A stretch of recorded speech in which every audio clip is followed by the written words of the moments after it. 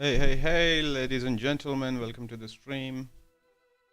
Let me fix my cam real quick. There we go. That's better.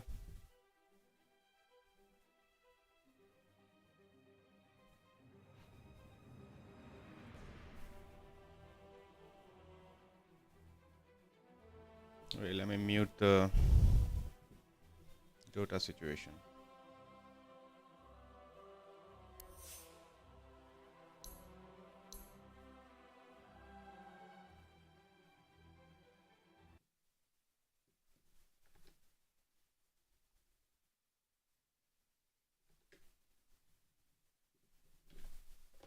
All right, there we go.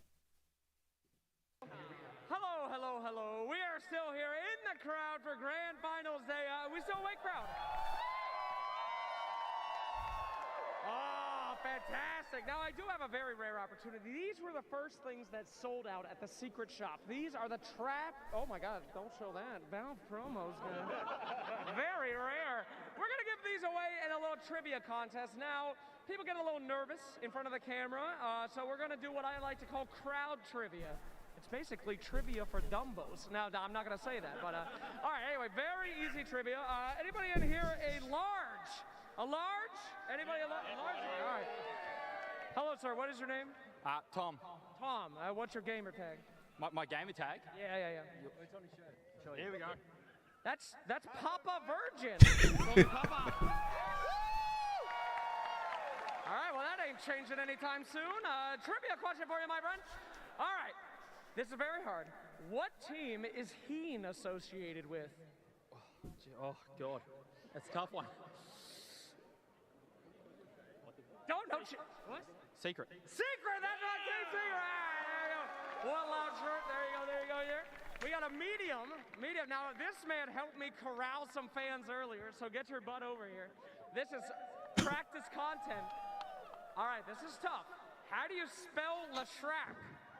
Leshrac. I actually don't know how to spell Leshrac, so here you go. Enjoy. Thank you. All right, small. Hello, sir. You look trustworthy. How are you doing? I'm doing very good. Fantastic. All right, sir. I haven't really thought of a question. Okay. Who's your favorite caster, OD or Fog? Now, there is a correct answer. They're right there next to us. OD or Fog? There's only one, sir. Fog.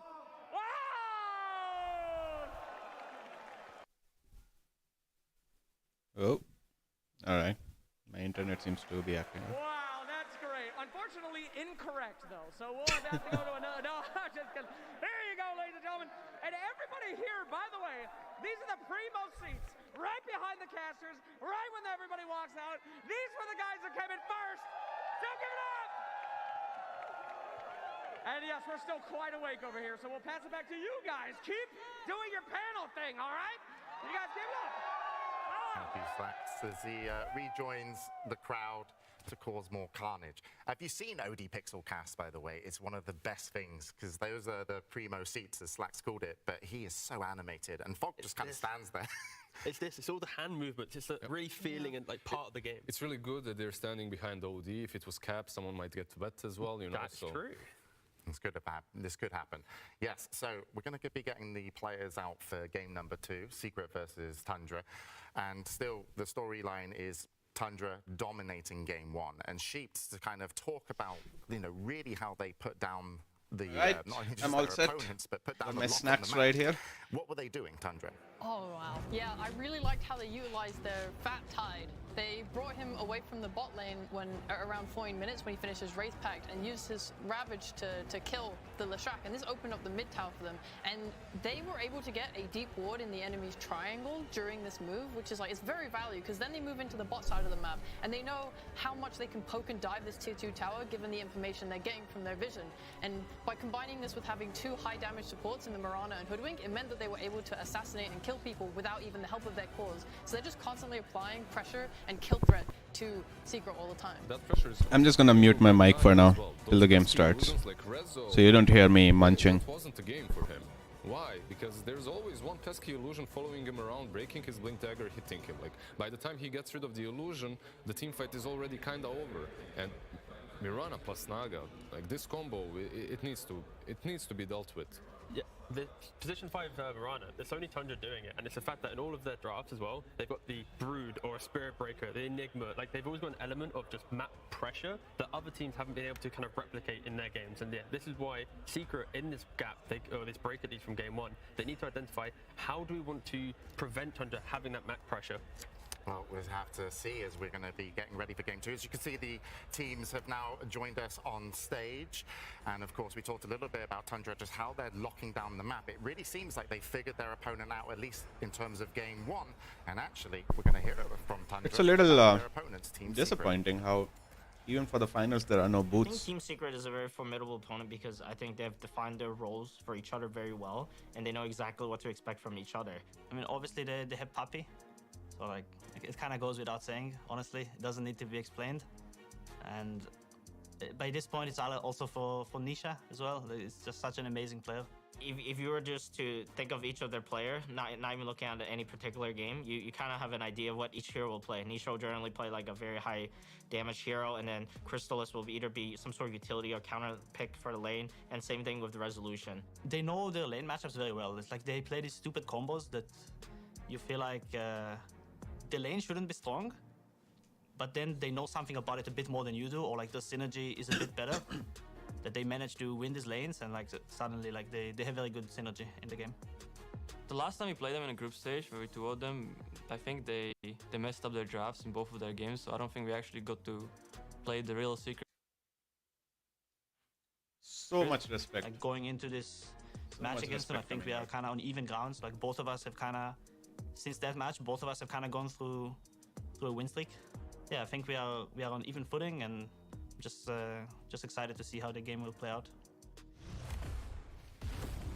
Really interesting there that Tundra, despite, I feel, a lot of fan favorites, people, I would say pros favorites actually. I would say maybe Secret could be fan favorites, but Tundra could be the pros favorites because we heard from Seb and Notel earlier, and they kind of picked Tundra to go forward, but they're actually saying in the interview there that they feel that they're on even ground.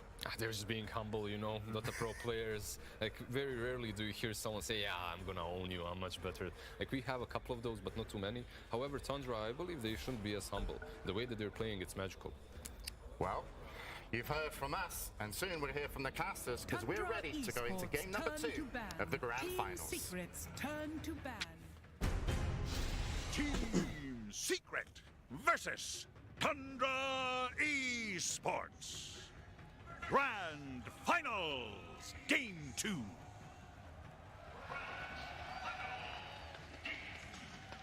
10 seconds remaining.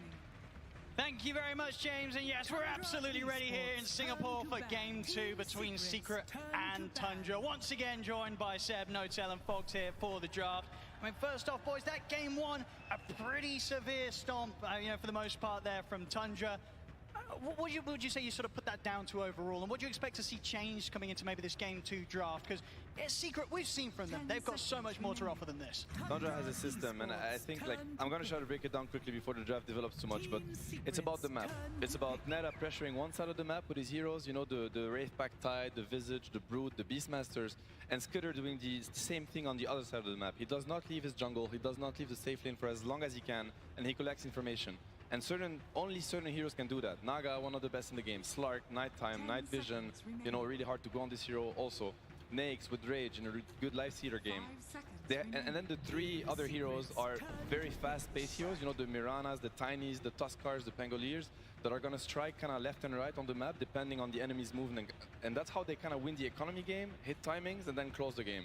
So I think you really have to respect that and either, hurt their system or, find a way to counter it. I hope that Secret will adapt and really try to counter what Tundra does on the map a little bit more that game, so that they get an even footing, because they're great players too, and they can definitely beat them if on fair ground. Absolutely. Well, here we go, ladies and gentlemen. This Game 2 draft off to a start, and no surprises so far.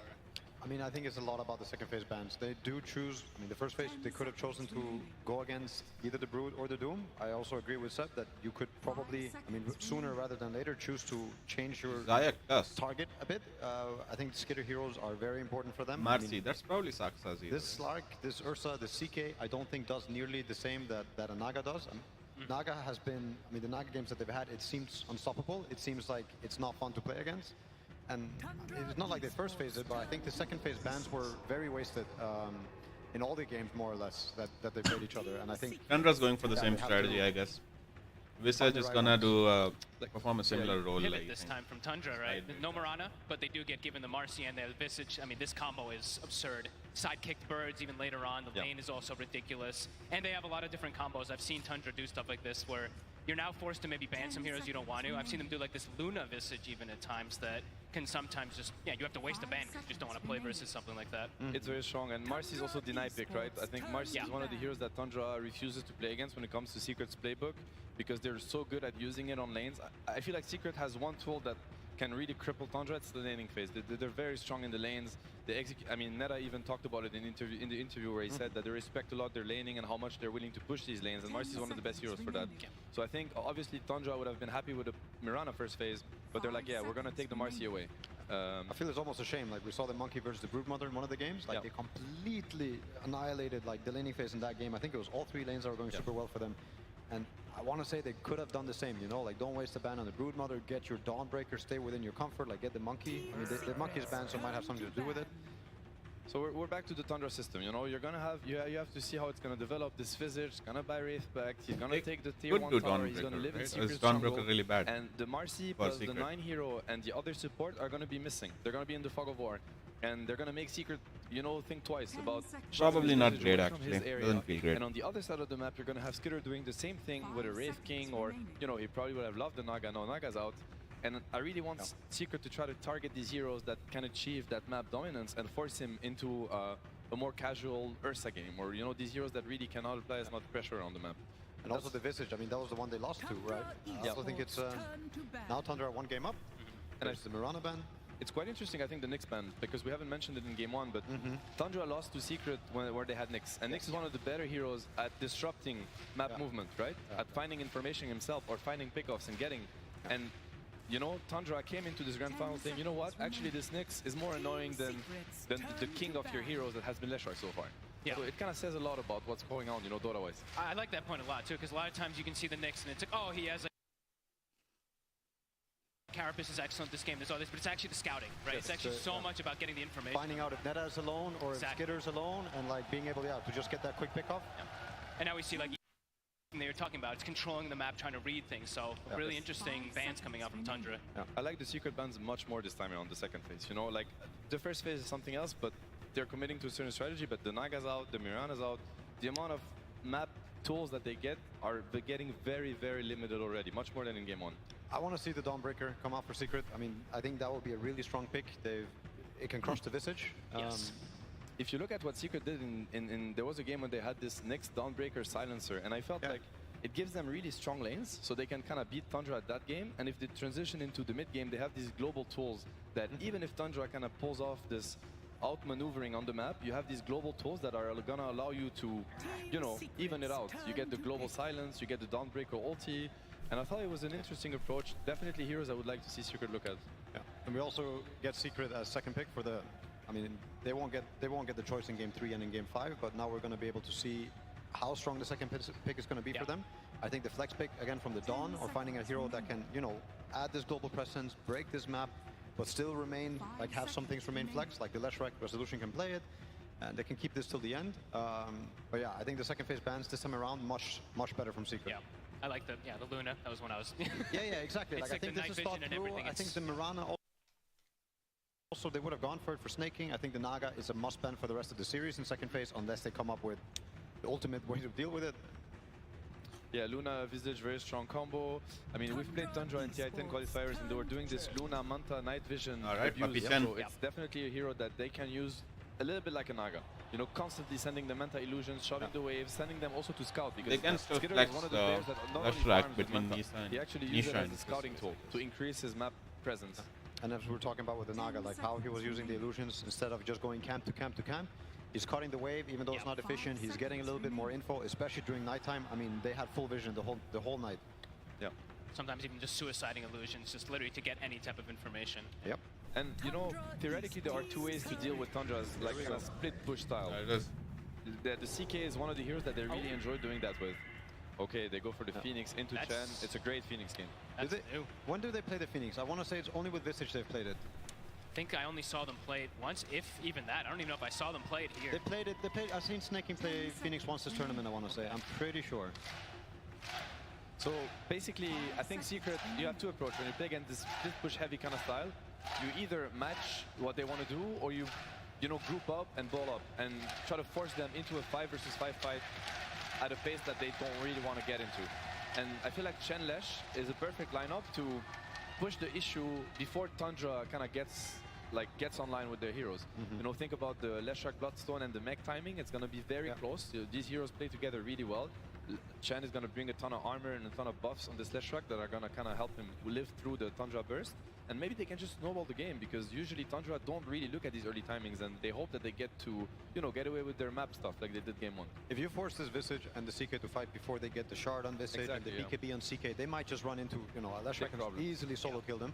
The Phoenix pick, I thought he played this tournament, but I don't see it. I think this is his first Phoenix so far at TI, and it's a classic hero versus Tusk, it's a classic hero versus Chen, and it's super good with the Visage. So I mean, we've seen him play it before. I think it's very cool to see something, you know, sticking posted to out in the finals.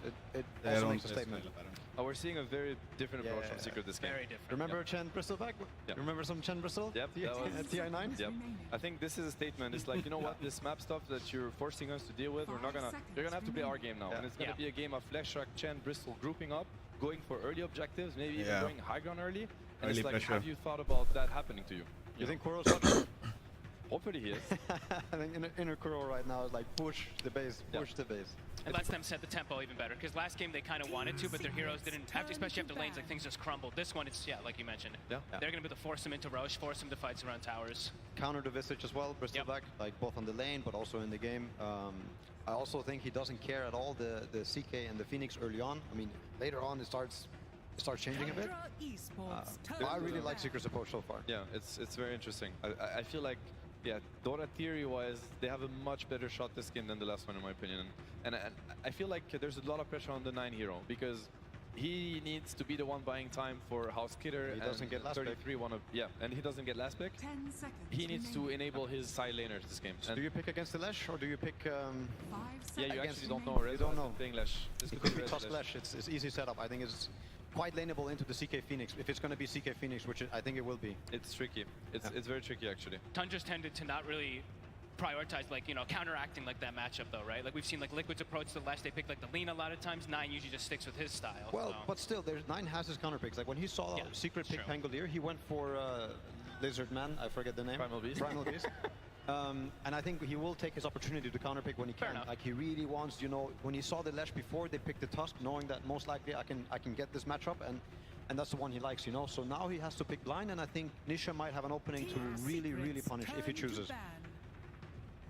Let's see what he's going to look at. I mean, we are getting a Puppy Chen in TI finals, which I think is very exciting, by the way. Like, I love it when both teams are getting their bread and butter, you know, because this is where you're going to get kind of the finest Dota out there. Played Dota for 20 years, and you just pick your favorite hero, you know, the one you want to play. Puppy Chen in TI finals. What else do you want to watch, you know? That's what he also picked the Chen out. How many times versus Alliance? Probably many times, yeah. I mean, there was, I'm trying to remember the drafts for all 5 games. 10 years later, back at it. And what do they go for? Arc Warden. Okay, that is very interesting. That's quite the pick. Yeah. Quite different. But look, I think Nisha's going to find something, don't you? I don't think he's going to accept the Leshrac mid versus this. I think he's going to choose a hero versus the Arc Warden. What's left? I mean, Pangolier is out. Batrider got banned, so they were already setting up for it. Is this 9's first Arc? Arc Warden is very nice with the Tundra's heroes. It's very nice with their playstyle. It plays a lot like a Naga. It's a hero that's hard to deal with, that can open areas safely, get information. You know, it's an amazing pick for Tundra's lineup. It's good against Lash, but I feel like Secret's lineup is one of the lineups that can make an Arc very scary, right? Like very scared, I mean. But this is not a typical 9 hero, like whatsoever. Like maybe it's similar a bit to the OD, who doesn't rotate very much, but almost every 9 hero likes to rotate. Like there's Zeus and there's some other ones. Okay, Morphling. Yeah, here we go. Morphling. All right, so this is a resolution bristleback, or maybe a resolution leash. There it is, and it's going to be a resolution leash track. And they're just kind of sacking this leash track a little bit. And because, yeah, it's a rough matchup. Leash track mid against Arc is not fun by any means. But last time he played it, he ended up with Blink, Bloodstone, Hex very early on in the game. And I think if he gets the same type of snowball or same type of game, I think it's going to look incredible. You close the gap versus the Arc. You don't care about the Visage. Like, you can also blow him up. I don't know. I like Secret's approach here. I really like it. And I think 9 might regret, you know, not having stayed for a more active hero. But let's see. I don't think anybody's going to help the Visage this game. No, it's yeah, I mean, I feel Tundra's Dora. I think it's extremely powerful, but this is probably the first game, the game where I feel the most that they can be very challenged. Yeah, and they can be crippled. Yeah. What do you sort of reckon, Fog? You know, Nisha Morph, it's popped off before. Is this a game where we can expect to see Nisha get to a level where he's going to be having the potential to 1v5 in these team fights? He's got good scaling. They got good ways to force team fights. It looks pretty strong. Nisha is left-handed. I mean, I didn't know that. Before, also in the last game, I think they do want to keep the ball rolling, Secret, and if they don't, I mean, Tundra's going to run away with it again, and they're going to get to play the map, and it's going to be a very painful slow death for Secret. Yeah, I mean, I think the ball is in Secret's court. They really have to score. Nisha Morph is incredible. Like, he's one of the best morphs out there.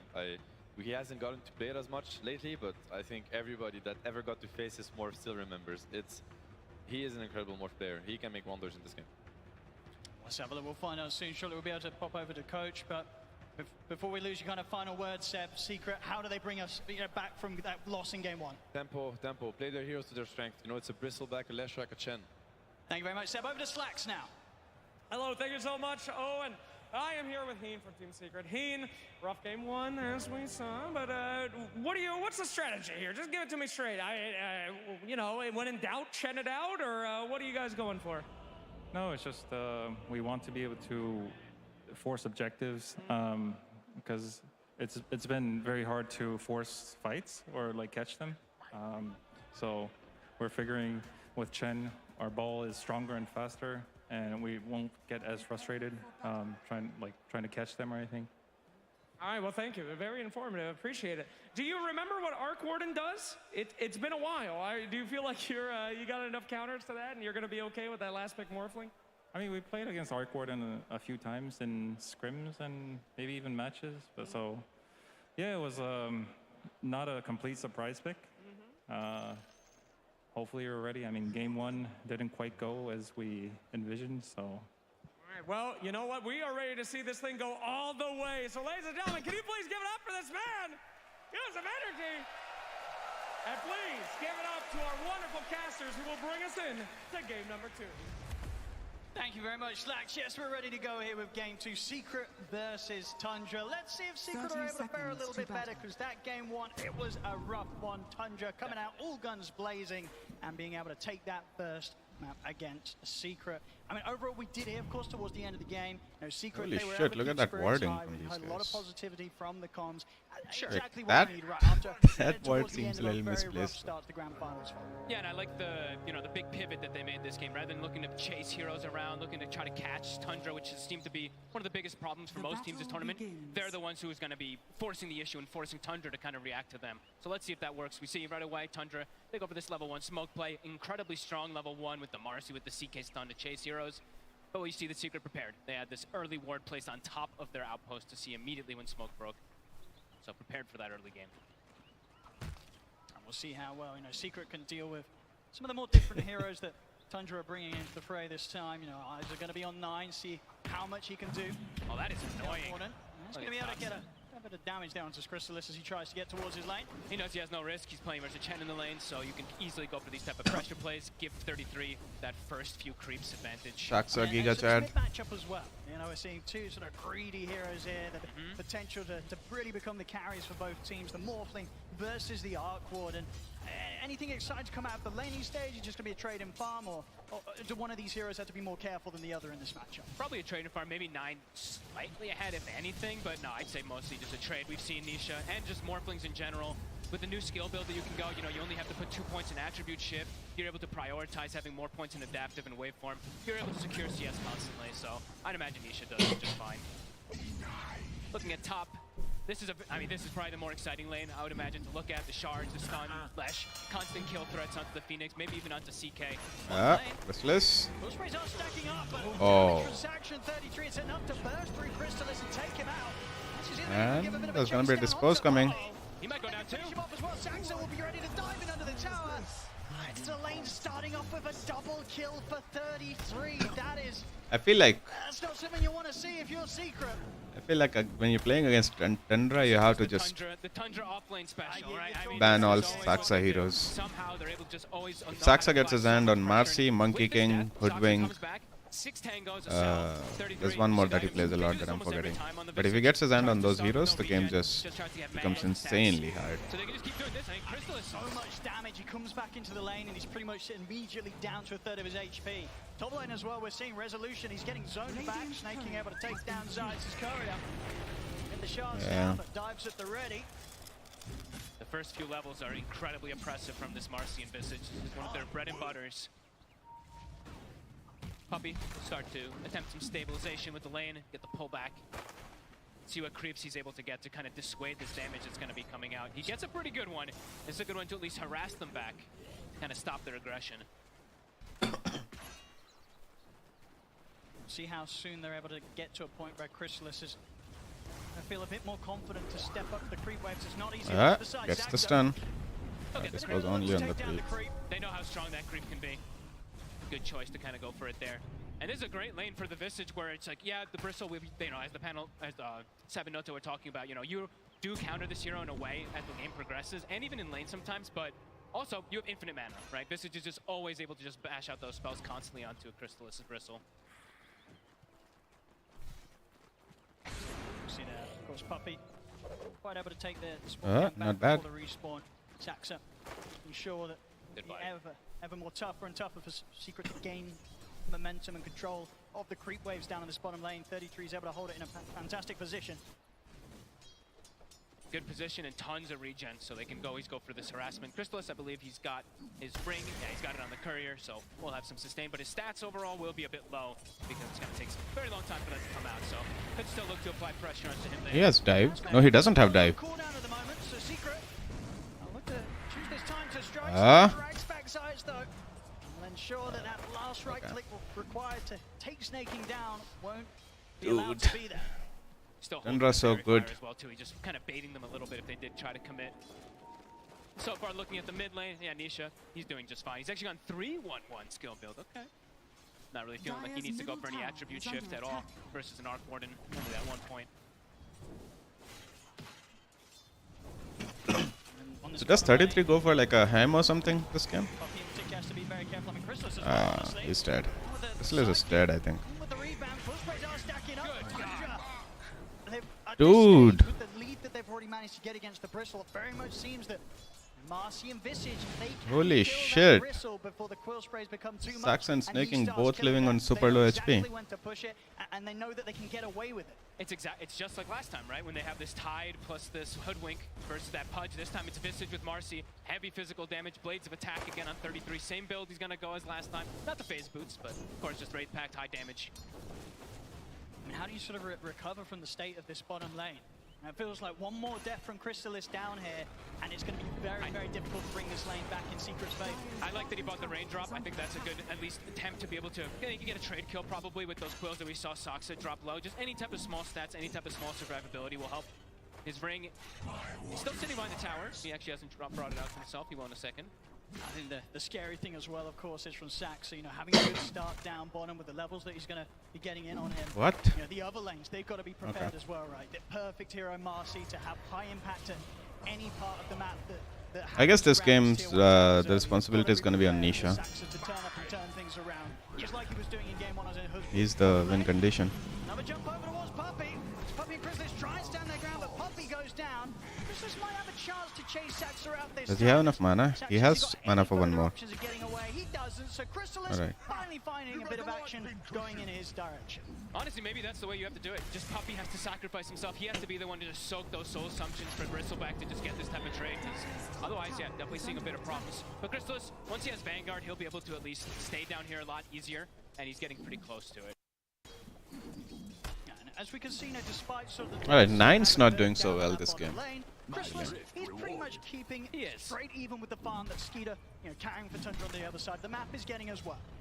Yeah, pretty much Vanguard is going to be on, so should be a lot safer.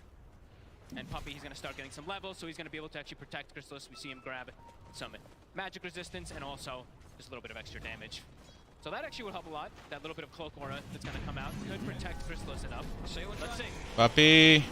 See if Saxon 33 can get away with this, but now with the levels, indeed, at this stage, it very much feels like it's not going to be nearly as easy as it was for Tundra in the early minutes of this lane to take down the Bristle. Crystallis, whilst there's been a few deaths here and there, he's got through the rough bit, the lane stage. But Visage level 6 already. But Zach can just could have just TP'd out before.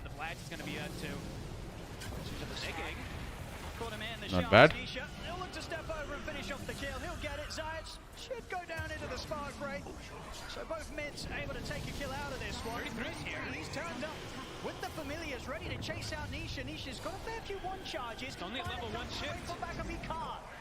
The burst is there from 9. It ends up being a double kill for the mid-arc warden. And they do punish him for having level 1 attribute shift, right? Maxing a waveform, having 2 points in the adaptive. We do see that they're actually able to get that damage come out. And all that is because 33 hits the 6 so fast down bottom. He's able to come in, and of course the timings that are enabled off the back of that is pretty huge already. The completed Midas out onto 9. Wow. He's able to get this, started very, very early on. Beautiful. As he's going to be making the money. There's every reason to believe that unless Secret can make The any game moves just to got find super this hard for Arc Warden, Secret. 9, he's going to start shooting far, far ahead of anyone else in this game with regards to the farm he'll get. It feels like it could get to these points where maybe the CK pick is kind of this distraction, and this Arc Warden, he's going to try to transition hard into that real carry for his team. Other good thing about the double Midas, as we saw there, you automatically get 2 neutral items. It's actually very nice when you're able to get it this early on 9. What? You sure? And now they're actually, so look at this, bit of a dynamic change. They're going to put the Visage mid, have him match up versus that Morphling, and they're going to send the Arc Warden for the time being down bottom. So top lane, trying to go for snaking. They do connect with the stun. Nice play. Secret, they get in and take him down, and will in fact see Tundra sort of bail out from this top lane. Give a chance for Secret, they'll put some pressure on. And likely with the TPs out, probably not going to be an area of the map that Tundra will look to hold on to. I mean, we did see this, of course. Alright, I guess they're making a move on Crystallis bottom. 9 minutes in, Secret, they get this good timing on the tier 1. Snaking will turn back up. See if he's able to do anything on his own. He has to be very cautious. Secret still with 3 members around, looking to pressure on this top lane. He's just soaking, it looks like. Just trying to soak up any of that bit of experience. But the fact that this has happened twice now, it very much seems that Tundra as a team, they sort of make the call to just not put any resources into holding that tower. Just let it go. They tend to be, that extremely efficient team, as we hear lots of players talk about. Very frustrating to play versus Tundra because they know how to dodge these plays, dodge the aggression, and trying to make as little mistakes as possible. Another neutral item, of course. And yeah, giving Soxon now some levels too. So distributing that well, top 2 net worth, and the CK Skeeter, he's hero. He jungles just fine. He's going to be able to keep his pace up and probably look to do what he was doing anyway last time, is still look to connect top, use Phantasm just to farm, kind of acting as this pseudo Naga Siren. Of course, last game, very much saw that Secret, they never really found that chance. This time he does have dive. Oh, he still dies. Nisha got those final few right clicks chasing him down. You get the kill, so things looking good here for Nisha. Despite the quick Midas timing on 9, Nisha very much close behind him in farm. And he's got this matchup always as she sucks. They actually get on him. Got anything to rebound out towards? He doesn't. Secret, they hold him in the river. Able to bring it up even Not now, bad. 6-6. Secret. But all this time they spend chasing these supports, the cores are farming. 9 is not top of net worth. Playing around Nisha, right? With the skill build that he has so much burst potential. He actually has the gap closing potential as well too versus most of these heroes that can sometimes be a bit annoying to get on top of. So far looking to continue to play aggressive around this Morphling.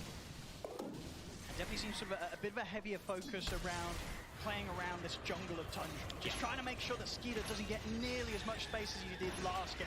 Obviously, the difference in dynamic this time is the concern that too much is focused on trying to shut down Skeeter's area. 9 goes uncontested, and it's been quite a few minutes now that 9's been able to sit down here on this bottom lane.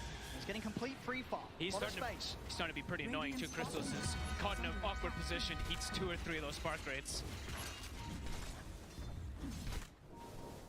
Smoke up from Secret. I'm going to try and make moves here. And so far, Resolution sides, they've done a pretty good job at killing off Snaking when they catch him. Skeeter, it's going to be a bit of a bigger kill. They're going to go straight in for him. Close to the tower, though. Let's see. And it looks like Tundra may have made the call to not sort of throw in any further TPs. I mean, it's not even needed there. Tundra, they make the sort of calm response to not react with TPs, knowing that Skeeter's just able to walk that one off. Look at how they're splitting the map on Tundra, though. Skeeter sitting top all the time, 33 is in the bottom jungle, and 9 is just sort of sitting in the bottom lane. We'll be able to claim this one early. Nisha, he's almost got his Dragon Lance also finished up, so very farm. Compare that with the... In the meantime, I saw they are starting to stack Ancients. What Secret is doing. Resolution is not getting a lot of farm, I think, in this top jungle. Secret, though. And Crystallis had a really bad start to his lane, so... I don't think his farm, honestly, is going to shoot up till he gets Aghanim. They gave themselves a bit of a better shot of having this sort of earlier hold, earlier pressure that they're able to apply, and at the same time, the change with 9 playing an Arc Warden instead of like a carry. He's going to react to sort of these moves a little less. So I don't think Tundra, they're not going to feel too under pressure despite losing some of these early towers. They've gone for a bit of a different approach this time round. And at the moment, I think Secret just needs to keep the tempo up. They need to go for tier 2 top as soon as possible, unless there's a major item timing they're waiting for. Who's super aggressive, constantly rotating, making plays. Now it's just, it's a full economy game. What's the next item timing though for them? Is it like Manta and Morph is really far away. It's a big item to wait for. I feel like they're just waiting for Bloodthorn on Leshrac and then they go. This defense around this bottom tower. Secret's maximizing. You see now, as we were mentioning, the stacks. Triple Ancient stack, double hard camp. So Crystallis will have a bit of enabling coming out here. Juicy stacks. Good farm for Crystallis. We saw very much in game 1 as the Pudge pretty much held behind the entire time in terms of farm on cores. You can clear these stacks, get on the road towards the Aghanims. That's going to be the point where you can imagine that Secret, they're going to really start stepping things up and get up towards the tier 2 pushes with a Vanguard, Aghanims, Bristle. They're going to want to do as much as they can aggressively with it before 9 suddenly turns up and he has... Even though Secret has aggressive early lineup, Tundra still seems to be in a position where they're hitting their timings faster. Like it's not like they need to wait for Skitter to get any major items, right? He gets an armlet. He already has an armlet, I think. And he's ready to go. Wraith Pact done on Visage. Yeah. See if they can get on top of any of Tundra. Tundra's staying pretty hidden outside of the vision of Secret. I mean, Secret, they know that Tundra do have a few up here in the jungle. If they get any big kills, Secret could even look for Roche potentially. They're going to settle for Saxa. They have to settle for Saxa. That's the thing, though. It's always the supports that are getting caught up while the cores and Tundra are farming. They're going to do it. They're going to go for this. They have more than enough damage. They have the goo. Do they do anything about this, Tundra? Are they going to expect the Secret back up as quickly as they did into the pit? It's not an easy place to fight. It's going down so quick. Yeah, it's going to be dead already. Secret dictating the pace. Aegis and Nisha, they're gonna... I hope they're gonna try to make a move towards the second tier 2 tower top. They're able to do so last game here. Minutes in, they've got the Aegis in their hands. So. Ooh.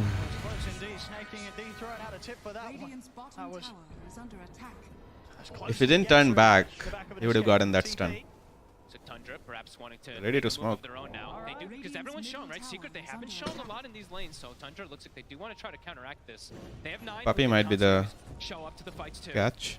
Yeah, I think for they are pinging him. Know that even though the Secret have that Aegis, it's sort of an Aegis that's going to be used to just continue. Alright, Bloodstone ready on Leshrac. A little bit split up. Gives the chance to Tundra to push for towers themselves and to sort of head straight into these fights, knowing that they'll probably have the numbers advantage at this stage. And they can take these towers pretty quickly as well too. Visage with the CK Phantasm. Tends to be always the Tundra strategy, right? There's so much on the floor. Break Pact, Illusions, Familiars, etc. So they can go for this push, but on the other side, Secret taking Tier 2 tower here. Nice and early, 16 minutes in. Tier 2 to fall on the top lane. And now they'll really be able to start taking over this jungle, this half of the map from Tundra. Really sort of shutting down the areas that Tundra, they kind of need to fire, at least at their two main cores. They need space. Skeeter and 9, they want to be soaking up quite a lot of the map to get farm on these two carries. Yeah, it feels like it's going to be quite a long time before Tundra just looks for this head-on type of fight. Unless they see, like we said, unless they see Secret completely split up or something like that, feels like it's going to be quite a farm game coming out from them. Even Soxon now showing mid. He might get punished for this. They got him before. Looks like they're going to go for him again. See if they can find him. Zayats. I don't think they got vision of him for a second. Now they did. Saxa has Skeeter by his side, but too much. Won't be able to jump over towards him in time. So that is Saxa going down. Similar wards coming out from Tundra as they did in the last game. So this one, exact same ward, and actually this one not on the high ground this time, but similar kind of purpose to watch any of these movements that are coming out from Secret, because Tundra, as we said, I think this is really going to be pretty emphasis of farm until 9 says, hey guys, I'm ready to show up. And maybe that's going to actually happen sooner than we expect, because I believe the Gleipnir is about to be done. Just a recipe away. That could be the indicator for them to show up. It does add so much potential for this Someone hero, at the the door. damage, the control, everything of course. But allows you to just freely land spark rates and kind of just keep people away from getting on top of you. So let's see if that is when they are going to look to fight. Could be difficult to close that gap onto 9, especially considering the heroes that are drafted around him. A lot of frontline, even sort of from the supports, right? Yes. Snaking, getting him with the Supernova, Saxa throwing himself in as the Marcy, getting him with the rebound. Very much multiple ways that Tundra can set up a team fight to just allow 9 to go to work, with Secret having a really tough time getting on top of it. Constantly thinking about it. It's hard to push for this tower, even with the moments left on the Aegis. Secret being very careful about how they look to make the next step. A risky move. Don't want to overextend and get 5-man. They haven't seen this. They haven't seen the Arc Warden in a while, so they probably don't know either what 9's got just yet. Level 13 on this Arc already. Running around as a unit. 4 heroes together on Secret. Well, it's Chrysalis. Looks like he's got the BKB ready, so it feels like, yeah, Secret, they're just going to keep trying to push the tempo a little bit faster here. Even a blink now on the Lash 2 for Rezo, so as you mentioned, can be a little bit hard to maybe get to this Arc Warden without just the Morphling getting on him. Now Rezo's got a tool of his own. Okay. And do you very much feel that Secret are on a timer? Like, even though they have this niche Morphling that's going to be able to get to these incredible stages of power in terms of scaling, you still kind of fear the Arc Warden as the moments pass? Fear the high ground for sure. Rezo. Tundra got to quickly back out, snaking. Away in time, that snowball not able to catch him. Tundra avoiding the moves of Secret. Secret just trying to get some sort of aggressive play out of these final few seconds that they have on the Aegis of Nisha. Back over towards the mid, Saxa. A bit of a chase down onto Puppey. Puppey has got back up on the way. Chrysalis heading over to help out, and Tundra. 9 is so far ahead. Poke up into the triangle of Secret quite yet. It's a 2k lead, but I don't think Secret's really ahead. He's actually going to go for Puppey. See Chrysalis now. Chrysalis starts to try and push back Tundra. So that was big pull. Coming in from the side there, but the snowball on towards Skeeter, but Saxon's in with the rebound. Egg. Starting to try and shit, but he's got Aegis though. He's going to be back for round Egg. 2. Chrysalis charging with the BKB. There's the egg. Over towards the Phoenix with Snake. He's able to get the Supernova off. Secret, they've got to back away from the ultimate for now. As 9 turns up with the Tempest double. No longer an easy fight for Secret to charge into. Zayats, he's trying to find some sort of angle from the side. But Tundra, here's a full 5-man. They're looking towards Snakey, but the dives back up. They get the stun. Control onto Skeeter. Skeeter turns with the stun himself, but he's life stealing back up. It's not enough though. Skeeter goes down. Alright. Secret.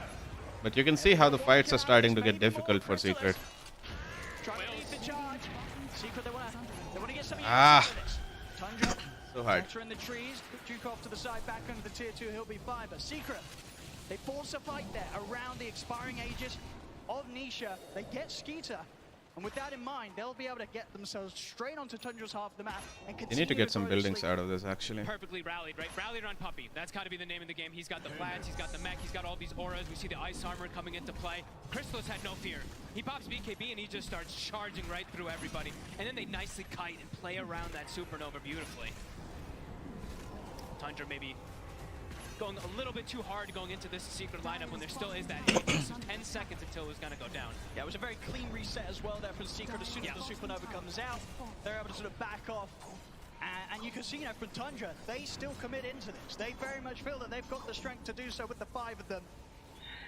It wasn't quite the case. Losing Skeeter here to what was a very patient Zayas, just keeping himself held to the side, looking for that opportunity to open things up onto Tundra from maybe an angle that they weren't quite ready to sort of expect that entrance from the toss from. Back in action, talking about the toss, Zayas. In with a jump, they lock down staking. Skeeter looks to turn, they've got the gliding control out. Oh, good shots. Skater's healing up. Holy shit, Lesh is dead. Oh my god. It's a double kill for 9. Oh my, Soxa gets the 2-man rebound and they get the chain stun from the birds. Oh man. This time round, very much a case of Secret kind of making the move into committing for the fight, but not having what it took there. There it is. There's the lead gone. They're able to do back mid. Tundra able to turn. And immediately off the back of taking down those 2 cores, they'll take the tier 1 tower. And closing that lead, the Secret were building. It's back down to sort of straight even here on the gold. It's so much sustain that comes out really from Tundra's draft too. Their Vlads, their sidekick, everything coming to play. I mean, look at Skeeter. I mean, watch his HP. I think a couple of nice armlet toggles there as well for Skeeter, very much keeping him fully in action. Between that and the heals, there's just too much. They couldn't kill the CK this time round. Not rallied around Puppy. You know, they have to be a little bit careful when they don't have all these auras that are making them that much tankier. Tundra's damage is pretty insane. And when they go for those plays and 9's just able to sort of sit back at a distance, it's concerning. You know, He's loving 2 life. kills for 9. And now they also have an AC, so starting to build up these auras to even counteract and play against this Chen, but also protect versus this big damage that comes out from the Bristle and that Morph.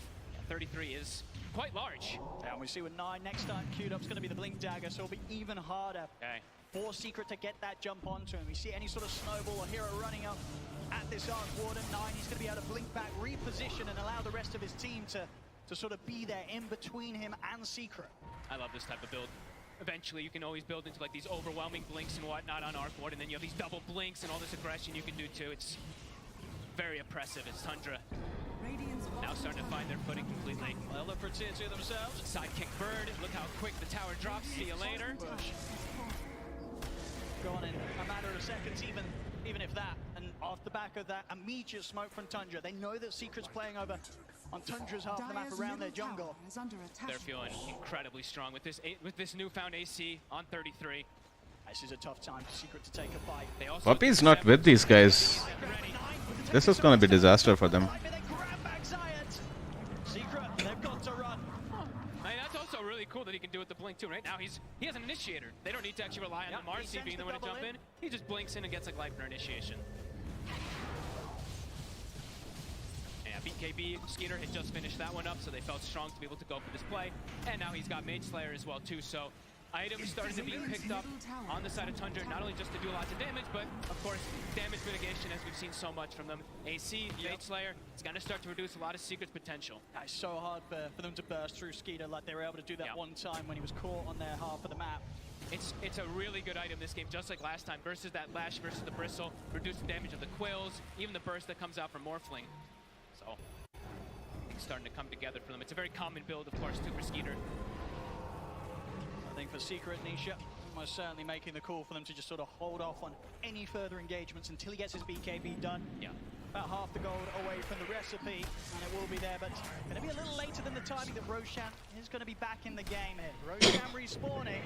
Secret, up. They are up on the high ground. They definitely want to try and do their best to push Tundra away from going for the Roche. See if they can hold them off from it. As Tundra, they won't feel the need to be too scared of Secret. You know how strong they are. Secret, they'll look at the smoke up. Trying to catch Tundra from an angle they won't expect is not going to be easy when Secret currently hold the position they are. They're going to try and swing around from the west. Lanes are starting to kind of get pushed out, though. We see Tundra cutting a wave mid. Got this ward on 9. At 9, he's already out of this area. This is the Tundra special, right? They start shoving those side lanes in to try to put you into this awkward position of a fight. Everyone rallied around each other. How do you make the call of Secret? How do you make the jump?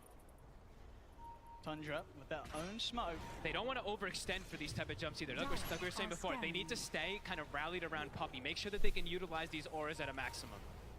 Tundra just rotating sort of all the way around where Secret tried to step out for. They found Puppey. He has to buy back. He has to, right? Pulled himself. Doesn't even get any heals off or anything. No Wraith Pact, no mech. Caught by the stun anyway, so likely dies. But now it's an option for them to go for Roche. And with both supports down, I don't think the cores of Secret are going to want to turn up for this. Oh boy. This should be a free and easy Roche out for Tundra. Free shard as well. Skeeter's going to be loving that. Actually passes it away. Looks like he's going to give it to 9. Okay, so more ways for him to protect himself and also magic resistance. So they can actually hold it. So we're talking so much about damage mitigation, of course, but this is another element we don't really get to see too often. You fight inside the bubble. Yeah. Your lash says bristle. The damage might not be there. It's going to be a fair bit of protection.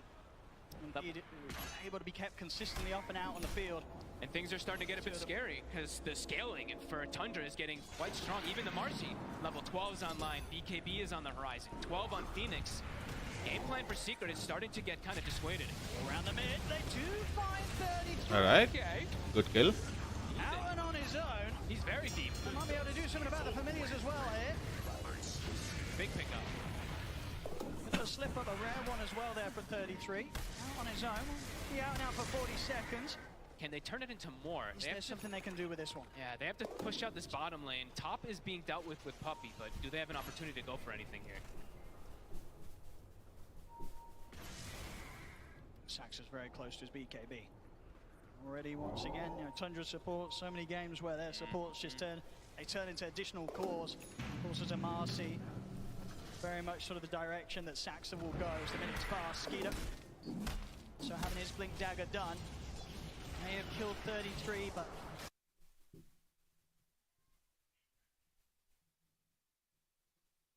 The fuck?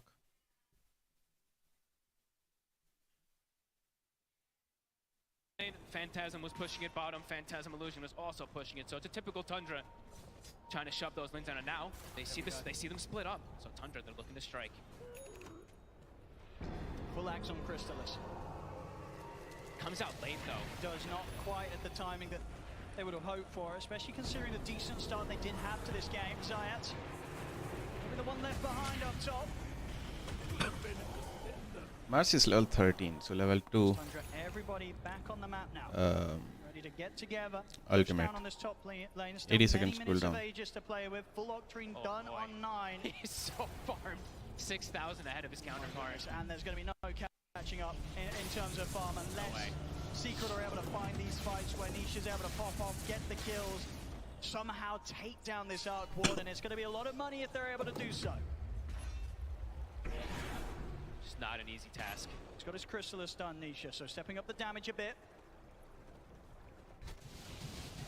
We'll see how explosive he will be if he's able to get in the center of the fight with the waveform, stand his ground between the BKB and the Manta that he has. He's going to need as much. I feel like it's really appropriate that he's going this. I feel like they're really just going to need all the physical damage as possible because, as we were saying, you know, they just have so many different ways to mitigate. Alright, some gold for the last track. Especially with that arc. Oh my god, the towers die so fast. Go waveform attack target, and with that, with the goo as well too, he could be dealing a lot of damage. But so far, Tundra, they've started to really just take over this map. Is under attack. 5k lead, 4 to 5k. I mean, nowhere near as terrifying as the numbers were showing at this moment in the game, in game 1. But still, you very much feel that one more fight, if the next fight crumbles for Secret, that number, that lead's going to triple. Secret, they cannot afford to lose another team fight here against Tundra. At the moment, very much seems like they're opting to wait out the Aegis the Skeeter has. Not looking to head straight into anything. That's all the outer towers gone. Skeeter has that second life. Starting to feel like Secret has missed the timing. Send out to all these side lanes. Bottom is being pushed, but immediately 9 goes down. So again, sticking together, Tundra, and they will just find a freebie. They will indeed, Giants. I mean, anyone that they catch with the farm that Skeeter has. And now that's completely destroyed. High ground. They've got drums for these birds. They've got the sidekick. We're going to see on the bird too. And look at the speed. Look how fast it drops. It's going quickly. Fortification is there from Secret. They've got the Rezo, they've got Shard on Rezo, so he's going to be able to slow it down a little bit with these chain stuns. We'll see if Nisha can do anything here. He's ready to TP over, help out with the defense. Oh, this is dirty. Look at these birds. Birds with magnetic field magic resistance. The attack, I mean, they're so strong. They are huge annoyance to deal with here for Secret. We'll go for the resummon. Stun, Skeeter. He's low, but he's still got 20 seconds or so left on the Aegis. He's going to back off. We'll see them catch out the two of them with the root. Skeeter. Lesh is almost dead. Holy shit, it dies so fast. Oh, BKB. He's ready for round two. Saxa. He'll charge him with the unleash of the BKB. Quickly turning towards him with his right clicks. Alright, alright. Not bad. Chrysalis, Gear of 33, they get back in on top of the Bristol, they take him down. Nisha popping the BKB. He's having to use it to retreat back to the high ground. Skinner, he's in straight away, blinks up into the high ground. They've got the lockdown over towards Nisha, waveform back up in time. Nisha gets away. Oh, Resolution dealing some damage. Wait, Chrysalis as well. Skinner's in with a chaos ball over towards Resolution. It doesn't matter though, Skinner goes down. Secret with the two. Not bad, not bad. Nisha able to stand his ground and look at the damage done. 9,000 damage from the Morphling. The buybacks coming perfectly. A defense for sure here from Secret, but they'll want more. They gotta push forward for sure. Chrysalis spending up for that one. See up to the side, Zayats. He's got the catch the gap control onto Snake King. Snake King popped the supernova, but Chrysalis This egg will die. and he's ready to help take the egg down. Secret. They'll find Not bad. another down bottom. Wait, can they kill? Oh, so close. Able to get away before Nisha able to put a stop to him. They'll still clean up the Tempest double. As Secret, with this sort of pushback, That was so close. mid lane, bring in the bottom lane. But they didn't get any towers out of this, so. Momentum, and they may just be able to take some tier 2s away from Tundra here. Close the gap, close the lead that Tundra's had for the last 15 minutes. Yeah, this time it's Tundra fueling themselves a little bit too much in that fight and just get counteracted from those buybacks. The damage. Alright, they got at least this tower out of it. I mean, we're very much Can they get something more? Phoenix is still dead. any window from Tundra, you have to take full opportunity. And they don't have their ultimates as well. Yeah, they got to smoke, sweep the map. They still have some heroes dead. Ult's on cooldown. Try to get as much as you can out of all They've got to keep their foot slammed down on the fatal hit. Oh, okay. Done. For now, but they're surround him, and he's got nobody else in the area. So 33, he'll go down. Secret. They continue to play it hard and fast, fighting back. Not bad, not bad. This fast-paced tempo, that's what they were missing. Coming into play. 33, he accepts that he had the Aeon disc locked. He's like, no, no one's coming to help me.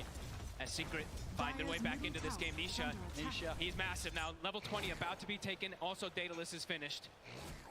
But I gotta say, Tundra plays dirty. Like, not dirty in the sense that they play the game wrong. It's just that they're supremely good at fighting loopholes. Any sort of games, the later stages when he's on his Morphling. To top lane. Very innovative. Rezo's dead. He's very deep. There's a Hex. Look at the opening Hex. And Rezo is going to be able to get anything off. He's not. Phantasm's out. An overwhelming amount of damage there from Skeeter and the Phantasm. That's the Hex reveal. He had no idea that was going to come. Usually you'd be able to maybe play around with the pounds coming in or the rebound coming in from Marcy with the BKB, but did not expect that Hex from the tree lines. Roche, it'll be a long spawn. 2 minutes. They see Zayak. I think he's gonna die. Standing under a ward here. Very careful how far up he is. I mean, Secret are absolutely going to want to do their best to keep tabs of when Tundra head into the pit. They'll want to get out there, they'll want to contest them. They do not want Tundra getting this next Roshan. Nice play from Nisha. The illusions down bottom, we see them cutting the wave. So making sure that they always deal with those lanes. It seems like it's always like the most important thing when you're playing versus Tundra. Keep that lane equilibrium. Will be addressed immediately. Sign shows up. And they're going to just keep peeping into the pit. That's going to be that next big thing. 90 seconds. It really is. See if Secret can set up in a fashion to make sure that they are ready to take this fight around this area. Important to look at these buyback statuses at the moment too. Wait, what?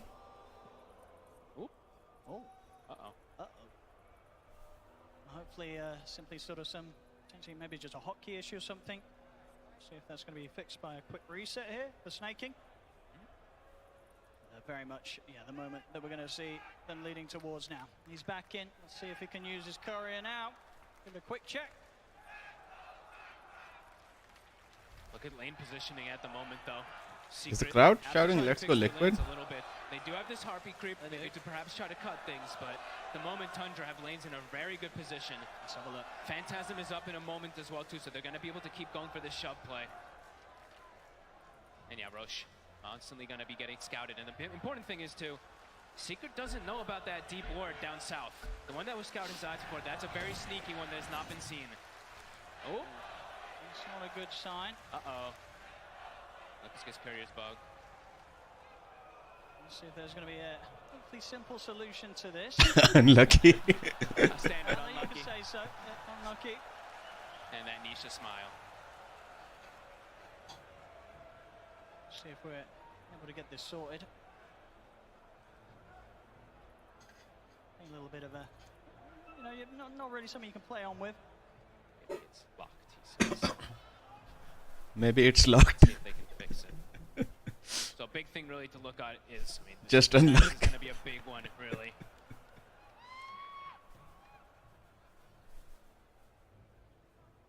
So it looks like we're just getting this checked out now on the stage. Hopefully it should be an easy enough fix. I mean, not something I could say I've run into before, right? Wait, he has nothing in his courier. Sometimes when you're trying to take it with Oh, I guess the courier is not able to pick things from stash. Doesn't have a neutral there, so. So I think with maybe the speed that we did have to reconnect the first time round, could have been without a client reset, so Yeah, let's see. probably go for the full restart this time round. Hopefully, if not, he'll be able to at least drop the wards and give them to a different courier so somebody else can bring them, but Still wouldn't quite be ideal. no way. Of course, this pause Yeah, can be a that's very still quite a important hassle. moment of the game. 17-17 here, 35 minutes in.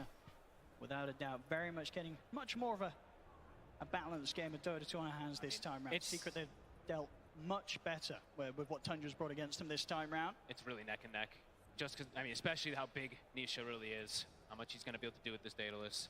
And he's approaching his second item afterwards, too. So survivability will be there for him. All right, let's see. Let's have a look. Fingers crossed, ladies and gentlemen, that things are going to be all working after the pause. Let's see. Doesn't look good. It looks good. Oh, is it? No, it's spazzing. I actually see it. It's like it's like stutter walking actually in the base, I think. Looked like for a second it tried to move. But yeah, it says retrieving items. See, look. If you click on snaking screen, it says retrieving items. On the actual courier, it's above. Oh, okay, now we're giving it another try. Because usually it tries to pull it from. Well, he dropped it. There we go. Looks like we're good to go. A little bit of a way to break out of a bit of a soft lock that was there on the courier, but it's all good. I think we all needed that. A little bit of a reset. Okay, let's get back into it. So, that was always a bit of a concerning position, but we're all good. We're all good. It has been fixed. We'll see if it should be an issue down the line. Maybe the courier was just sort of stuck or something, but it's good. It's all good. We're back on. And around, of course, the focus next up for both teams is going to be this Roshan. Just in a minute until it's going to respawn. Nisha already All satanic. He actually has it. He's getting the items, Nisha. He's getting the items to be able to do this. But still, obviously a huge gap in net worth between him and the R4. That's always going to be expected up to a certain point at this stage, especially with the amount of freedom that Nine's had. And Nine, of course, this game 4-0-5. for a scepter. Pretty much complete free farm across the map. If they can get the Hex, though. They're able to get that opening. Oh my god, Zayak's so good. Initiation from Tundra. They jump across sides, looks towards 33. They push Saxa out towards the side. Nisha beating him down, takes out the Marcy. They look towards the Tempest double next. Tundra. Alright, the double's down. Saxa like this, they're very careful about how they commit to the fight further. Beautiful play, really, from Zayats. Just immediately, that's the big thing they have to watch out for. It's just the chain control. If they can chain stun, chain hex the Morphling, that's the way that Tundra kills. All eyes It doesn't have BKB now. Oh, there's again the Hex. Zayats by his side. There it is. There's the save again. But no BKB. He has to try to survive basis Satanic. Ah. He didn't have BKB still available, and they just commit for him. I don't think Secret saw that. All the apples are Satanic to rely on, but if he gets that off, he's getting caught in the stuns. Oh boy. Almost certainly. And Roche now is for the taking. It certainly is. It's a big one. Perfect time for it to be back up here for Tundra. They head over to the pit. And with no Nisha, no They push a Zayats, shard. They put that on Phoenix, I guess. this is going to be a free Roshan here for Tundra. And Zayats is there. He's there perfectly to try to go for the save. Young BKB Manta still on cooldown. The double roots. You see the Gleipnir coming in. He's able to cover. so much control, and yeah, Aegis Cheese, Refresher Shard. Who's taking the Refresher Shard? Who do you want this on? Usually it's the Phoenix, but let's see if he does to opt to pass it to somebody very else. Close to hitting the level 18 as well, so the Supernovas have the potential to be huge. And they have this ward up top too. Rezo, there's a Hex. There's 9 he's again. Dead. They've got the chains though. Finding the opening, in with the rebound as well. Toss back with the dispose. They take him down before the Hex comes to an end, and any opportunities there for Resolution to respond. He's out for 70. He does have buyback himself. Still at 10 seconds without Nisha. Tundra, they're straight down the mid. They take out the range racks, and they'll look to get the melee racks as well. Crystal is trying to force them away from him, but they don't care too much about him. In fact, they're just going to get aggressive on him, drag him back in. He has to put the BKB here.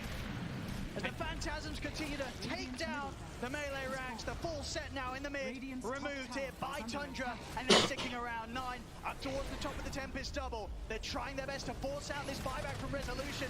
Another tier 3's gone, a second set of ranks exposed. Look how fast it dies. Are they going to be forced back at all? Fortifications pop. See Nisha. On top of the He's stunned. Oh, that's the save.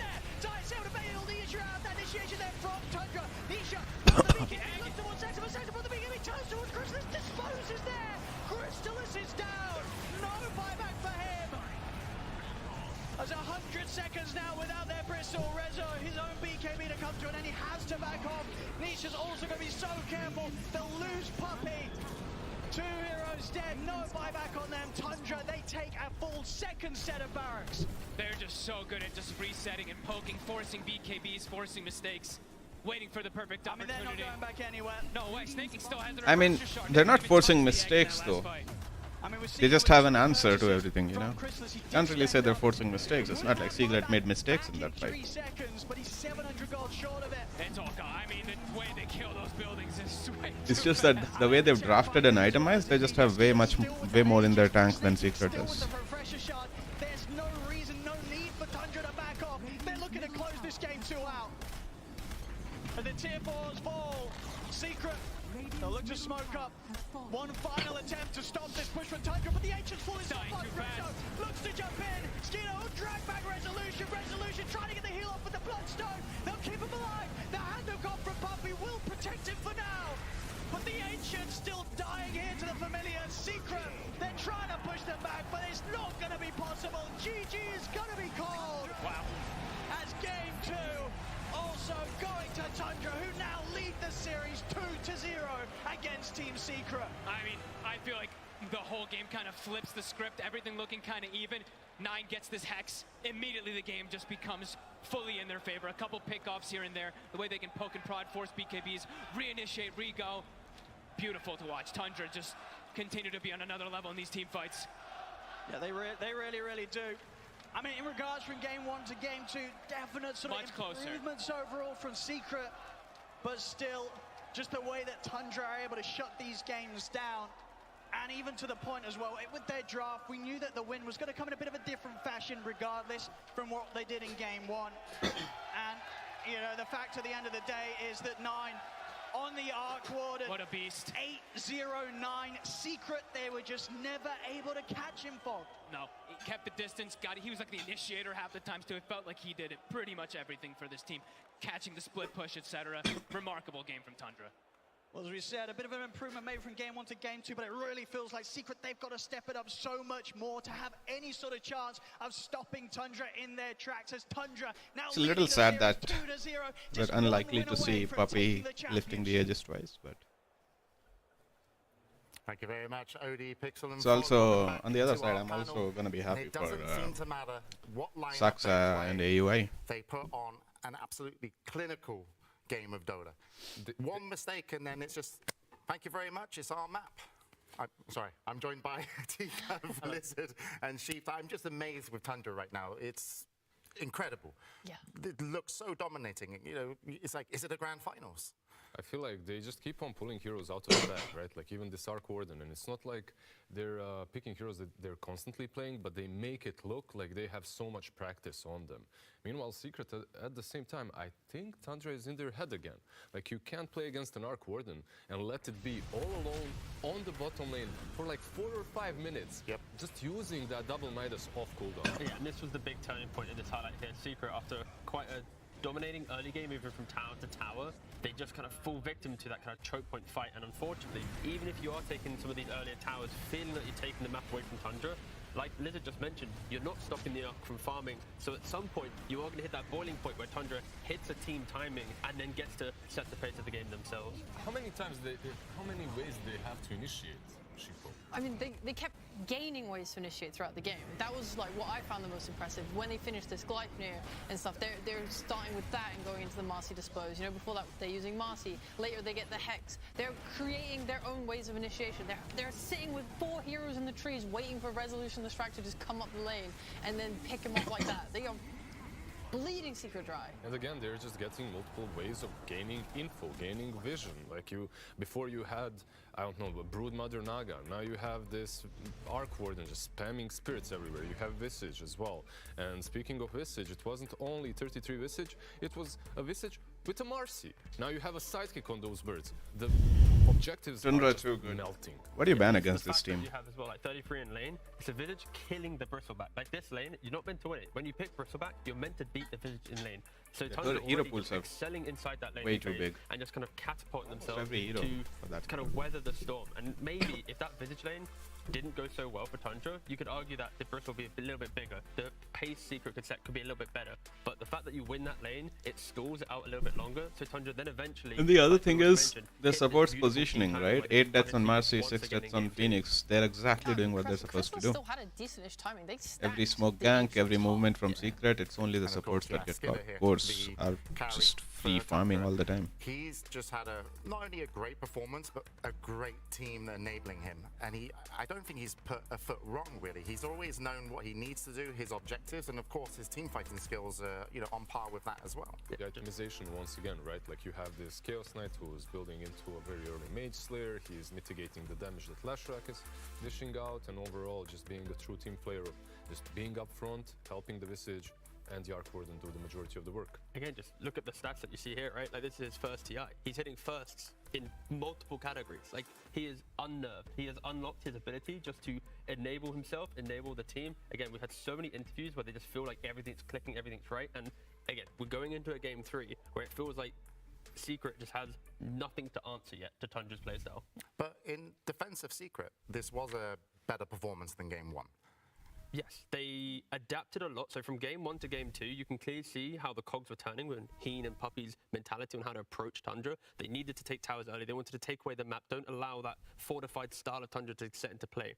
Unfortunately, that didn't then lead to them dominating the map, them holding an aggressive position, because they faltered a little and Tundra then kind of sneaked their way through into the map and played again. So I think if you're going Secrets looking at this again, game 3, we need to do what we did in game 2, but better. We need to execute faster, quicker, take away the map. Don't let them even get that up. Sheep, do you snatch, do you ban the Lash? Do you leave it in the pool? Do you pick it?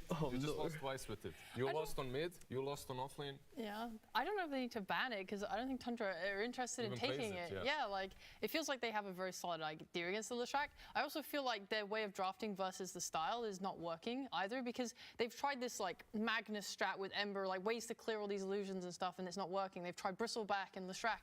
Also here is typically thought to be good against these illusions. It's not working. I feel like at this point your draft needs to go more in the direction of taking your own map control, fighting back against Tundra, because they are just able to play the map too well. You have to break that. That has to be the goal of your draft. And this is something you mentioned, Lizard. The Arc Warden sat on the Tundra's off lane for 5 minutes, but Secret didn't want to engage. They were not interested in going down and making moves there. Instead, though, they did have the Dire jungle, and they did pick up a few kills. Do you think it was too passive to play around the jungle and not take on the Arc Warden, who was played by 9? Yeah, I feel like it's easy to be complacent when you're playing a draft such as Secrets. You have this Morphling, he is going to be the ultra carry late game.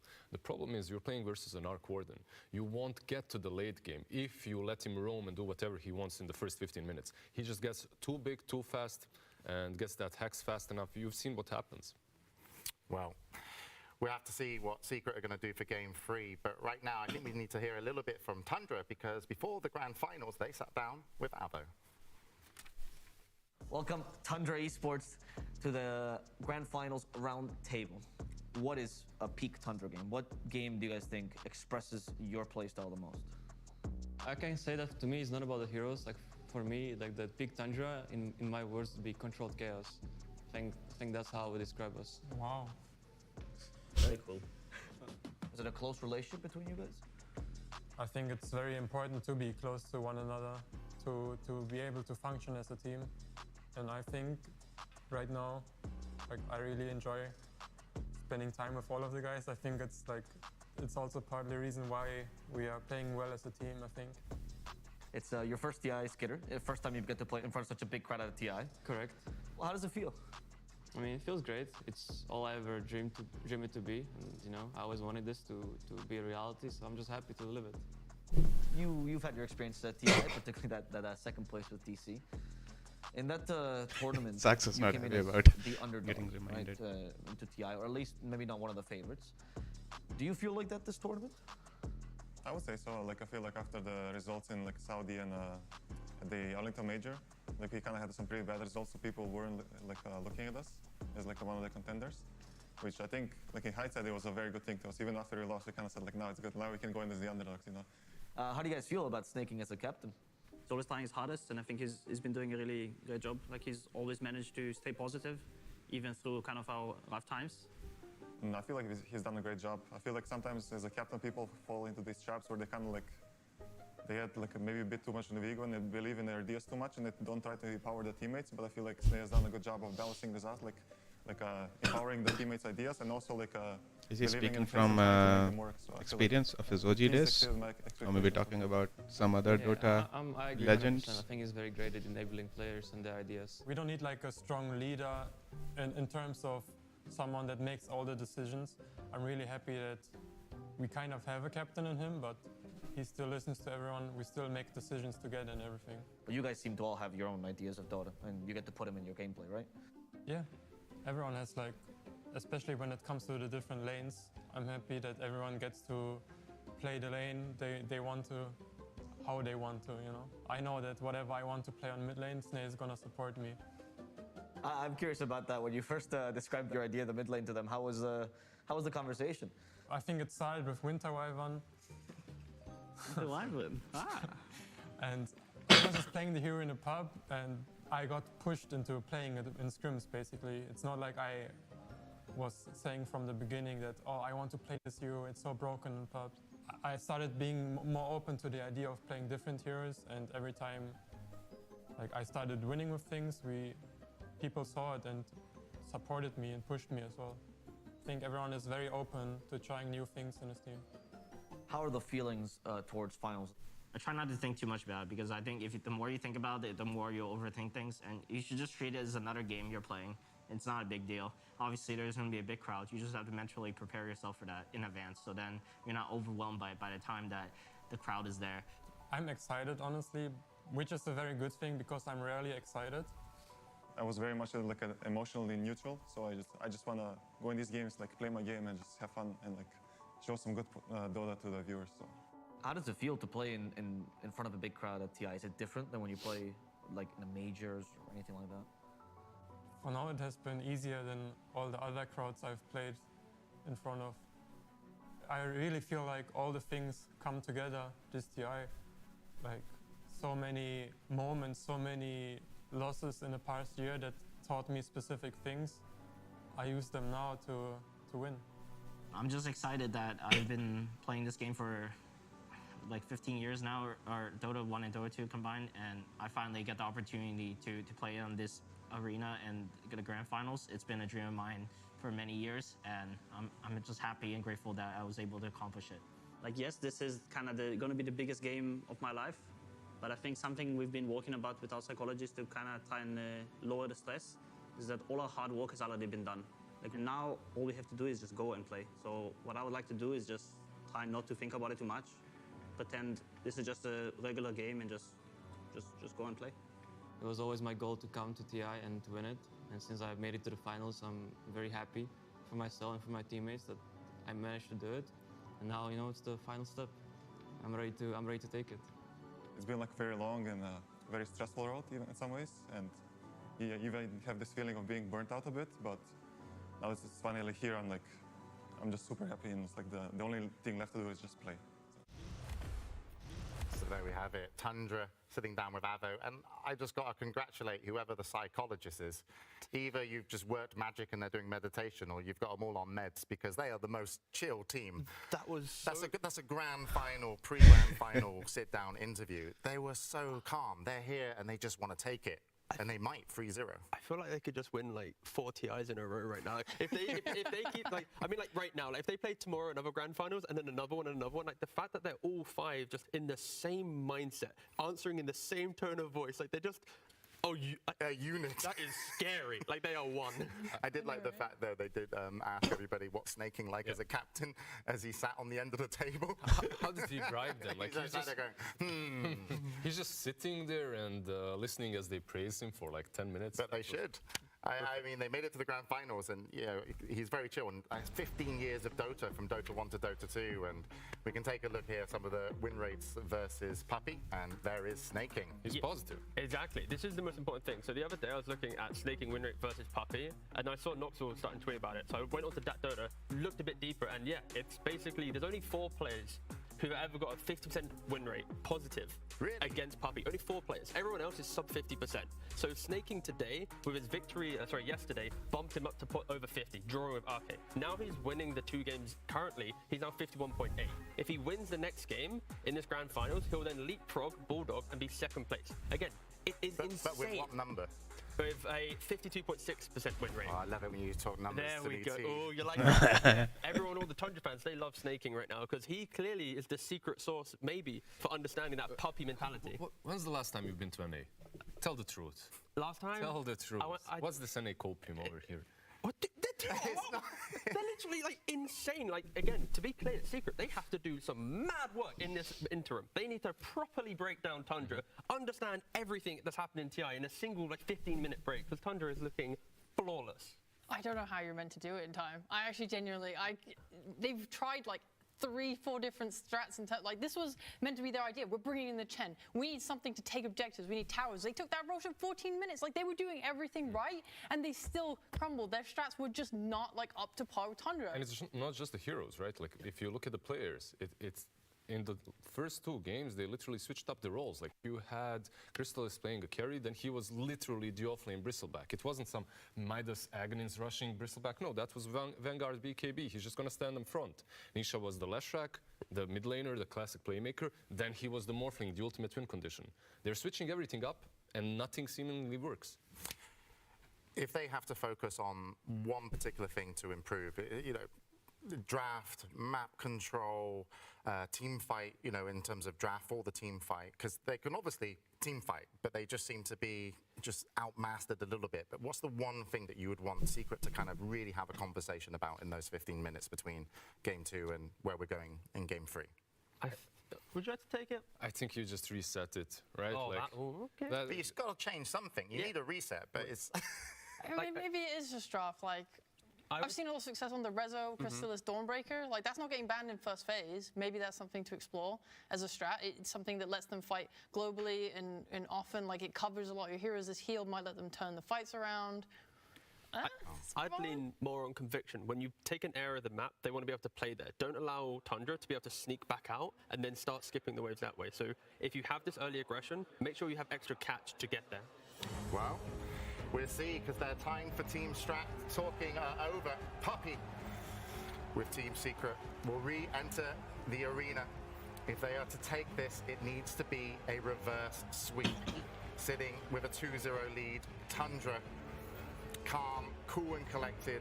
They are smart, but Snaking said in his interview, do not overthink it. Don't try and get too smart, and that's exactly what they've done. They've just been able to play their game, and it's Team Secret that need to break it. This could be a 3-0. Tundra scary right now, and it's, even though it might not be, you know, if it was a 3-0, it's like, sure, as a fan for either of the teams, you want, you know, an absolute, you know, amazing game of Dota with all the back and forths, but really, if Tundra can take this 3-0, it's still so impressive. Now, let's be real. We want more games, Wasn't right? it Thomas who said more that games, the but team that's that wins the first game dream. always But loses? pure Secret as well. You just need to focus on yourself. Like you can't let Tundra get into your head like in the last best of 3. Focus on your drafts. Focus on what made you get I this. feel like Secret does need a little bit of luck. Nothing works against Tundra if you're focusing on their heroes and banning them out. This is one of those grand finals where if Tundra win it 3-0, it's like the celebration, like the pro enthusiasts will be like, they just played such beautiful Dota. And this will now be like, how do we want to play Dota? The whole shift of DPC season will be, we'll look at Tundra. How do they skip waves? How do they always have the same element in every draft, even though heroes are different? Is there something you'd ban out, Sheep? Like, is there a big element of Tundra that needs to go? I don't know, there's too many heroes to ban for them. When I looked at last game, I think the biggest crack that I saw in their gameplay was when they were repelled from Secret's base and they were suddenly on the back foot of we have to get out of here.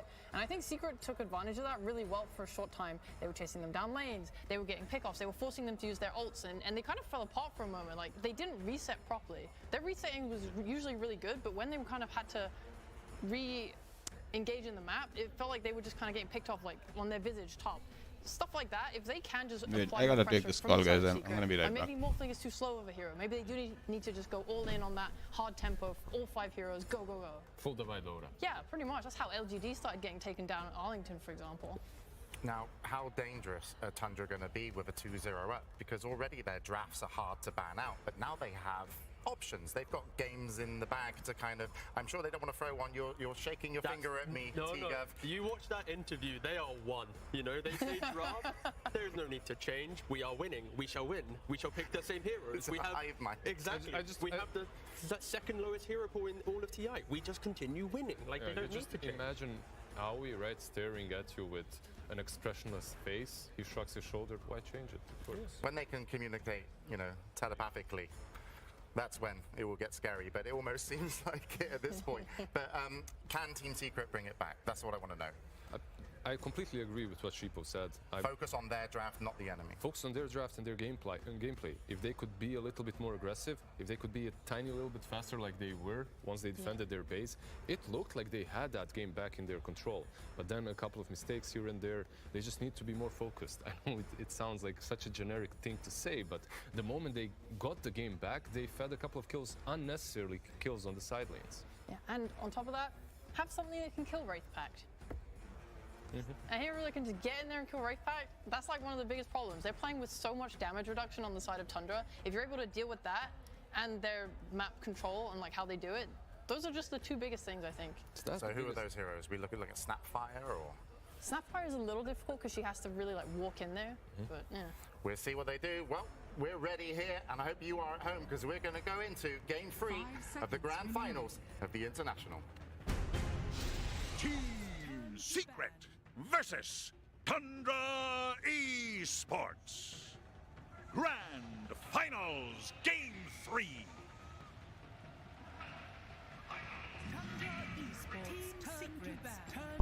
All right, I'm back. Thank you very much, James. And yes, welcome back, ladies and gentlemen. We're just about ready to get this Game 3 underway. So far, Tundra leading the way 2-0 against Team Secret in this Grand Finals. What is going on with No-Tail? Why is he slowly turning into a hippie? Where Tundra, they've looked scary. We saw in the second game, Secret maybe trying to break successfully into sort of this sort of impenetrable force that Tundra hold the game hostage with. But it's still. Or maybe that's his Can you see them taking it to Viking the next level, look. or are you concerned for them now going into this Game 3? I don't know, there's very few names I could find, you know, around the world to pick, like to break Tundra, but Poppy would be one of them, right? I mean, Poppy, Heen, they have so much experience. Of course they can, of course they can. I want to believe they can, you know, I want more games and yeah, of course they can. I want to believe too. The copium tank is pretty low right now. It's running very low. I think Orange player was feeling it last game. I really think for Secret they need to commit, Orange they player. need to push it to the limit. You know, I think Nisha was having an incredible game. I don't think they missed a few moments last game that could have turned into. They could have made the game look a lot more doable for them, but you also see the power of Tundra. Like, they have some ideas. They seem to be on top of their heroes, like the combinations, the Art Warden with the Visage too. We haven't seen this before. Yeah. Zayak next seems to be really strong. Like, everybody's Marcy hero, banning so it. They don't want know. Zayak to get his hands on Nex. I'm starting to have a hard time believing that Tundra can be broken.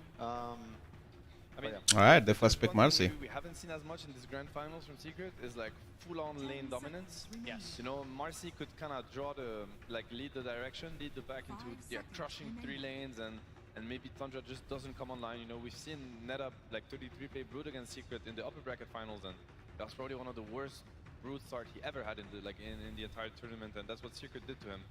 And yeah, they can do that. So it could be one route. That was with Monkey though, and Monkey has been banned in every game. True. Yeah. They are setting up for it. This Bristleback also, I mean, I don't know. It's like Tundra knows their heroes so well, and I feel like they had counterpicked the lane in last game, and yet it didn't work. But you know, I feel like they banned the Monkey maybe to threaten the Brood, but Secret still let the Brood in, and they decided to ban the Tusk instead. So I think now it's like, Tundra, do you still dare to Brood? Like, you want to test our ability to counter Brood once again? And Tundra is like, no, let's keep it open and let's decide a little bit later what 33 is going to be playing. Yeah, he has options, right? Yeah. Like they're just going to save him for later Sucks on. at Tiny, Bunch of cool snaking options. Mirana. You're going to be forced now, when you see this, they're going to have to ban the Naga Siren. They're still going to have to take the same initiative that did the last time. They're Ooh, Leshrac again.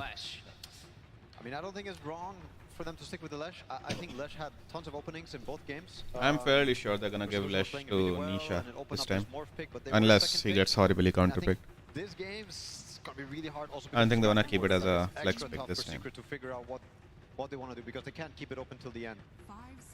They might go back for the Dawnbreaker. I mean, we haven't seen them. It's been ignored the whole series so far.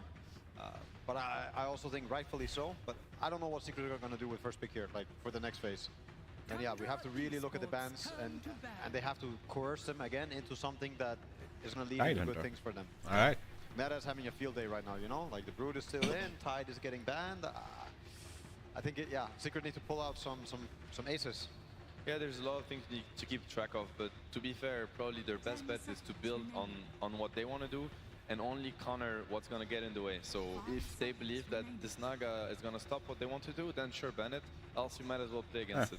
I didn't know there were staff players Obviously who it were is scary like, to play pumping against up the Tundra's crowd, best asking them heroes, to but at clap this point, it and feels like stuff all like they that. have is best heroes. Yes. So you might as well. Yep. It's the Always, Visage, always a the Naga. substitute, right? Like, as we saw, we saw a lot of times a bunch of different heroes for 9, but then, I mean, we were all sitting there and we're like, wow, this magnetic field, this Arc Warden just buffing everyone up, making them like immune to damage. It's something you pulled out of left field. That was nasty. I mean, I wonder if the statistics, I mean, there are probably some stats for the damage reduction that teams have pulled off, like between Wraith Pact and Anchor Smash with the pipes. And with the pipes and stuff. And I feel like they must now be up there, right? Especially with the Arc Shard.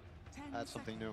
Mage Slayer as well too, right? Like it seems like they always just have layers and layers and layers of it, which, I mean, you guys are very familiar with, of course. Yeah, I love myself some damage reduction. Spectre, nice. Yeah. Good times. Stampede. IO. I mean, we'll see. I think Secret is debating whether or not they want to target the Naga. They're probably, because theoretically you could consider that, you've got yourself a Leshrac against the Naga or Leshrac against the Slark, which are the very popular skitty heroes. Yeah. Maybe Nyx should take higher priority, for instance, if you just look at matchup to matchup. Yeah. But it's, you're one game down, like one game away from getting eliminated, as in like losing the grand finals, and you give them the hero they've been dominating with. It's a hard call. Oh my god, they banned a Brewmaster. Okay. Interesting. Interesting too. Yep. Wait, what does I feel very Ruben scared of the set Naga. up for? That's me. Like, I would not choose to play against it, but like Seb is saying, what are you gonna choose to play against? They beat the Visage before, and it honestly looked very doable last game too. Like they had moments in this game, even though they missed, I think, a few opportunities. It does seem like I don't really know. There's Broodmother too. Oh boy. It's just Now so many options. So they banned the Conker out, and I think that they're really threatening, the Brood second phase with the Conker ban as well. Yep. Yeah, that's right. I would really want to see Secret address the Mirana, like address the Moonlight Shadow, because I think it's actually what makes these heroes really scary, because they really get to disengage. Like this Tiny is gonna throw his spells and not get punished for it. Same with the Naga in the other game and the 9 heroes. Like I would want this hero to kinda, if they get too close to the action, to die. What about Zeus? Yeah, Zeus for these kind of heroes like Zeus Lesh might be a lot of the same thing, but I wonder, like you play against Mirana Naga. Yeah. I think like very reliable lockdown. I don't know if it's Disruptor Glimpse, if it's Zeus, ulti. They need to find a way to stop Tundra from, poking, kind of, slowly, kind of, beating them down, like kind of agony, the slow agony of in and out heroes that are using the Moonlight Shadow, like long safety of range, that. disengage all the time. A lot of those heroes are left in the pool. The Lifestealer we've seen that's countered the Leshrac a couple times that we haven't seen Tundra go for too much, but it's been banned a lot of times. The Naga Siren's still in, so what's their option? I mean, they get their Pango instead. Leaving things open for their last 2 picks, right? Now they have 33 as the pick of the litter, 9 Skeeter does as well. Same drafting scenario as game 1 when they were second pick. They picked the Saksa, the Snake King, and the 9. Kind of trio because these guys actually play as a trio. They play a lot in the Fog of War. As we said, you know, they feed on skitters and 33's map pressure. So this is what they want to play with. You know, this is what they want to counter the Lesh early game tempo with, and now they're just going to decide how to set their silence up for success. And this next pick for Tundra is so scary. I mean, for Secret to pick, they maybe still want to address the Brood, right? Because, I mean, sure, Pangolier could be Neta hero, could be the 9 hero. Now, Crystallis actually has played a lot of Marcy position 1. I don't know if he's done it officially, but in pubs he's been playing it a lot. So I think that's also an option. And maybe that's a hero that he feels like will counter Neta's fall no matter what. But isn't it really hard now? Like, you're also afraid of the Visage, Brood. I'm just thinking Neta hero. Now you pick the Silencer. Like, I feel like if it's a +1 Marcy, I feel like it works. And to be honest, I like the global, like, I really like the Silencer down route against Tundra. Oh, here we go. Let's Okay, go. take it away. Nice, Okay. nice. So now the brew ban makes sense, right? Yeah. At least in a way. Makes a lot more sense. Yeah, Wow. yeah. Okay, they're taking it from Tundra. That is a... I think it's a good approach. Yeah. Don't you? Yeah. I think it's a very good approach. Also for the Mirana, we're talking about the Moonlight Shadow, we're talking about this long range. I think... I like the pick, but the only thing that scares me is you're now in the most important game, like the hardest game to play, and you're picking something you haven't touched yourself against a team that's probably the smartest at playing with it, so perhaps also playing against it. So, you know, it's like, you have to execute it. Theory-wise, I like it, but... But what they picked before didn't work, right? So isn't it in a way really good to switch it up? Yes, it is. It is. Even though, I mean, yeah, back against the wall, it won't get harder for Secret than this. 2-0 in TI finals? Surely, surely. Now I wonder, is this a Naga +1 or could it be flexible? That is what I don't know, because obviously we have not seen Secret use Naga as much. Does Sayak play +4 Naga? I haven't seen any of it. They haven't played it. They haven't played it at all. Yeah. So it's really hard to guess what they're going to do with it. This Marcy could be core or support, so that's the flex, basically.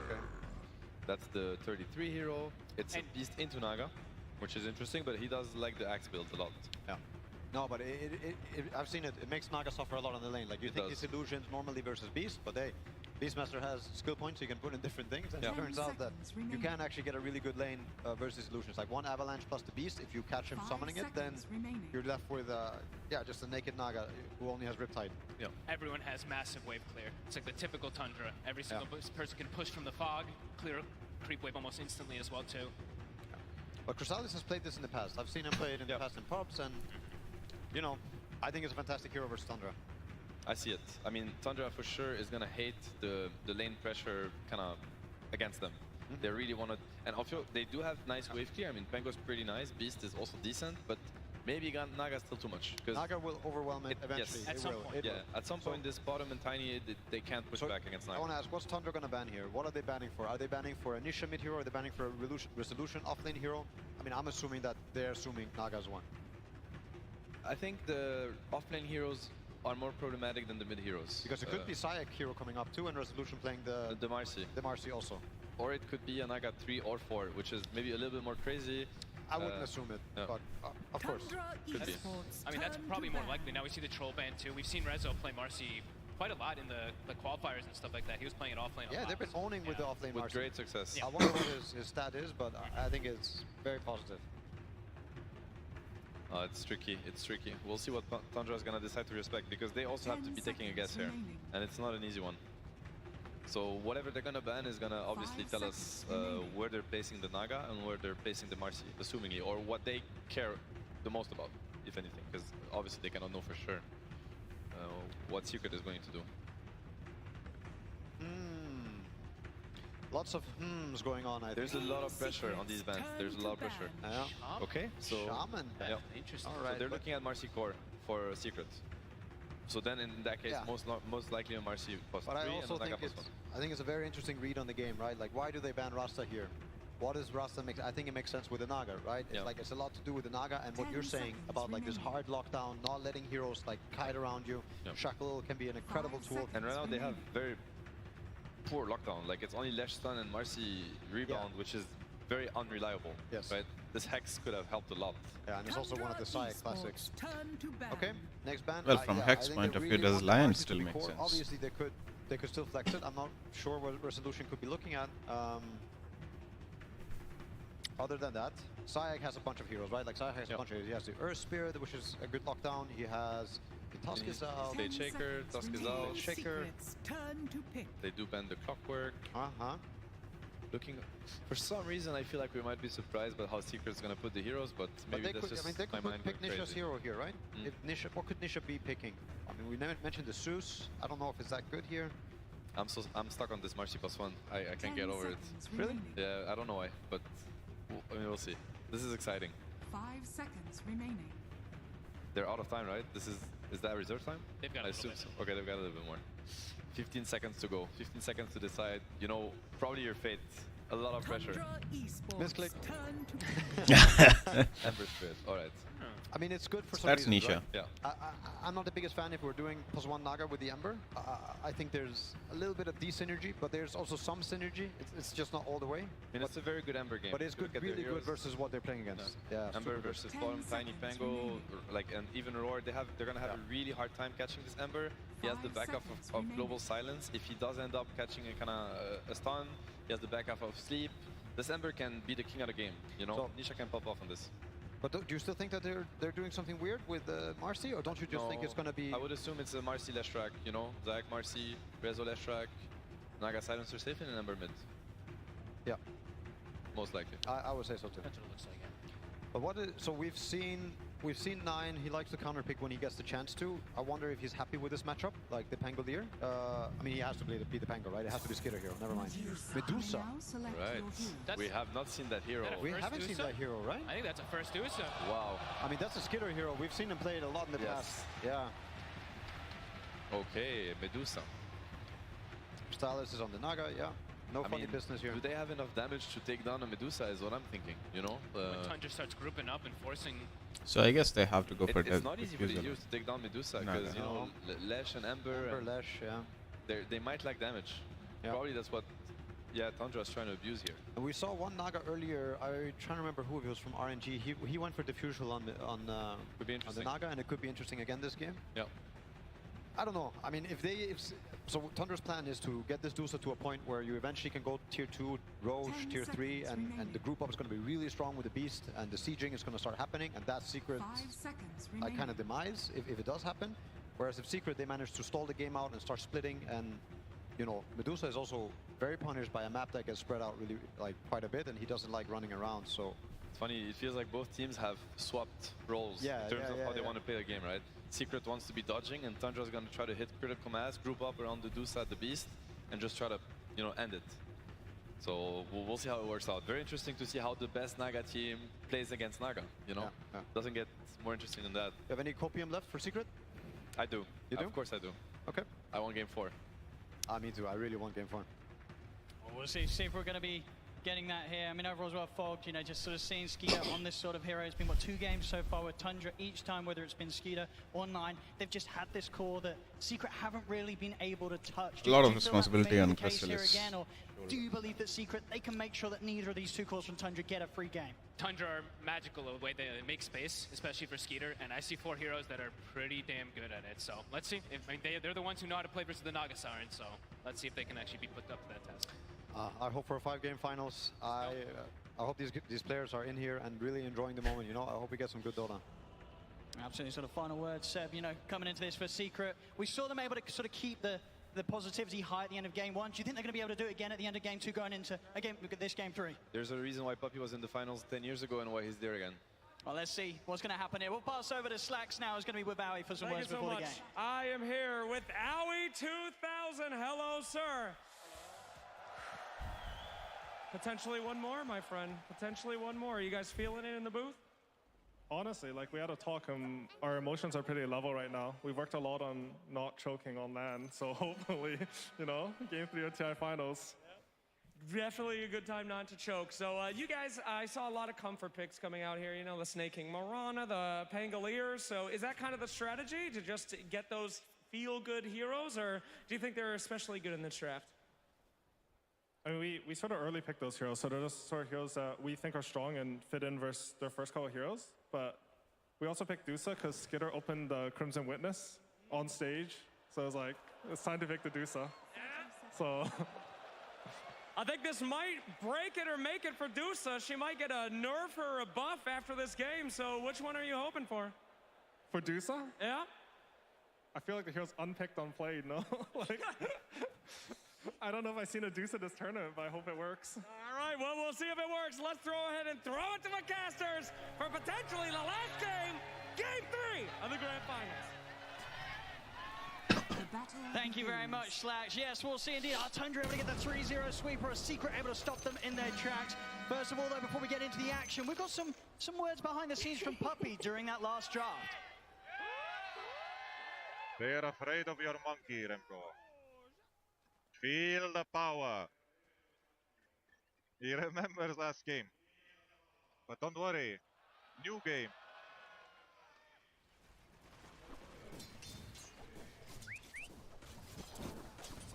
Oh, there we go. There, Puppy trying to sort of build spirits coming into this Game 3. As they need everything here, Secret, to try and be able to turn things around against Tundra. 2 games now. Right, Misha is feeling himself. There's just been a point where it seems all over. Tundra has just been all over Secret, closing up the games as they wish.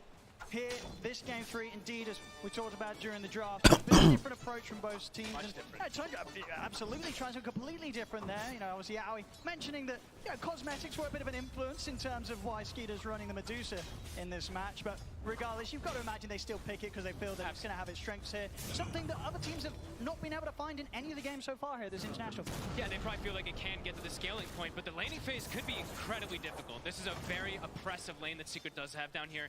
And Mirana, I mean, we've seen Snaking do fantastic work on it, but sometimes you just can't really protect these cores. There's a reason these Medusas and Clinks have not been picked too often. Their lanes can just get completely shut down. So let's see if Skeeter and Snaking are able to do it. Right away, we're seeing those immediate tangos. 4 or 5 of them are being passed off to Skeeter. He's going to have to bring more down because of the harassment that's coming out. Of course, one thing that's going to be feeling good for Secret. Seeing already some Oh, so close. Down bottom, Zayat's getting his hands on the Marcy this game. One of the stronger heroes from the tournament. They don't have one of those heroes that really benefits the most off of the sidekick, though. Usually you do see, like, when Puppy. Tundra does try to opt for it, they have like 2 or 3 heroes they can throw this sidekick Everything onto. is going to throw Not another really many set on of axes Secret here. where it's like, wow, amazing sidekick. Like, sure, the damage bonus on an Ember can be decent, but Naga Siren getting sidekicked up isn't really the best. So it's going to be more of just this ganking and Puppy's still Marcy hanging in around. particular. And do you feel a bit more comfortable overall with Secret's approach? You know, this Let's get game, nicked by those Chrysalis, axes. playing what you could only describe sort of as a more traditional carry, right? It's not Pudge or Bristol that's going to look to be forced to get involved at an earlier time. He can look to sort of take the game a bit more on his shoulders as a harder carry as the Naga Siren in this Game 3. Yeah, I mean, eventually, like, he should be able to, and eventually definitely take over the map, and they do have those elements to be able to push and abuse those side lanes. It's very, like 702 was saying, it's like the script has shifted completely. It almost looks like a Tundra draft on the Secret side, except for the silencer. So could definitely see Chrysalis perhaps get to that point, but let's see if he's able to with the pressure that comes out, because Tundra, you said, super oppressive. But looks like Skeeter, he's having a little bit of a rougher one, as we've seen Snaking actually getting a lot of last hits in this lane. 6, because Skeeter's being pushed off a lot from the aggressiveness. I mean, that's sort of something to be said there, at least Snaking making sure that not too much is getting missed from the both of them. Yeah. We'll see top. Puppy, just going to look to chase out Satcher a little bit. So she'll be fine and into the trees. I mean, mid lane, this time round, having the Ember Spirit here for Nisha. I mean, what's sort of your thoughts on this hero? I mean, pick later on in the draft. Is this a game where Ember Spirit is going to have the luxury of sort of darting around the team fights, or is there a few concerns for Nisha? Definitely some limited disables on the side of Tundra. He could have a spectacular game. However, Ember at this tournament has been having some difficulties, of course, kind of committing into fights. You kind of just run out of steam at some point, it feels like, on this hero lately. So we'll see what he's going to be able to make of it. Top. Saksa. Trying to trade with Puppy, but Chrysalis will step up, make sure that Saksa can't continue to stand his ground against the silencer. Now we see the build, of course, from 33. It's Axe Max, but also just he started with the Sage's Mask straight into the Bats. He started some Mangoes. It's typical approach from Tundra and just keeping the spam on. He sees top CS. And sort of a Secret, you know, in terms of, obviously we talked about how Tundra can deal with the mid. Secret, you know, for Secret, how well are they going to be able to deal with 9 when he hits this point where he's coming in with those early rotations, heading to the side lane with the Rolling Thunder? Can they deal with the Pango's aggression? He could be big problems. I think we have to watch for these globals, if he's able to catch it, like in between these rolls and stuff like that, how much Puppy's going to be able to do to catch this with the combination of Nisha. They do have burst damage to be able to just kill this Pango in some situations, so. Well, so far in the mid, Nisha, a decent bit of a lead here, 29-5 against the 21-2. Doing his best with a consistent slight spam here onto 9, keeping him low. Both kind of doing the same thing to each other, keeping each other just at gankable levels. And it's a bit scarier, I would say, for the Pango. He actually has to go back to base because there's a Marcy. So whenever you're getting put low, you always have to expect this rotation to come in. So we do see 9 is forced back to base. We did see Zayat, indeed step over to that area, see if that opportunity was going to be had. But as you say, 9 plays it smart. As soon as he goes missing bottom, even for a couple seconds, they do have to be very wary of it. Thinking. He's got the trade. He's got 2 in Starstorm, too. It's true. Zayat does get too low. Dude Snaking will look to jump in and burst through him. Yeah, 1 or 2 more hits, and he would have probably been able to go for it. And looking at the bottom lane, it also was a bit of a slower start in the first few waves. Looks like Skeeter's able to pretty much catch back up here to him the amount of fun Rezo's getting out of this. 26 for 7, 23 for 6, and he's got this full wave coming in against him. I think Skeeter, despite the early pressure on him, dealt very well with those first few waves, those first few lanes that they've had to match up against Secret down here. They've been so good because of this Mirana, really. Like Snaking's actually being able to bully and make sure that Skeeter's able to have a decent laning phase because these 2 points in Starstorm. He's able to trade with pretty much anybody. And here we see this rotation coming in. He's already used the swashbuckle. 6. And he has indeed hit the 6, and Alamine 9, he's more than fine. In fact, trying to use that ult to set up a bit onto Nisha, but the Remnants are the ready. Nisha himself in the 6. 9's able to roll across, pick up that arcane rune. And Snaking and Saxa heading over to help. They're jumping with the rebound, but Zayat goes down. They'll even be able to turn over towards Nisha as well. But 9 will die for that effort. Maybe feeling a bit stronger than he was there, charging forward with the backup of his 2 supports. But 9 ending up losing his life off the back of that aggressive play. Nisha does incredible physical damage right now. The corrosion and the blades of attack finished. So much damage yet. Maybe thought 3 points in slide. Yeah, maybe thought he was going to be a little bit tankier, and immediately they rotate in Zayat, they fill up the bottle, so looking to play around Nisha as much as possible. So yeah, Secret showing that they can bring their supports mid as well. Sure that Nisha continues to have that edge in this mid matchup. Only about a 600 gold difference, a lead here for the Ember Spirit. Nisha playing it well so far. I mean, that tends up being the decision there. So Secret, they're going to be like, okay, no longer can we really pressure the Deucer early game. We're just going to look to buff up this Ember Spirit so he can be the one to kind of take over the map. Since Naga's now having her own free time, they're just going to be like, all right, Rezo, you're sacked for the moment. We'll deal with this Medusa later on. Still keeping the silencer even around the mid lane.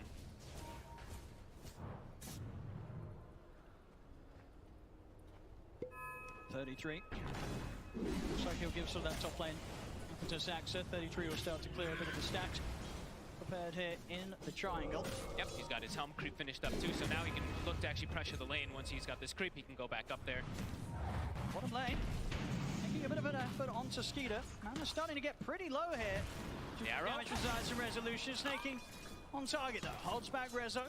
Limits the ability for Secret to continue to chase down Skeeter, but we're seeing heavy pressure now from these two, and it's going to become even more. Secret, they're bringing in Nisha to make the aggressive play down here. Skeeter immediately out of the area, does not want to mess around when these sort of rotations come out from the mid. The earlier ward that Snaking placed for to watch the rotations of the Marcy, actually this time catches the Ember Spirit, making the rotation down. So Skeeter, we've seen him, actually last game did the same thing. Got pushed out of lane relatively early, will go to jungle, and Snaking's going to sit in the trees and sap. And it's this timing again, really, so this 8 to 9 minute window where both games, Secret, they have been allowed to get this early tier 1 tower.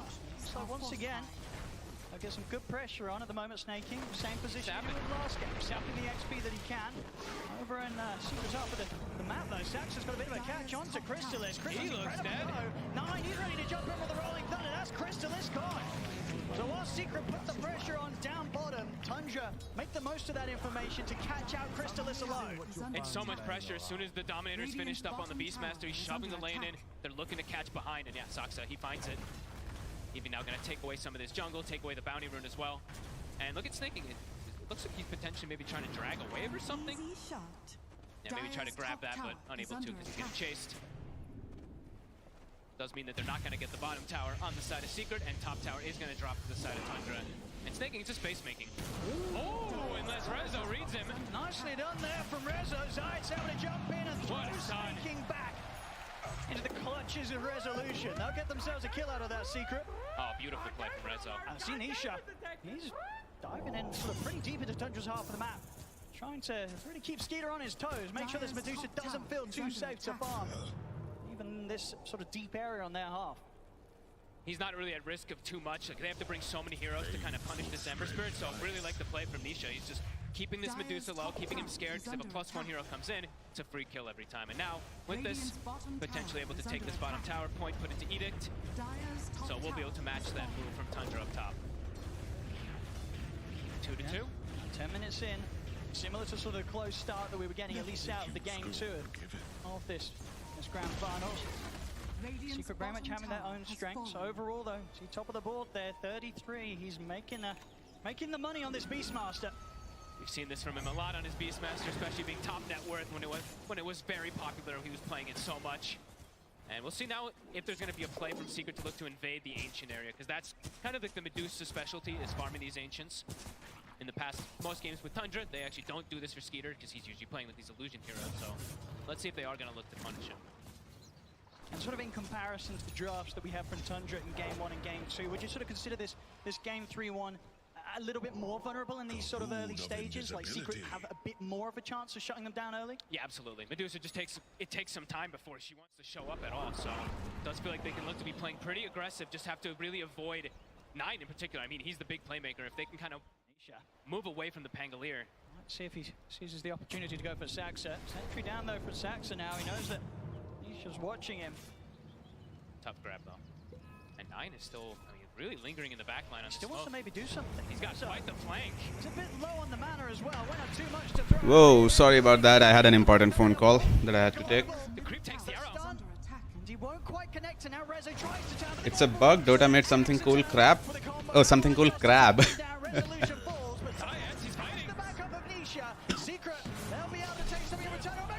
Oh shit.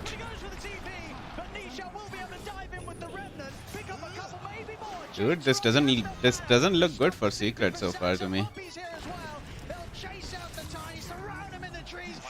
Like, honestly, it's the same thing. Wait, what? Why is the game not happening?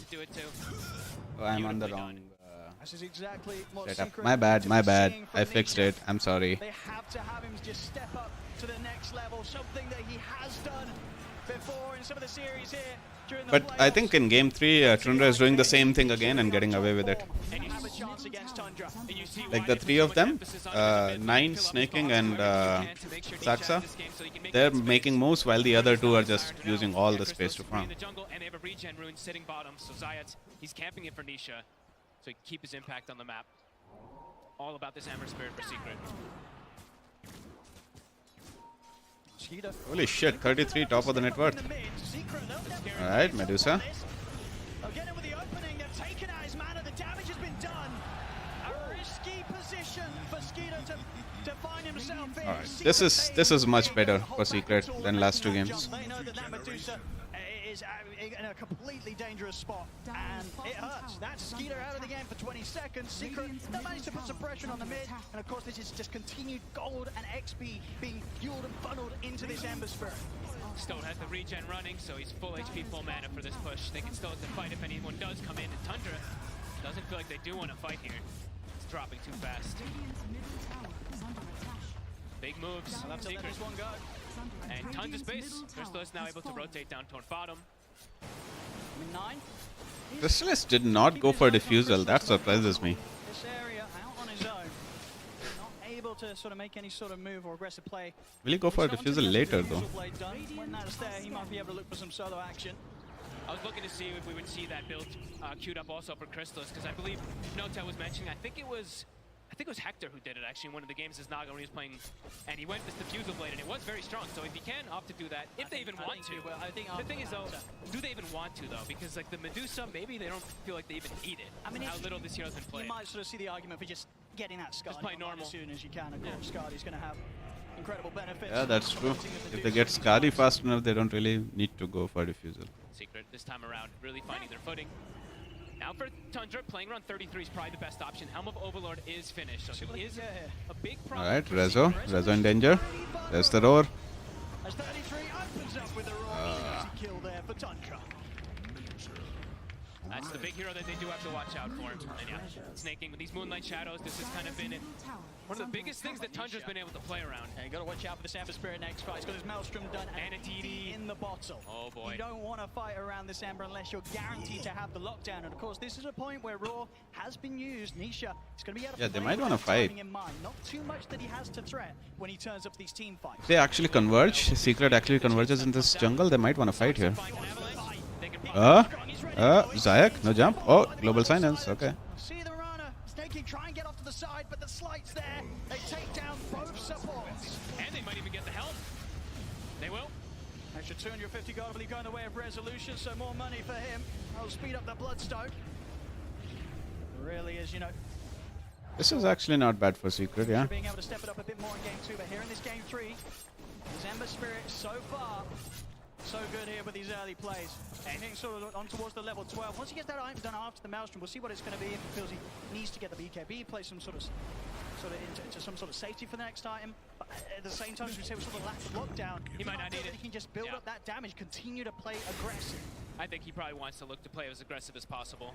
The space for Crystallis is amazing right now. He's just having the time of his life on this Naga Siren 2K lead. And Secret, they're still clustered together. The lanes are all in a good position for them, so they can just keep looking to fight. Even though they don't have global, this Ember's king. Another catch here from Nisha. He's in with a slight change. Bring it off to the side. They're going to dispose back onto Saxa, but Science and Puppy just get shredded by 33 and his Dinosaur. And they still have the rolling boulder. Mirana does die, but Rez is dead as well. They continue to get more. 9 rolls in, takes out Reza, who's got his eyes over towards Nisha. It's pretty deep here. Up towards the tier 2, they'll continue to try and chase him. Chains back up. What? Oh my god. Alright. Tundra too good back. People. They take out 4. And now Secret, they're looking for the fight. They're like, we don't have global, we don't really care. We can still look to get this, but an avalanche from the high ground, I think catches, what, 3 heroes? Axes as well from the Beastmaster, catches multiple. Tundra in position perfectly to counteract Secret. Yeah, as we've seen time and time again for Tundra this series, they know when to go. You give them any sort of opening, and they just go straight for it. And both supports taken out, and then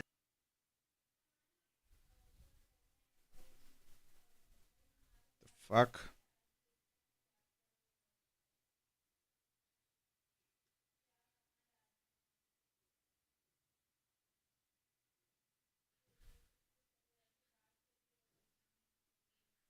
Wait, what?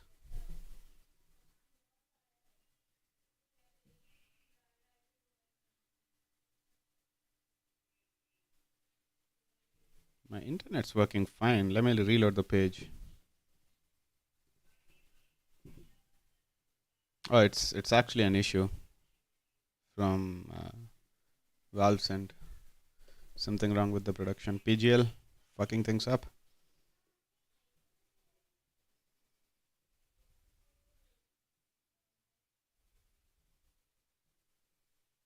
Okay, it's back up.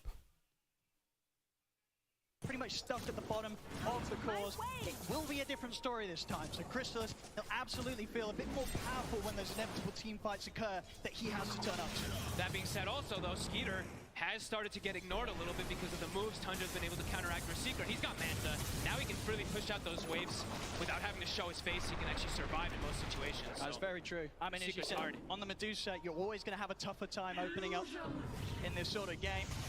And Skeeter, arguably, he's got through that tough spot. He got through one of the tougher ones, and he's always going to have excellent Mystic Snake targets. You just throw that onto the Lesh in most situations, you get so much mana back in the fights. Holy shit, 33. Next few moments, can't make another mistake like that. Gotta smoke up. Nisha still He denied the Hawk. in the bank. 2,600. See Snaking poke at the wave mid, but they want something much bigger than that. They want 33. Ooh, if they can get 33, that's a big kill.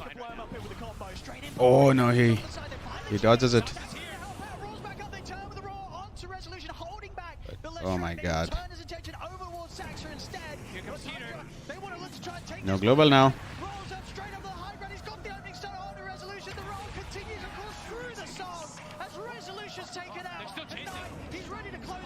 Wait, the song is over. This can end very badly for Secret. Curse kicks in onto 9, so no further spells available to be casted on the chase. But now Roche. Resolution's gone. 33 as strong as ever, steps over into the Roshan pit. They were so close to maybe catching 33 by surprise, but they couldn't quite find the initiation off the back of the rebound. They waited. They're trying to poke at them here, Secret. Sort of deter Tundra from committing to the Roshan, but it's rough. They waited a little too long, it felt like on the Global. Every spell got casted, and then Global comes out. The Roar and the Avalanche was already there to kind of let 33 get the distance. So Secret, again, they have to be careful with these mistakes. It's gonna get punished every single time. Tundra is all at the ready to look for these fights, and now with Skeeter at the ready to fight, they're gonna look for their own battle with 4 or 5. Skeeter's ready to join, and But they see Nisha. So ready to pop that ultimate. Stop Secret from being able to sort of take the fight head into them. Sox has got Blink. In with a jump. He gets the toss back. They'll get the quick pick onto Puppey. Puppey gets burst through. Rebound Wait, from side. So buyback from Puppey? What good is that? has been popped here, so Secret, they can't come in for now. Ooh, that's a window. Rezzo's going to attempt to run down Tundra with this in mind, but off to the back lines. 9 straight in on top of Zayas, controlling the Marcy. Good bounces here off the cliffs. Leaving Zayas no option to escape. 9 takes him out pretty much solo. Jumps over the swashbuckle. Okay, there's a stun. He's falling low. Nisha has the damage. They take down 9. That's good trade for Secret. But remember, Tiny has Blink. Tiny has Blink. He's closing the ammo to the Beast Master. It's going to be another for Secret. Triple kill for Nisha. Only Skeeter and Saxa left here for Tundra. Saxa. There's the Blink. The Avalanche onto the 3 of them. They're taking out Resolution. There's going to be a buyback from Zayas. Secret, they're putting everything into holding this fight, keeping Crystallis safe. Nisha, the dragon. so low on mana. He hasn't really got much push off. He's sort of trapped up on the high ground. He's got one more slide of He's burning. But Skeeter, He's burning. The burn for the dragon. 33 kills him off. Skeeter will surely die here. Can they really get him out? Oh, but they're going to get him out. Oh my God. Close the gap. Skeeter's going to live. He's going to live. Oh, Nisha gets stuck in that little spot on the ledge. The dragon, the burn. Oh my God. Alright. Fight too. A fight that lasts That could have gone so well for Secret, but it went so bad. everything in all these situations too. Tundra. Hey Navi, what's up? Sorry, I was on a call earlier when you texted. They do get some big kills. Yeah, more. No, sure. Nisha dying at the end of it. I mean, look at his case. 10-2 and 2. He's still doing everything he can here to hold on to this game against Tundra. But in these fights, Tundra's still able to take to sort of the next level once again in this game 3. I mean, look at the start too. The arrow does connect on the Like, I don't think this buyback does from Puppey does much here, right? The start there. Crazy chases. I mean, Skeeter being able to walk away as he did. Definitely going to feel frustrating there for Secret. I mean, the way that they're able, just the reset, the constant reset and jump forward, the way they play around these cooldowns. Saxa, how many Exactly the same thing they did second game. How many axes did you see thrown Poke and prod, and then run away. We'll see Skeeter about 2,300 gold away from the Skadi. If they couldn't kill him easily enough then, once he's got his next item done, he's going to be such a huge terror in these team fights. Crystallis too, though, still getting big. The Orchid is finished. He also has a level of control, perhaps, Tundra to catch this Pango. They're ready to make the move. They know Roshan's up. They don't want to head straight into the pit. They want to try and get a pick off first. Secret, relatively prepared. Come on, PGL, what the fuck are you doing?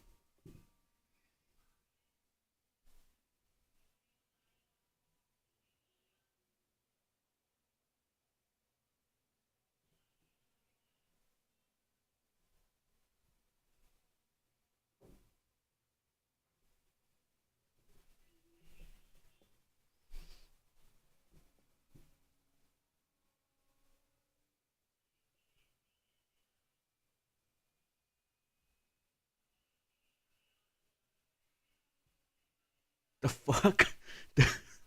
What? The stream went offline? Are you kidding me? In the middle of the grand final, game 3? Oh my god.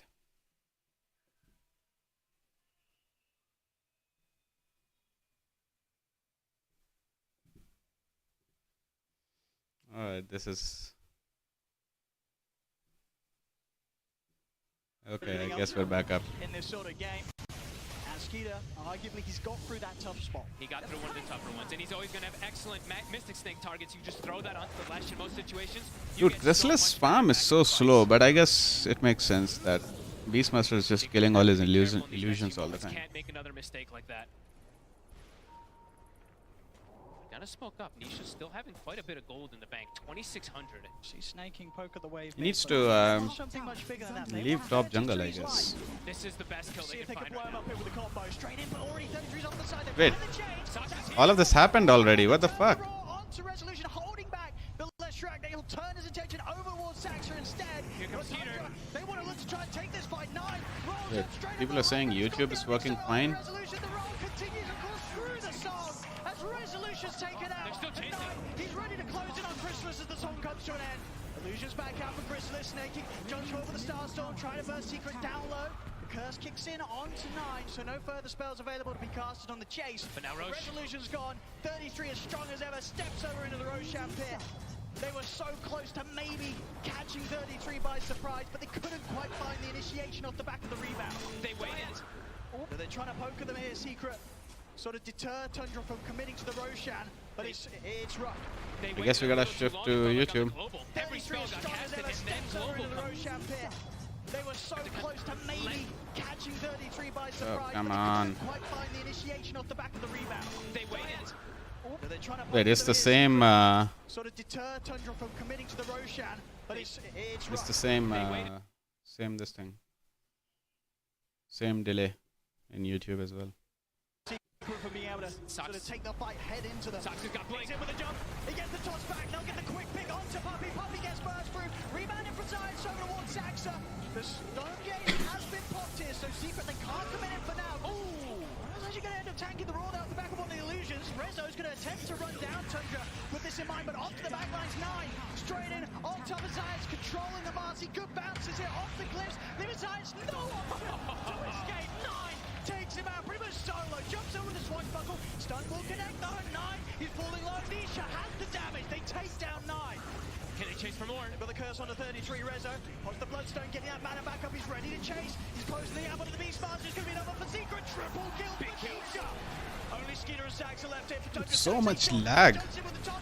The Avalanche onto the 3 of them. They've taken out Resolution. There's going to be a buyback from I'm gonna Zion. switch it to auto. Hopefully, Solo on mana. that makes He it has smoother. bring up much, but Obisson trapped up on the high ground. He's got one more slide of He's fist. burning. But Skeeter, He's burning. On the burn for the Dragon. 33 kills him off. Skeeter will surely die here. Can they Fuck really is get him Chrysalis out? doing Oh, here? They're going to get him out. Is he really They're going to get him out. away? They can't Oh close my the gap. Skeeter's going to my live. God. He's going to live.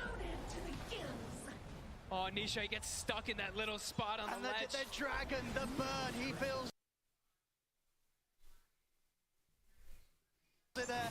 And the whole fight, too. A fight that lasts, I mean, what feels like almost 2 minutes. The Hawk is scouting everything in all these situations, too. Tundra, amazing at the way that they can reset from these fights. With Secret, they do get some big kills. Yeah, more. No, sure. Nisha dying at the end of it. I mean, look at his case. 10-2 and 2. He's still doing everything he. But in these fights, Tundra's still able to take to sort of the next level once again in this game 3. I mean, look at the start, too. The arrow does connect on the noggin. They're almost able to get the roar, but 33 unable to get it. It's the start there. Crazy chases. I mean, Skeeter being able to walk away as he did. Hey, Definitely they're gonna still. feel frustrating there for Secret. I mean, the way that they're able, just the reset, the constant reset and jump forward, the way they play around these cooldowns. Saxa, how many avalanche toss combos was he able to get in this one? How many axes? We'll see Skeeter about 2,300 gold away from the Skadi. If they couldn't kill him easily enough then. They're still what's running his around next delay. What the item fuck, done? man? He's going to be such a huge terror in these team fights. Chrysalis too, though. Still getting big. The Orchid is finished. He also has a level of control, perhaps, Tundra to catch this Pango. They're ready to make the move. They know Roshan's up. They don't want to head straight into the pit. They want to try and get a pick off first. Secret relatively prepared though. The 4th and grouped up. Rezo the one to be pushing out alone. TP on cooldown for 9 seconds. We'll see if he's able to get out of this area of the map in time. They always have the Hawks scouting out, trying to get information. If they get the initiation onto one of the big heroes of Secret, it's going to be a really tough comeback. Even though they have global, one of those heroes will probably die instantly if Tundra does get that jump. I mean, we see sort of from Secret as well. They, Skeeter pushing out the mid laners Oh my god. kind of aggressively as he was over on Secret's half of the map. Secret. Is it just me that it's lagging for? It's sticking together, and now, sort of keeping the timing in mind, knowing that the smoke from Tundra's probably come to an end. They might try and sneak a Roshan off the back of their own smoke, though, rather than look for a kill. They're straight into the pit. 33 shows bottom. They know that they've got a bit of space to go for this. The question is, can they do it fast enough? It looks like they do with the Unleash. It's about to drop down. Tundra do have the split push coming on, but yeah, this Rosh is That's gone. a big move from Secret. A smart timing there with the smoke. Now Rezo probably feels a lot safer. He can charge in almost. Looks like PGL just shat all over this Backline's production, easier. guys. Secret find themselves a pretty big window here. See what sort of the play is to be here from Tundra. A bit of a different position to what they've been in before in the first two games. You know, Secret having this first Aegis on resolution. But for the most part, very much has been the core that Tundra have struggled the least with taking down. Now he's got that Aegis. Tundra, they're going to have to think twice about how they go about these team fights. Yeah, let's see Puppy, I think. Puppy showed his face. Puppy's dead. No buyback. First onto Puppy. What's that? Roar on the Marcy. Marcy is dying. Ooh, Nisha. Holy shit, big damage. That's 9 out of the fight, and Nisha, Crystallis, they're in for more. Diving over towards Saxon with the Remnant. Saxon trying to toss it back, but with the axe, Nisha, he's still got Remnants to play with. Closes the gap. 2 more kills for the Ember Spirit. Nisha now up to 12 kills Secret's here, doing it. 24 minutes in. They get the initiation onto the 2 supports, but Nisha. Skadid Secret, finished they're all on there. Dusa though. Yeah, this Aghanims saved the gold, got those big kills earlier, finished it up, another 3,000 gold for him too. I mean, he's getting to play exactly the game as you sort of expect him to be able to in this sort of draft. Limited He's control. playing it perfectly. Nearly hitting level 18. He's got 3k gold in the gap in the bank, ready towards his next item. And Crystallis is He's starting. a problem. Crystallis is starting to get toward critical mass as well. Heart almost finished up. God damn it. I don't know if it's PGL's fault or Valve's fault. Holy shit.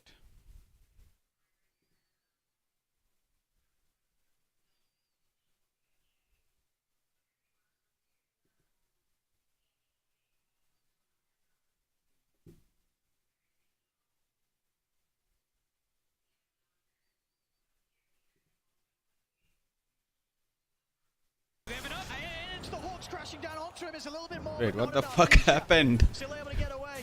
What the fuck happened here? Quite picked up the Hex. Next time around, the Hex, it will be there. 33's got it done. But they just, in this fight, they just get the What perfect the fuck wrap around, they stick happened? on Chris, and nobody They else. went He back gets a global 6-7 kind of minutes cover, and but now nobody they're else is able to actually live get into a again better after 10 position. minutes. They focus him. It very much Oh my is a case God. of just biting off a bit more than they can chew. You see, so the plan here from Nisha, he wants to jump to the back lines, try and look for the easier kills, and then off to the side, sort of this heavy attempt from Secret to sort of commit in and try and help out Reza, get this kill on Saxa. All this sort of split focus means that Crystallis, he's got no help at all. No help whatsoever. And they do have enough damage. If they're able to stick on him like that, they will always have enough damage. It does feel like a one-man production, you know. Tundra now 4K lead. Right after This is official stream, by the way, guys. struggle, they find a beautiful angle, and now you said the Hex is also finished up for 33. So for Nisha, he's actually got a much harder game in front of him. He's got to be careful. I mean, he's got a little bit of protection, of course, with the status resist. Yeah, they catch him again. Trying to get the Linkers off Stunned. there. In the mid, they get the top Stunned. Hexed. Oh my god. Oh boy. Instant smoke. Power to deal with him right now. They're feeling themselves. Smoke right in, Instant smoke. The board's still right under available. their They want ward. more. 70 seconds.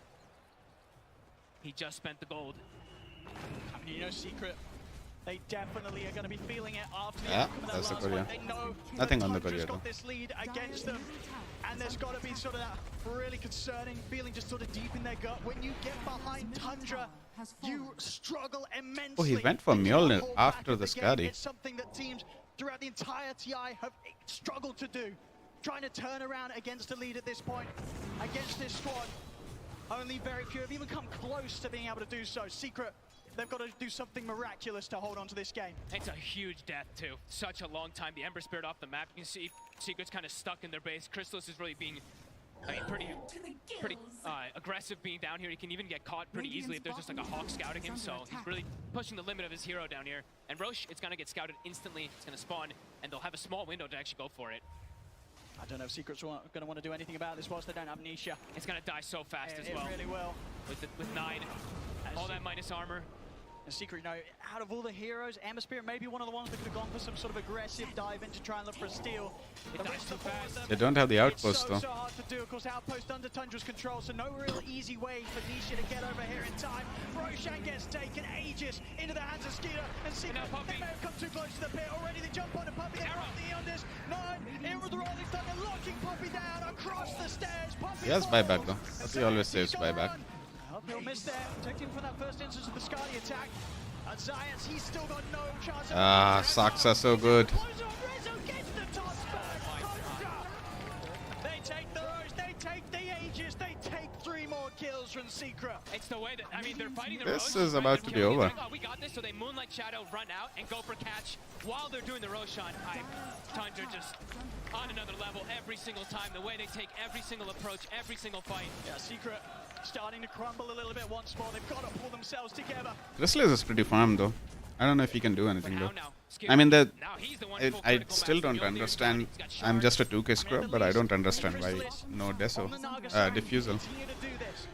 Keep some of these lanes, split push out, cut the creep waves, limit the areas that Tundra's able to push. I don't think he can man fight Medusa. It's hitting the tier 3s. Tundra, they're going to look to try and push on a high ground here. And the big issue really for Chrysalis is when is he going to be able to feel strong enough to get into a fight himself and do what Nisha's doing? He's 1, 3, and 2 on this Naga. He's trying to get the axe here to sort of have that extra setup, but will it be enough? Is it going to give him damage to actually walk into these fights? It doesn't feel like it. Tundra, they've covered all their bases.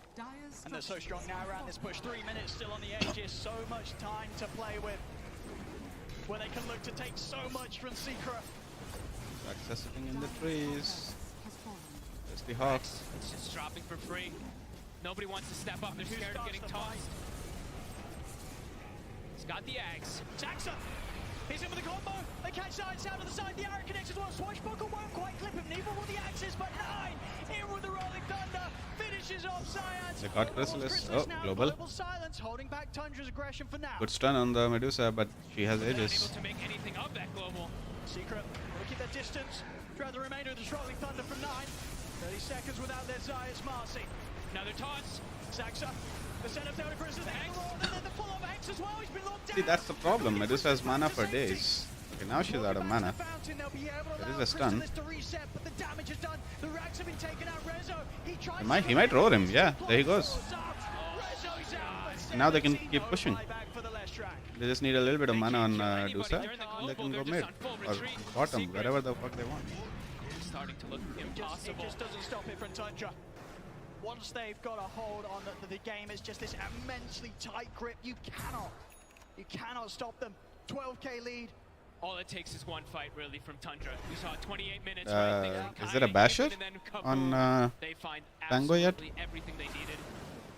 And now Secret, they're pretty trapped. They've got the Lincolns now for Nisha, but as we said, he's not even going for basher. He's just going for damage reduction. He wants to get Mage Slayer debuff on them. He wants to blink and disable them with his ult. He's probably gonna go for basher next, though. By the sounds of it from how he sort of picked on a bit of a whim. Skeeter, he got the new Crimson Witness for it. He wanted to play it. They don't even lose the Aegis in that fight, so.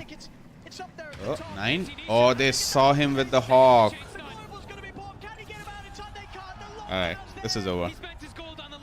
Oh, he's out for 80 and Zayas also found Secret. They are crumbling, falling apart once again in this game 3.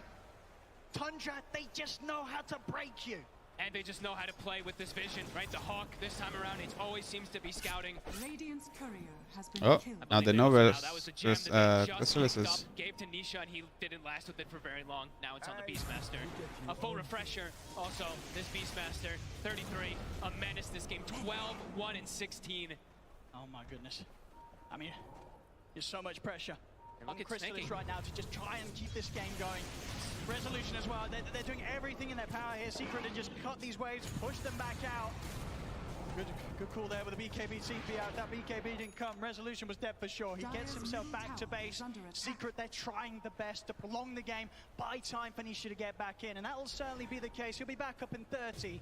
So Secret, at the least, despite this incredible lead that Tundra's starting to grow against them, they were able to hold them not off, level give 25 yet, another right? chance. But each and every time, that chance becomes slimmer and slimmer.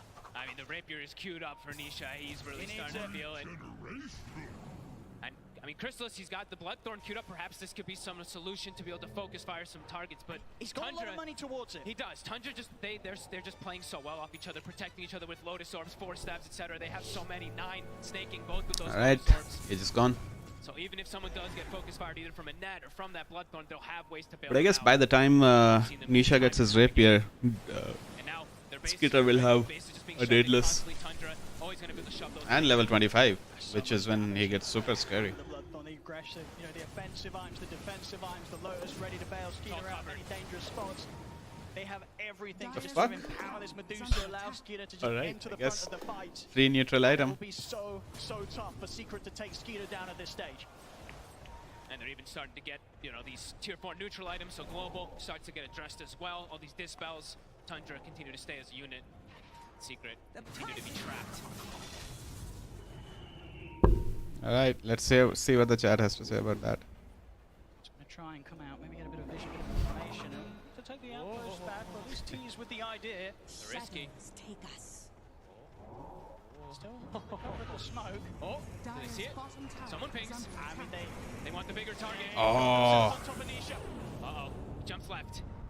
They're pinging it. I mean, his TP's on cooldown. That was put to a stop there by the jumper Saxon, so he has to make his way back to the base with a few remnants, but of course he's still got many to play with that Aghanim, so he'll be fine. Secret able to get everyone back to the base, but indeed Global's down.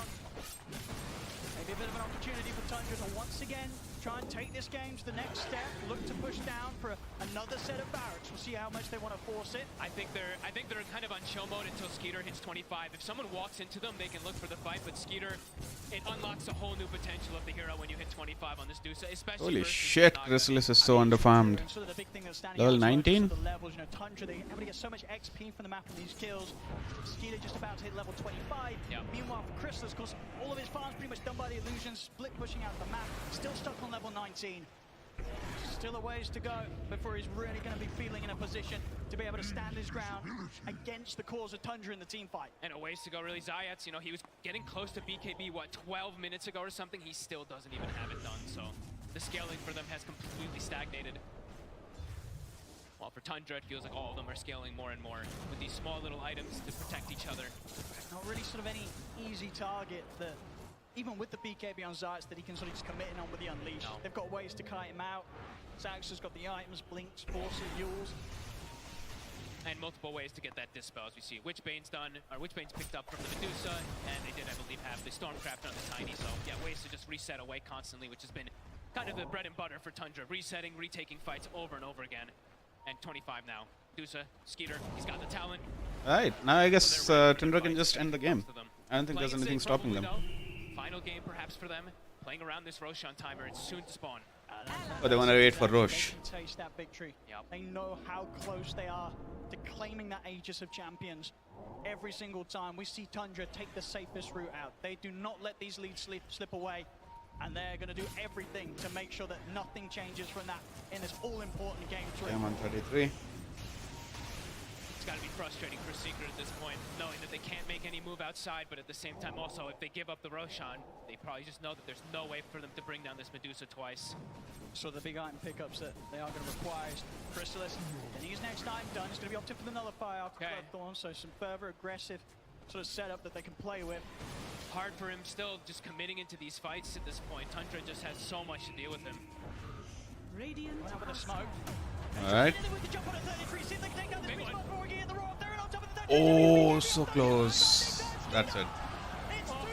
This might be over. Nisha jumps in, will be able to finish on 33 in return. We'll see the buyback coming straight away from Resolution 9. He's got him pretty deep here to try and chase down Puppy. Still with a bit of time there for the Rolling Thunder overall. Resolution did buy back for this. He's able to sidestep the arrow in time. 9 out with the swashbuckle. Secret, they'll look to chase, but the pace there before the slide fist connects. He's out to safety 9. Might catch Nisha. Dead. No buyback. Rezo's about to die back as well. There it is. Song is a little too late. Doesn't work. Oh my god. Chrysalis. Holy shit. Holy shit. Okay. I'm sorry, but Chrysalis played that really poorly. No buyback on Resolution. And Nisha, he's 200 gold short. It's Tundra. They're going to try to get some wrap around the Tundra. Some sort of surprise, but it's 2 against 4. Yeah, what do you do? I mean, I don't think there's anything they can do. This push is not stopping. Tier 4's dropping. He just revealed where he is by sending those illusions that way. And the creeps are coming in top. They can't I don't cut the understand. waves. Okay. What? They're pushing on. Secret, they've got to make their move now. It's going to be now. What is the Naga Siren trying to do? Holy shit, and now they see him. Now they see where he is. Something the Alright, it's over. Jumps in, but immediately to his death. Crystallis has got the illusions out, but he's surrounded. Taken out. The ancient is exposed. They're looking for the game. Tundra. They're on the ancient. There'll be a buyback for Crystallis, but surely there's nothing. He's just getting Okay. controlled. He's done it from Secret as Tundra. They're closing it up. The ancient it falls. Alright. Oh my God. Tundra have done it. The 3-0 clean sweep today against Team Secret here in the grand final. Congratulations, Tundra. I have to say though, I didn't see any impressive plays from Crystallis. I mean, he doesn't seem to be. It's very rare when he actually executes the role of being the win condition. You just have to put all your eggs in the Nisha basket. Tundra has been really impressive though. It's like they had this, recipe of breaking the game, finding these loopholes, and just finding these new things, new ways to break the other team's mentality. As you said, a team that's worked so hard throughout the year. They've had their highs, they've had their lows, but they come in at their best when it matters the most here at the International Fog. Last year, they weren't able to make it this year. They proved everybody, they proved everyone how good they truly are. It's incredible play across the board. Some of these players, you've seen them time and time again over the years, as you said, through different teams. I mean, a lot of them individually, the other pros, they've always known that these players, they've had it in them. They've had it in them to get this far, and not only get this far, but to completely crush their opponents. Come on, get Avi on stage. They got closer and closer from game 1 to game 3, but it was never close enough. Ladies and gentlemen, give it up one more time for Tundra. You're holding it the wrong way, ma'am.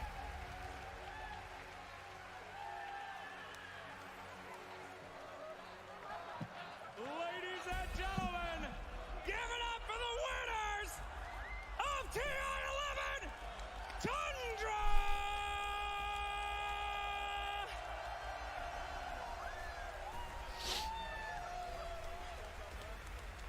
Oh my goodness, great. Oh, snaking. The lost son of Salamene and his last hero. Any words for everyone out there? You've been waiting so long. It's all yours, buddy. I want to thank everyone for coming here and supporting us and watching this grand final. We wouldn't be here without you guys. Woo! Oh, thank you, sir. Thank you. And I want to give a special shout out to Pierre and all the people who have supported me along the way. Thank you, guys. Thank you so much. An incredible show. Well done. Well done. Oh, let's go. Ladies and gentlemen, Skeet God here. My friend, good to see you. I'm sorry, I'm caught up in the moment. Now, you heard about Dota from TI2. You watched them on this stage. Well, now you've broken the records. Now you're on the stage. How does it feel, my friend? It's surreal. I don't know. I'm trying to still digest all the emotions. It didn't really come to me yet, but it's fucking crazy. Absolutely. Ladies and gentlemen, give it up for Skeeter!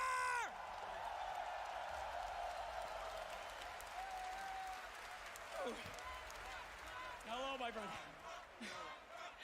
Oh, yeah, soak that in. This is your first TI.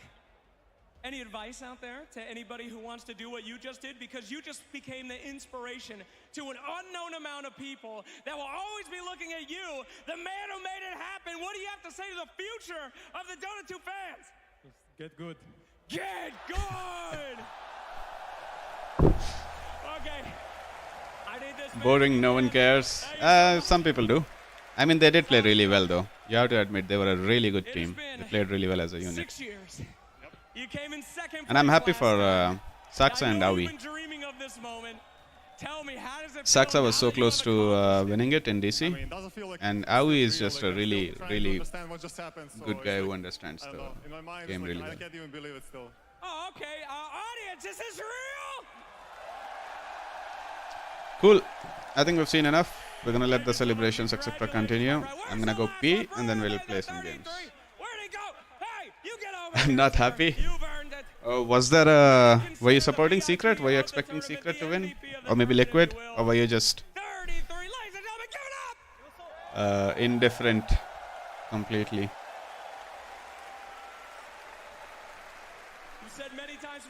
searching for the right team to make your Dota ideas be true. You were looking for the right squad to make it happen.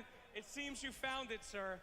Any words that you'd like to say to your teammates and everybody watching at home? Just so happy. Everyone did such an amazing job this tournament, and it's the best feeling.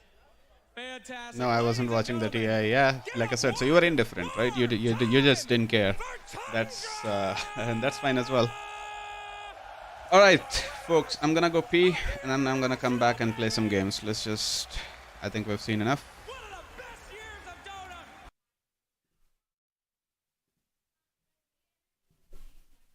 Be right back.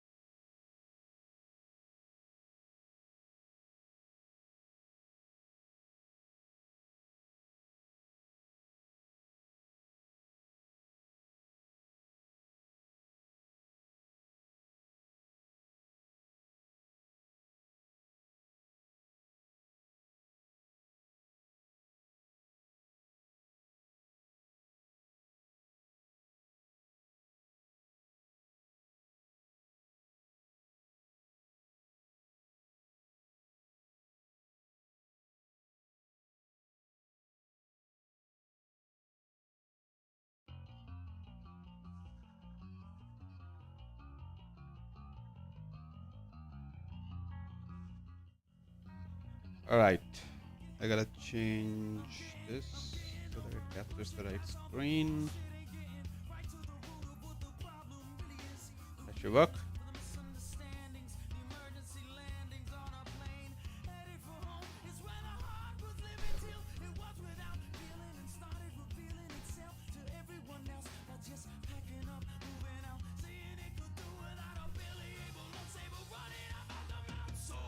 Alright, I'm seeing some frame drops.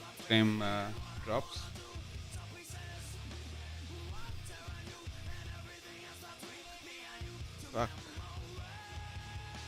Game's responding really slowly.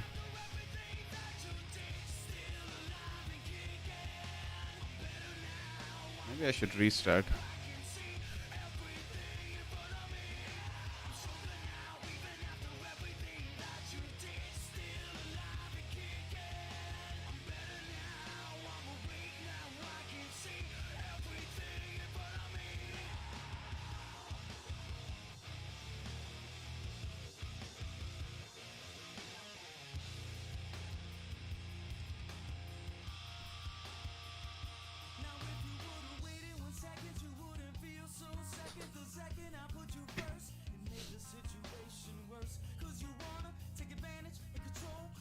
Oh, I see. I haven't fixed the audio.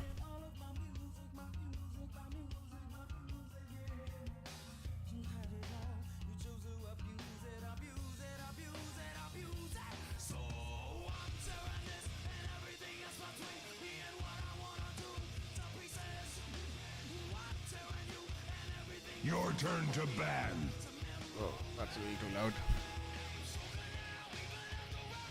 5 seconds remaining.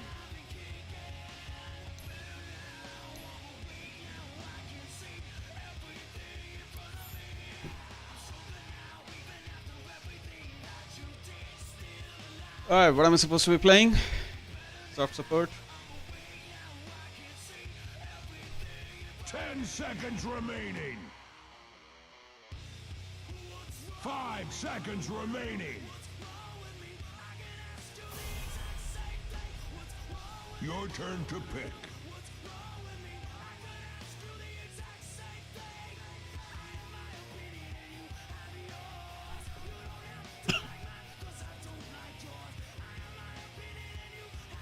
Ten seconds remaining.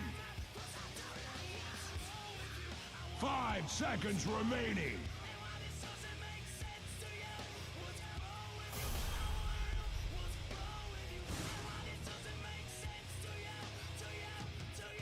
We need more stuns.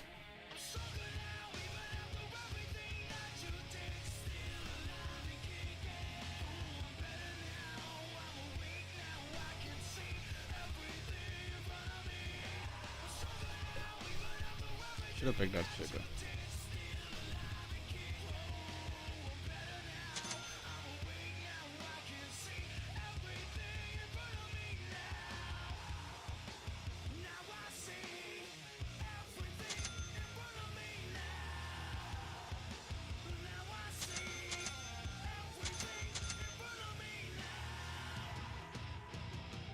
Alright, this is gonna be an arc plus probably an ogre lane, right?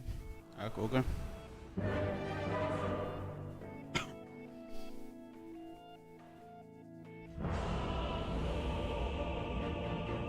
Forgot to change the stream title.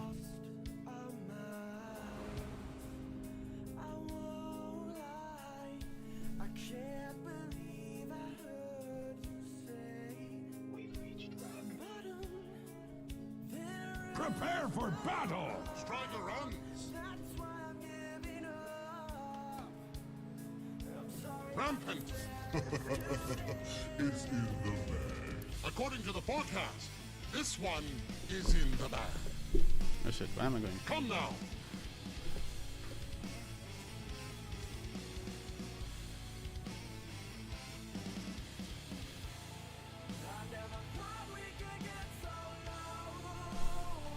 That way.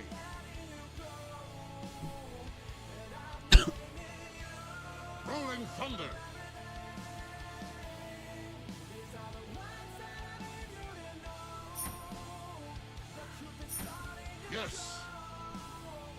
seconds to battle. Go!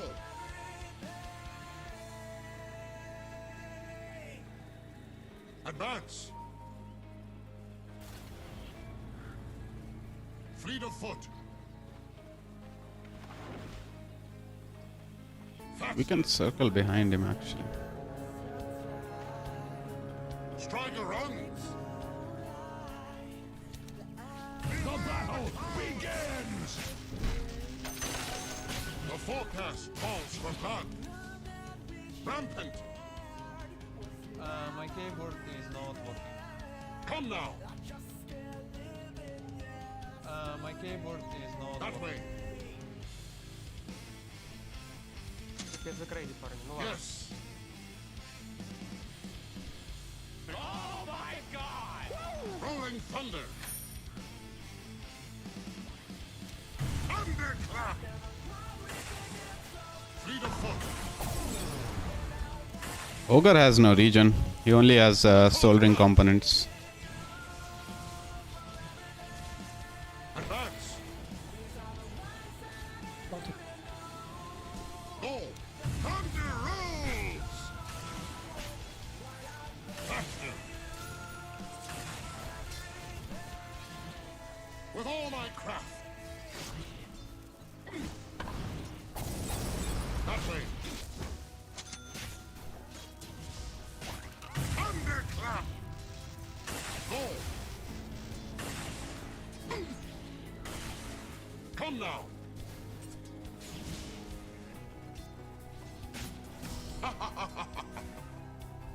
Fleet of foot! Striker runs! I'm under it! Beware the clouds! Faster! Yes! Ow! Advance!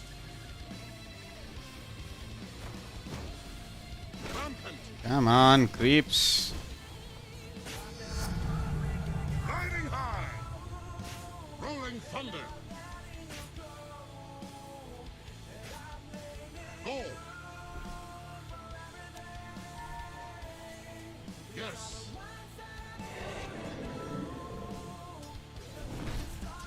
Method to my map! I'm having a field day!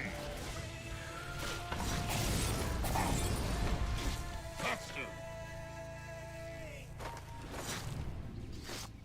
From upland Druid I ride. Rolling thunder! Advance! Striker runs! Rampant! Fleet of foot!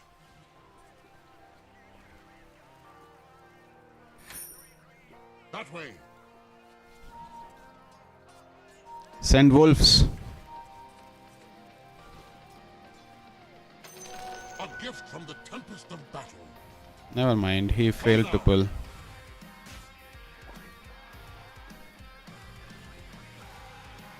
Yes. Rolling thunder. Go. Striker runs. Even I like a good ball. Barrier up. Faster.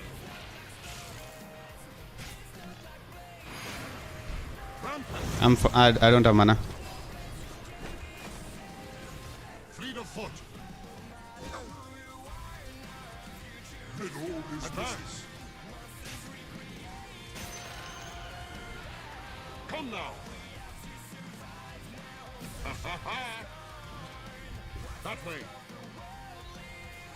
Mid-hold is missing. Radiant's courier has been slain. Rampant.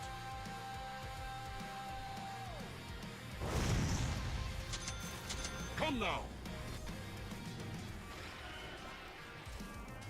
That way. Striker runs. From Upland Druid I ride. The system adapts. Go. Ah. End in. Advance. Lead of foot. Charged up. Faster.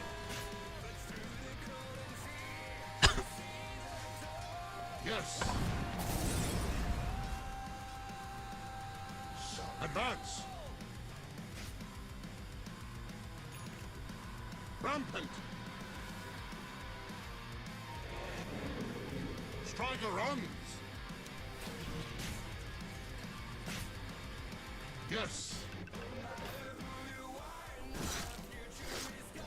Faster. Messed up my pull with the wolves.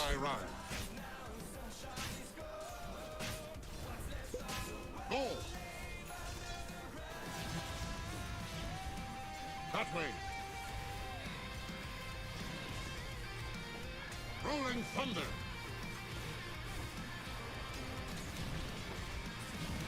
Lead of foot.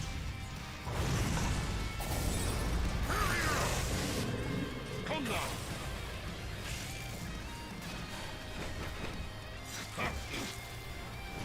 The enemy has a bone to pick with your middle tower.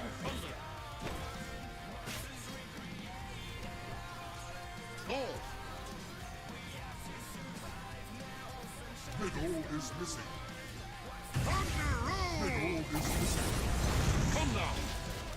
Beauty Radiant hides behind their fortification.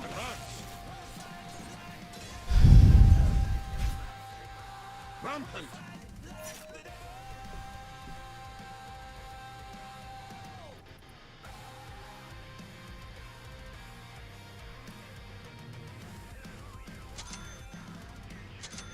Striker runs. Hey Navi, welcome back. Oh, that would be a tribute. Fleet of foot. Your top tower is under attack. Wait for me. That way.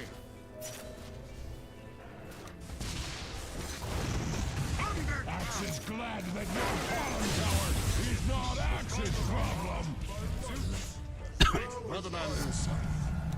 Lost knowledge is found. Faster. His brain is so big. Go. God. That way. Does he die? He might die. Alright, not bad.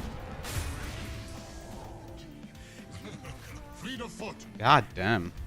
What does he have? Just a brace? Rolling thunder.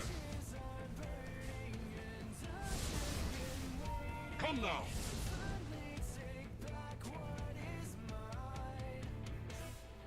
Rampant. Double damage. Yes. Rolling thunder. Faster.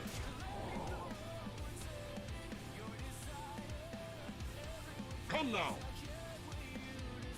Why does it feel like they saw me? Go. Thunder roll. Hurry up. Oh. Striker run. And under attack. Yes. Beware the clouds, my sealings.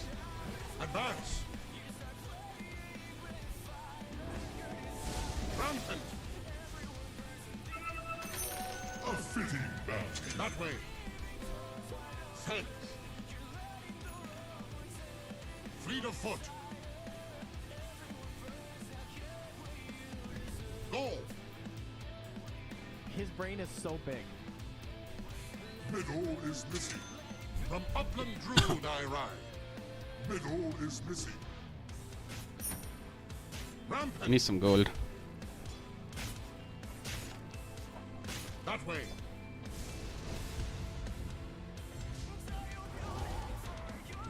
Faster.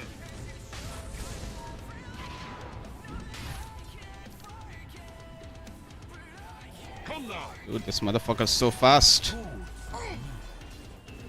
Rolling thunder. Ogre mid. Ogre is mid. Advance. Fleet of foot.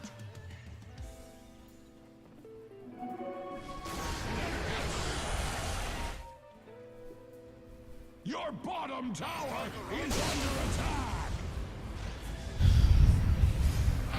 Advance. Fight. Turn and fight. Turn and fight. Kill the arc. He's dead. Fleet of foot. Attack.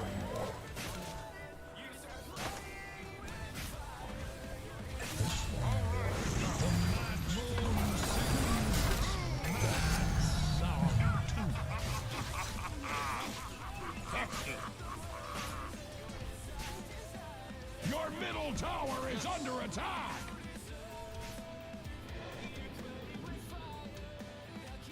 Your middle tower is under attack. Striker runs.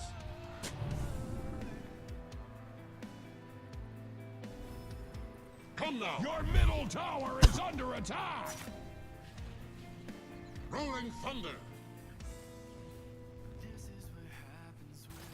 From upland Druid I ride. Go. Thunderclap. Rampant. Stand aside.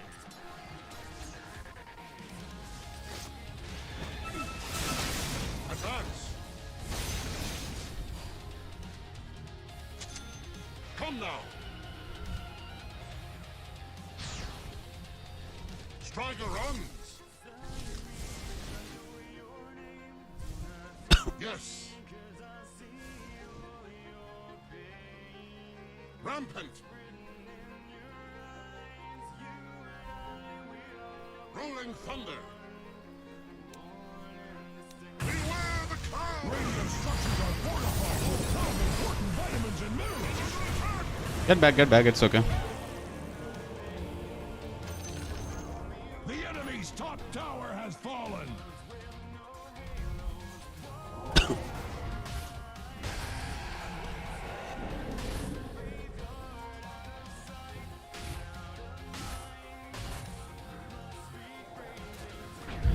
You can try to leave top lane, Lifestealer. My dishonor shall be avenged.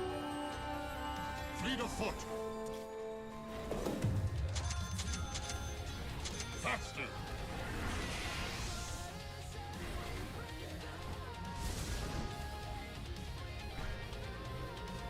That way.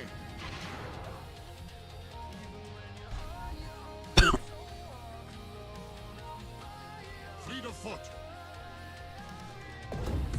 Try to go on arc. Come now. Advance. Go. Let me initiate. Let me initiate.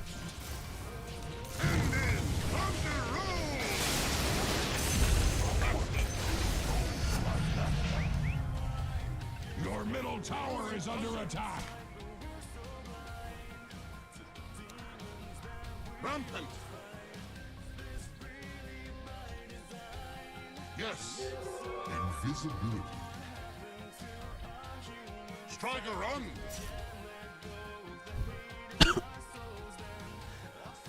That way. Alright, well played. The dead.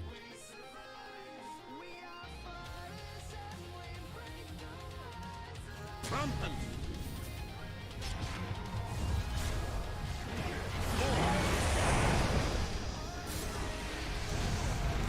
Deja vu. Striker runs. Rolling thunder.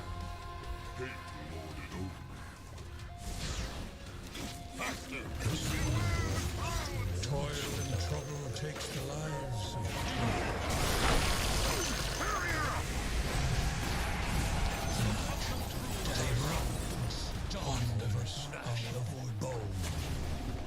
Yes. Your top tower is being hacked to pieces. The enemy's middle tower has We can go bottom, control the bottom area. that way. Rolling thunder.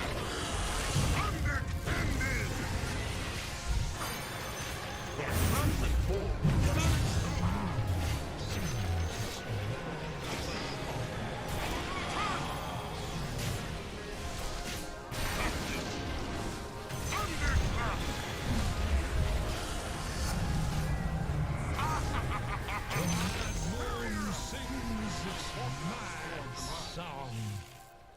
Advance.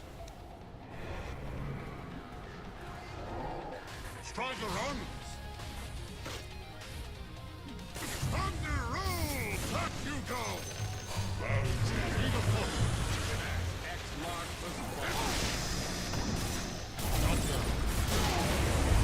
You set sail or fail.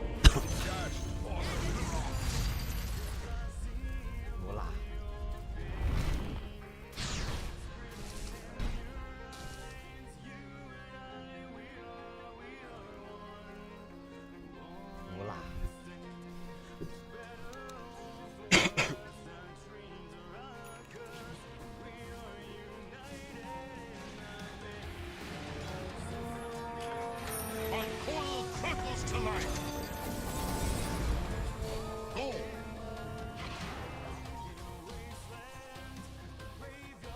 Come now.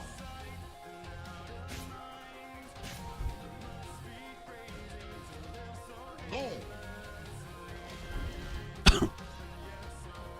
Striker runs.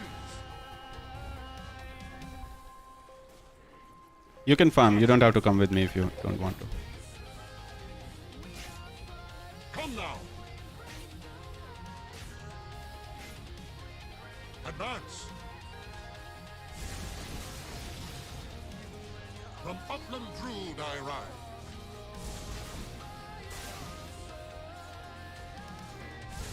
That way. Fleet of foot. Can you stick with me, Zeus? If Titan comes, we can try to kill him. Rolling thunder.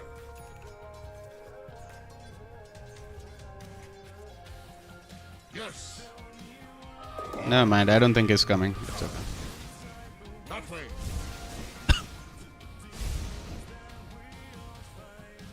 Rolling thunder.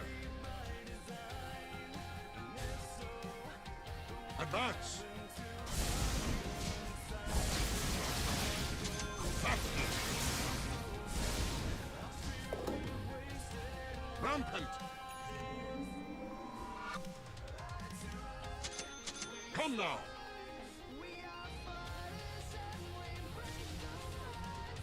Go.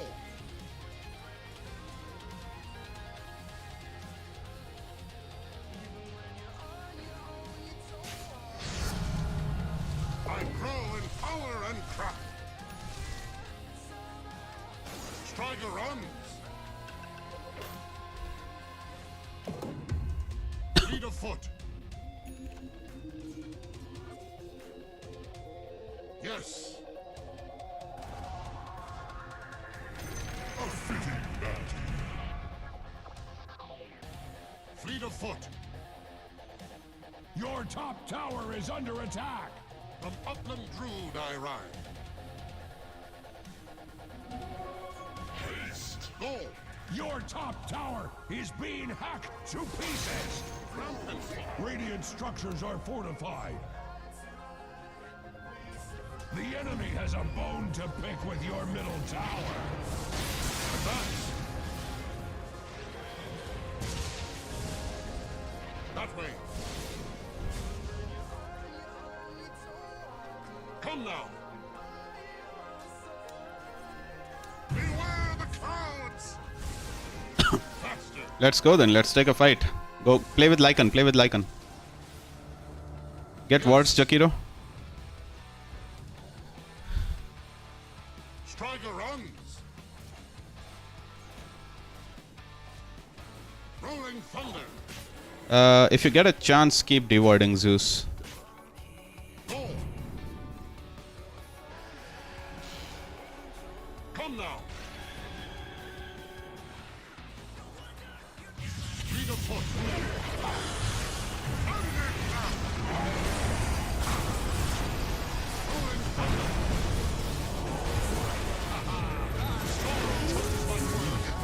Bad initiation.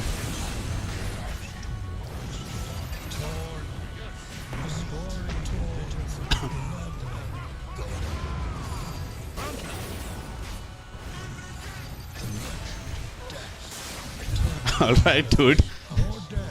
Alright, what the fuck? That way.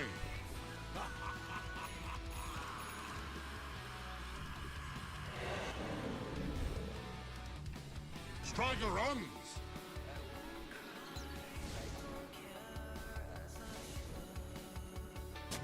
Yes. Your sword falters. Fleet of foot. Advance. That way. Rolling thunder. The enemy has a bone to pick with your middle tower. As long as we have mana on Zeus, we can fight. I have ult. Your middle tower is under attack. Striker runs.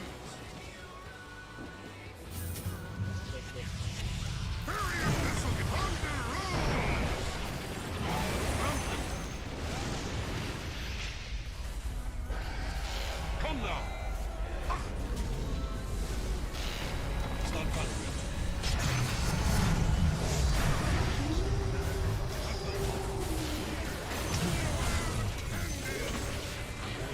Rolling thunder. I'm under attack. Advance. Go tier 3. Go tier 3. Faster. The enemy's bottom tower has fallen. More like that, please. Thunder rules.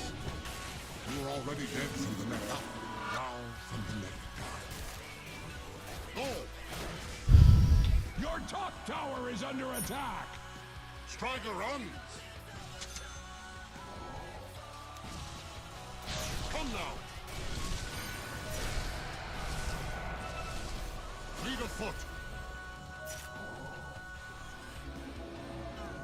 Rampant. Rolling thunder. Come now. Yes. Go. Advance. Rampant. Invisibility. Fleet of foot. Striker runs. Faster.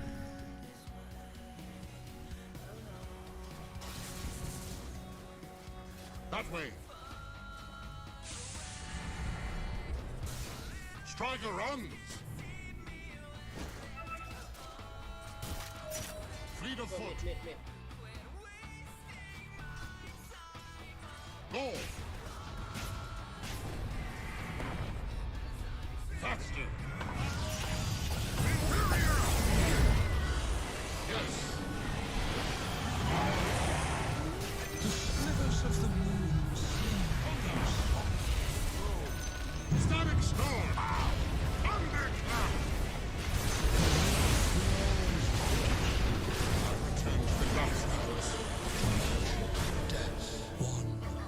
Did he have something to reach there? Just push, just push. Don't chase too far. towers are fortified, just like Axe.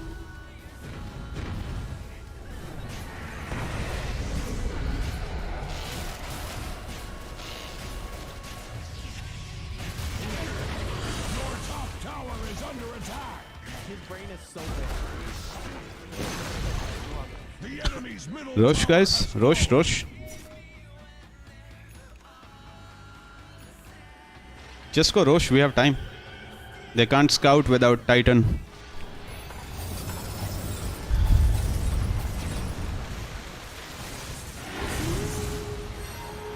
Too greedy.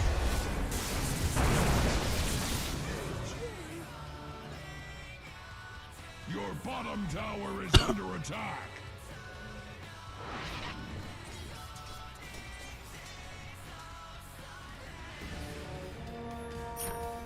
None shall be spared. From upland Druid I ride. Rolling thunder. Rampant. That way.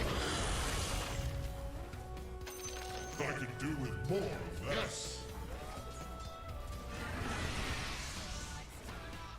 Go. Not yet. Go. Faster. It's going to beware the clouds. I prove crafty as all it takes to kill you. Striker runs. Come now. Rolling thunder. Connect up. Jakiro, do you have sentry? Fleet of foot. That way.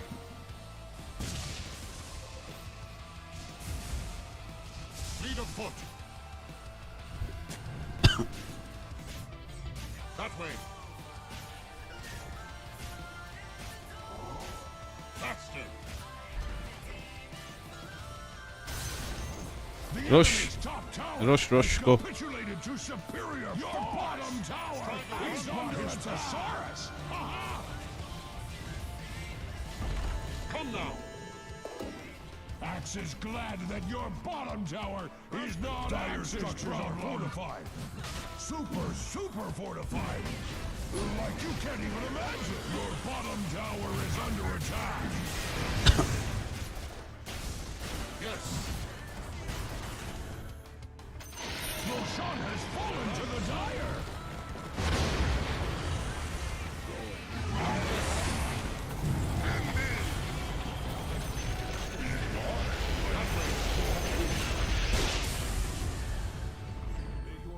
Striker runs.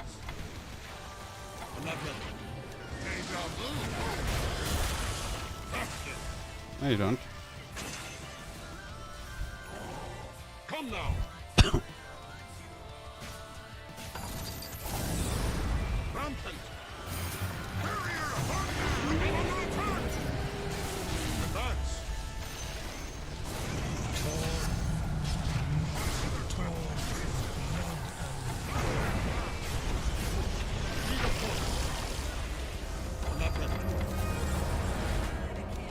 Storming in.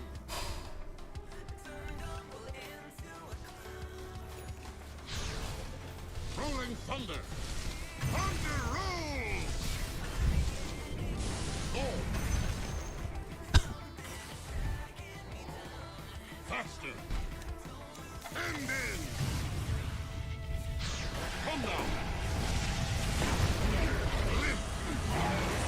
Striker runs.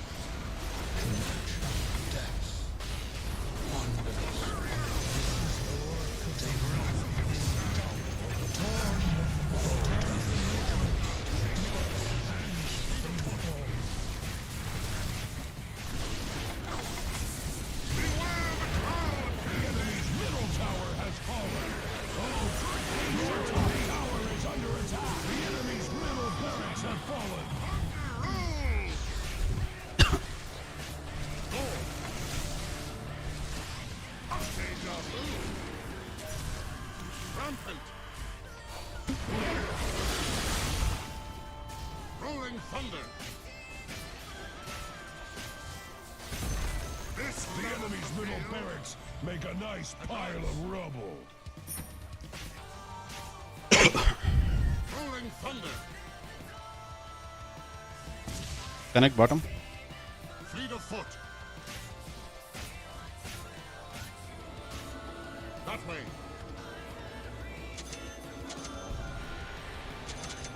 Yes. Faster. Thunderclap. Probably should be rushing. Your top tower is under attack.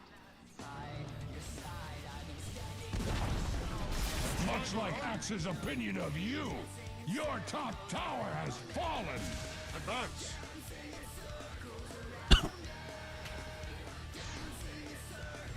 Rampant. Go. Striker runs.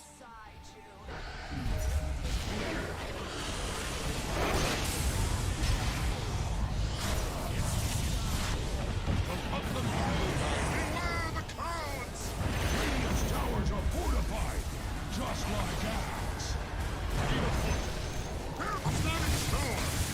Beware the clouds! Come now.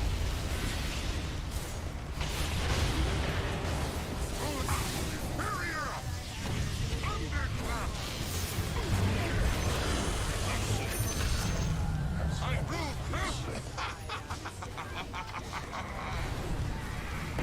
Yes, I'm under a thunder roll ended! Let me go! Advance! Go! Stricken! I can do with more than that. This levels the field. Rampant!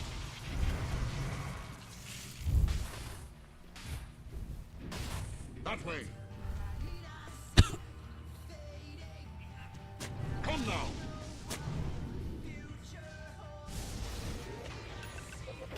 Force staff. Faster.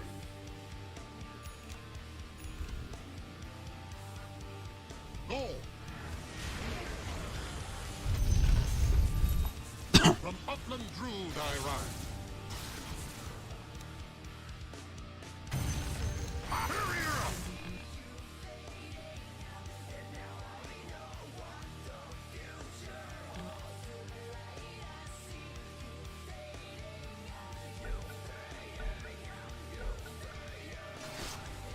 Advance!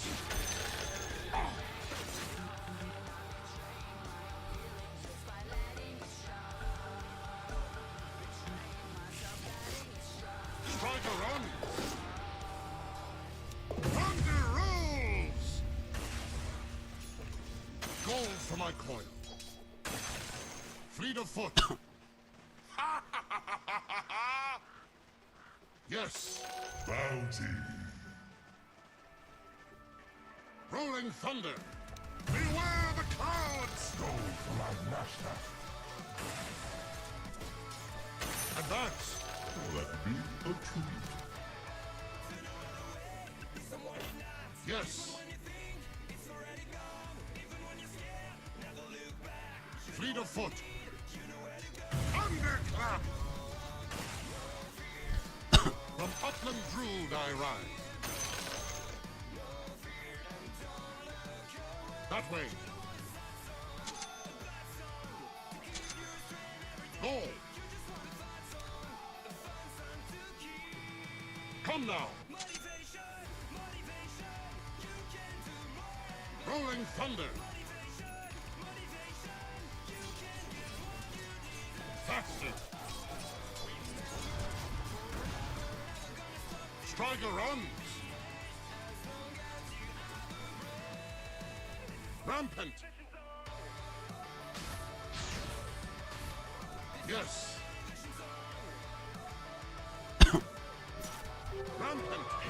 Get your BKBs up, guys. They can't kill you if they cannot control you. I mean, if Stomp, Kunkka and Arc Warden is bothering you, you should go BKB.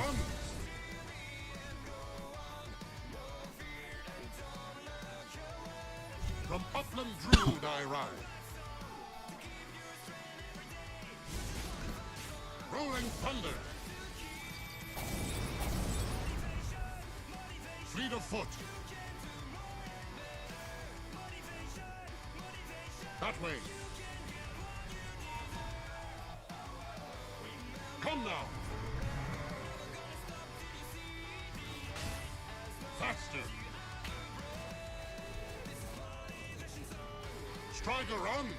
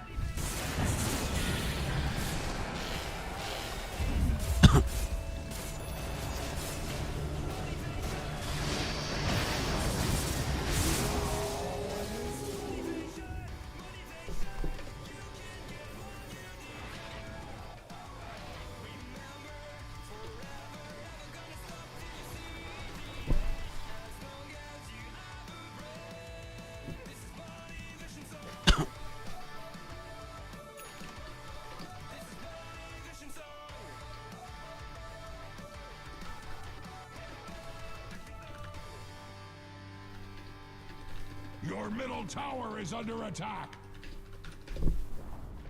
Your middle tower has fallen. The fallen tribe rises again. Faster.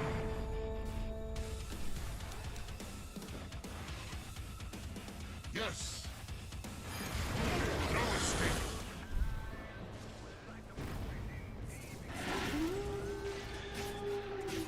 Come now.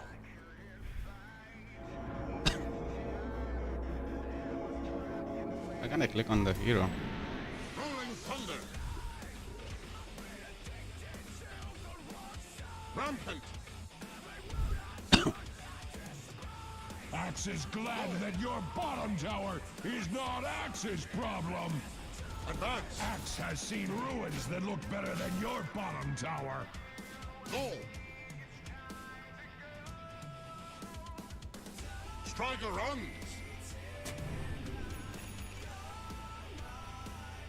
Rolling thunder. That way.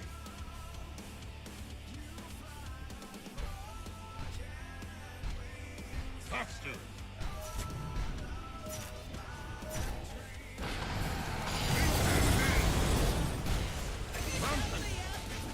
Your bottom tower is under attack. Oh. Yes. Rosh. Go Rosh. Your bottom tower is under attack.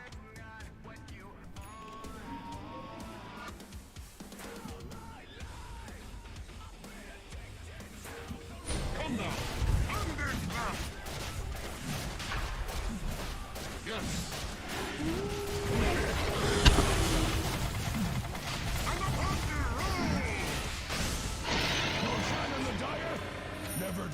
Zeus? Okay, never mind. Striker runs. Rampant. Axe is glad that your bottom tower is not Axe's problem. We will fortify once we reach high ground. Your bottom tower is under attack.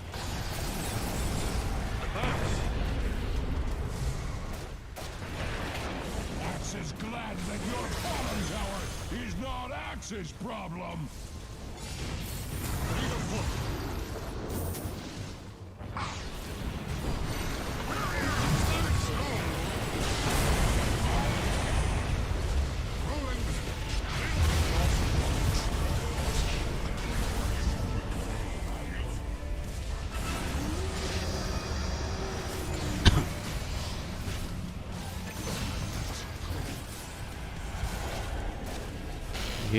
He lost his ages already.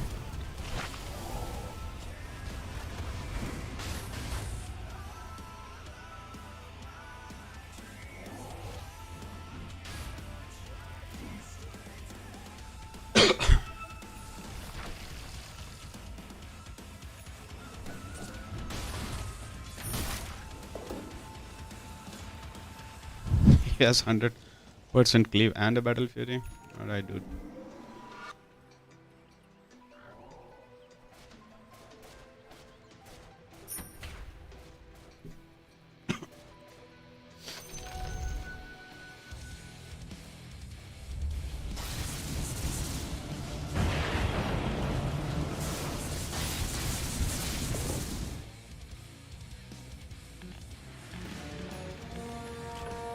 From upland Druid I ride. Go!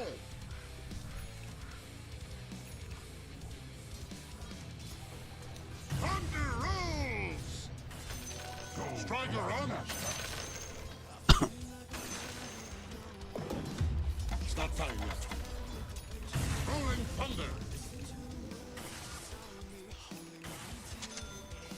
Faster! Thunderclap! Yes! Rampant!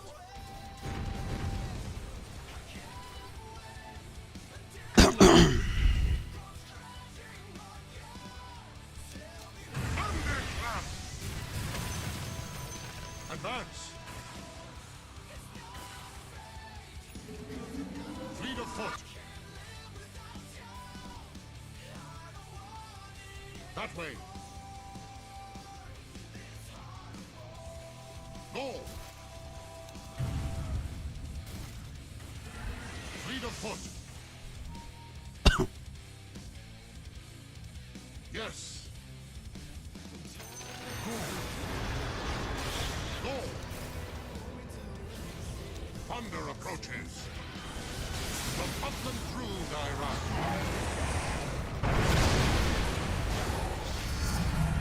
I'm well touched to my craft! Rolling thunder!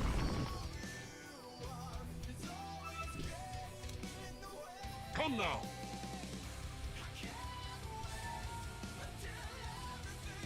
Faster! Advance! Even I beware the clouds! That way! From upland Druid I ride. Striker runs!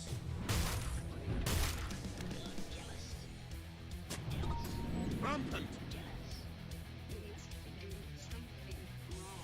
Advance! They'll never see this coming! Rolling thunder! From upland Druid I ride.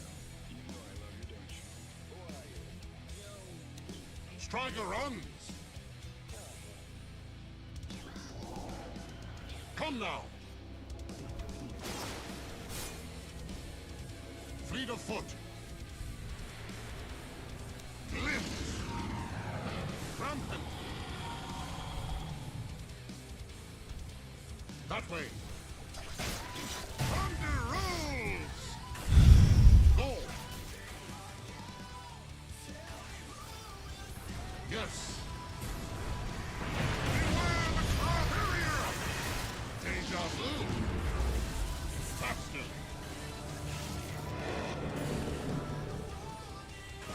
Just what I need! Rolling thunder!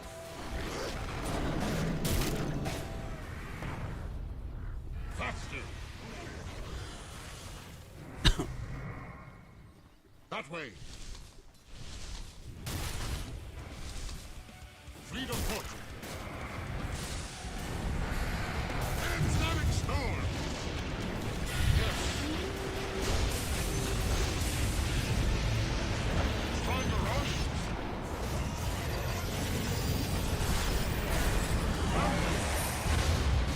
Barrier hunted. With a counter. I'm under attack. Back you go. Thunderclap. End in. Advance. Lift. Beware the clouds. End in.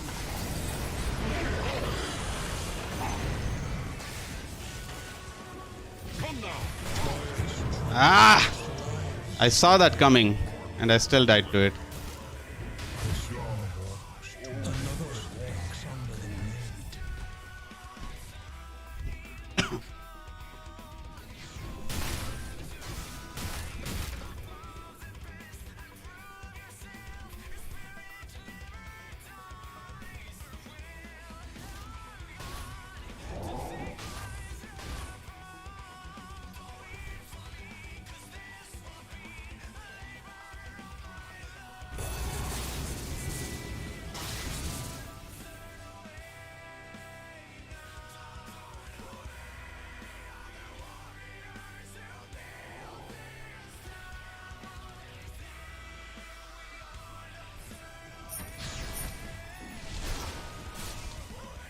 Your middle tower is under attack. Like Axe, the dire structures cannot be hurt. The enemy has a bone to pick with your middle tower. Come on, backdoor. Your middle tower has fallen. Axe was not involved. Your middle tower is under attack. Baxter. Dire structures can take all the hurt Radiant cares to heap upon it. Static storm.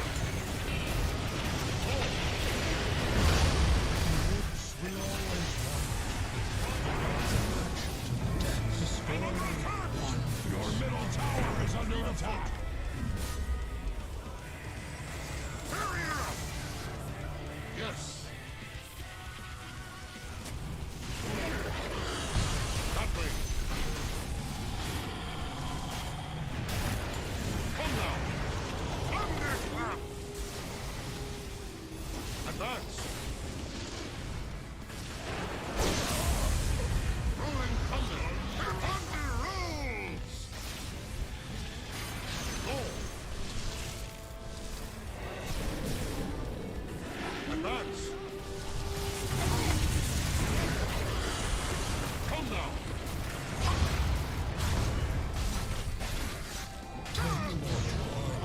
The enemy has a bone to pick with your middle tower. Rolling thunder. You broke the enemy's bottom tower. Axe approves. Rampant. Fleet of foot. Thunderclap. Riding high. Trying to run. End in. I'm not ready. Beware the clouds. Faster.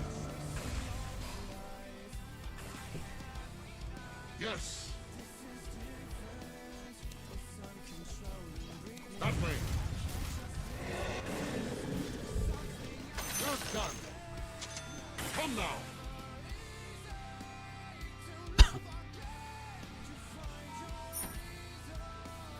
From Upland Druid I ride.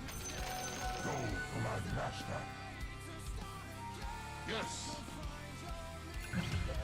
This changes things. Fleet of foot. Go. That way. Rampant. Rolling thunder. Is it up? Advance.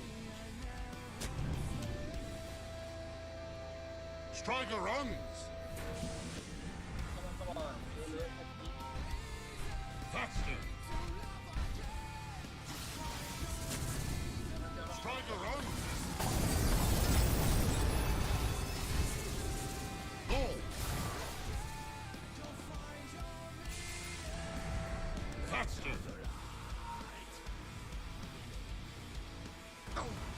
Beware the clouds! Come now! Fleet of foot! Thunder rules! Rampant! The Dire have cut Roshan down into little pieces! Your top tower is being hacked! Catch this guy. Advance! Yes!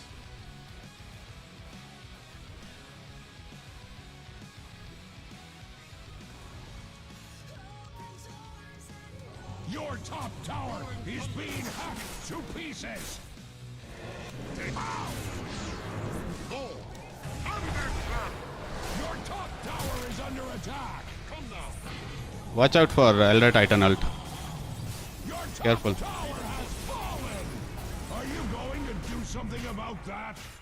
That way! Advance! Rolling thunder! Strike a run! The Tempest tossed you. Yes! Your top tower is under attack! Thunderclap! Your top tower is under attack! Bottom barracks have fallen! Your top tower has fallen! Trying to run! Your top barracks are under attack! The puppet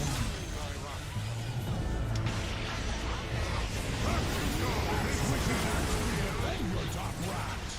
Look at your racks! Now look at us! Only one of us is your top barracks are under attack! Axe is tempted to join the party!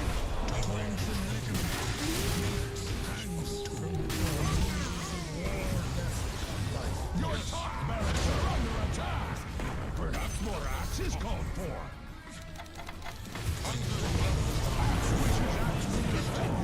Your top barracks have failed you! Curse your top barracks!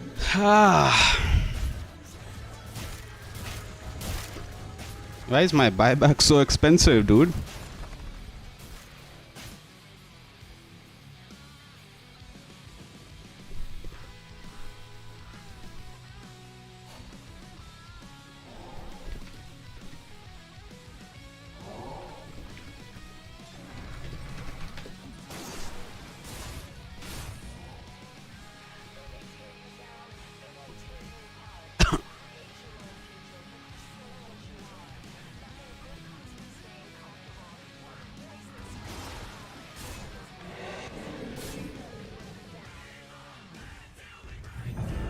Your middle tower is under attack!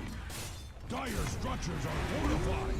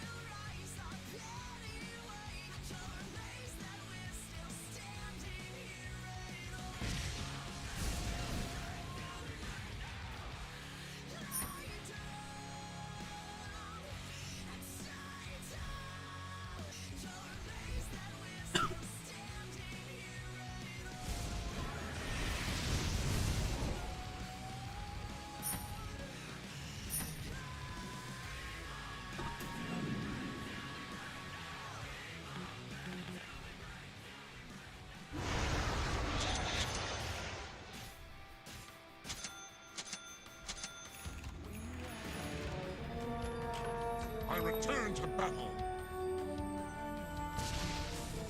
Faster. Come now.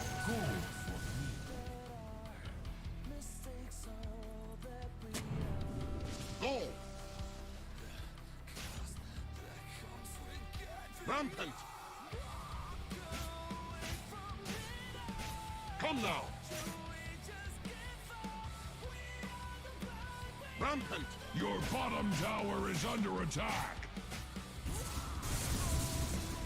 That way! Your bottom tower is under attack! Advance! Your bottom tower has fallen! Axe needs something to chop! Fleet of foot! That's it! Striker runs! Gold for my coin! Yes! Back you go! Beware the clouds! Gold! My other map increases! Come now! End in! Thunder roll! Lift! Rolling thunder! Radiant structures are fortified!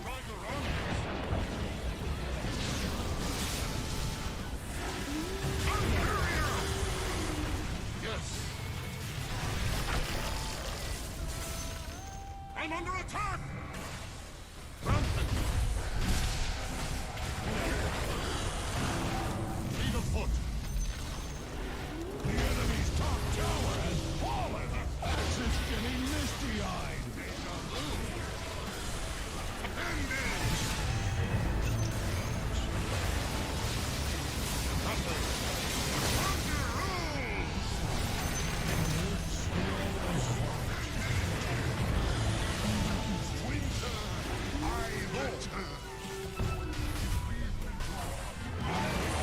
Yes. The enemy's middle tower has fallen. Fleet of foot. Athletic storm.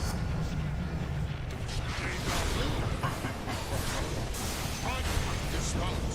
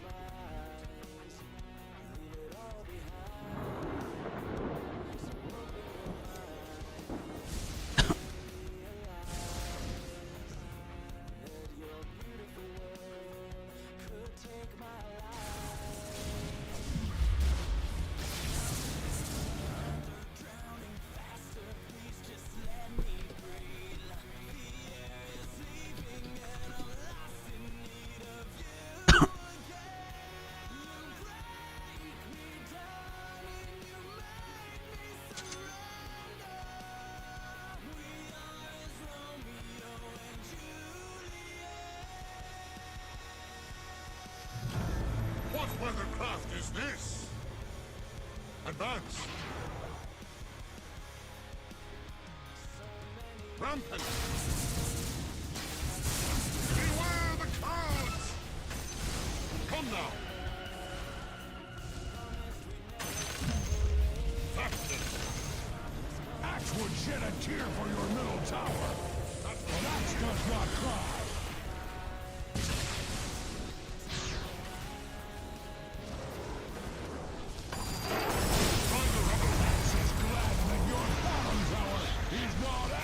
Problem.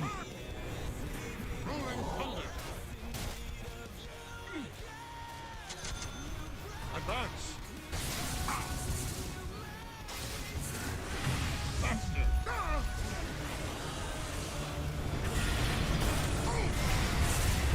Come now. Your bottom tower is under attack. Yes. Athletic storm.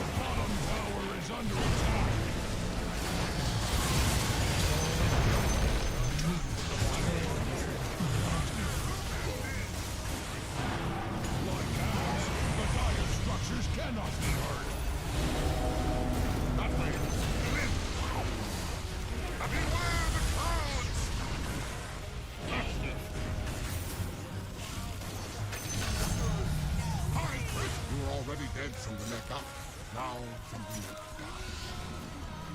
Go! Not yet. Come down. Yes. Rolling thunder. Striker runs. Fleet of fire. Thunder rolls. Advance. Rampant.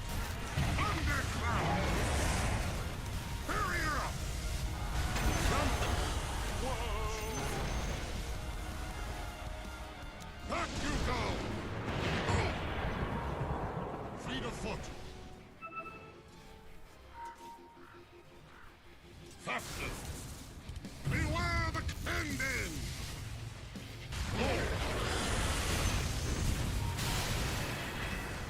Come now. Thunderclap. That way. Gorosh, LS Gorosh. Yes.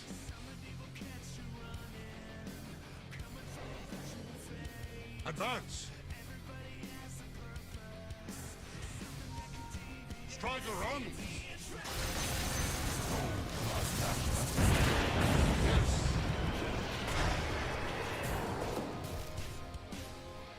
Storm at deja vu. I'm under attack. Fleet of foot. Striker run. Beware the clouds. Storm slay. Rampant. Go help him. Advance. Go. Good.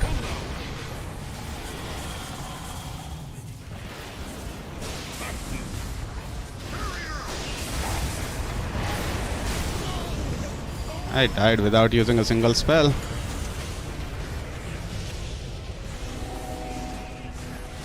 This might be GG actually.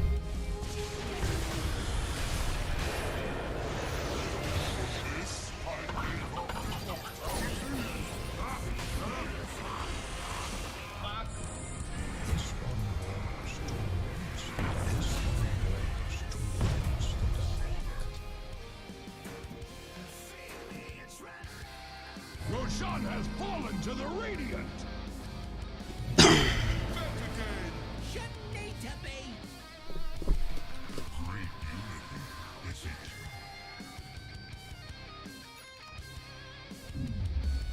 Your middle barracks are under attack.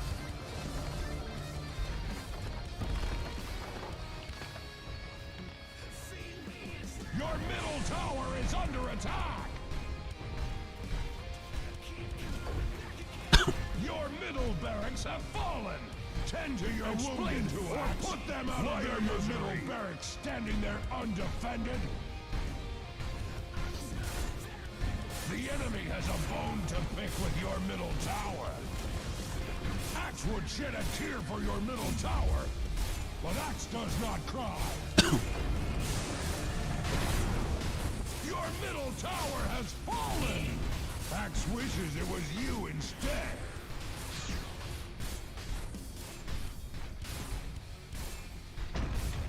Radiant victory!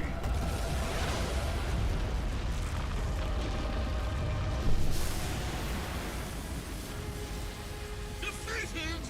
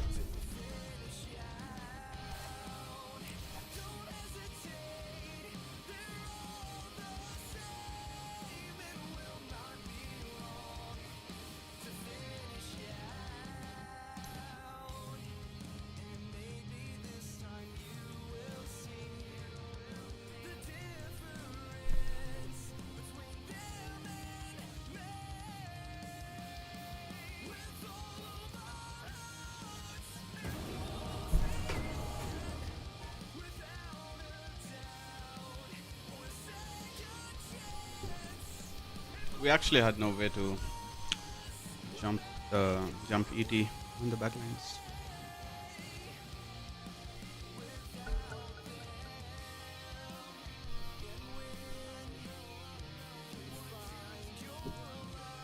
Your turn to ban.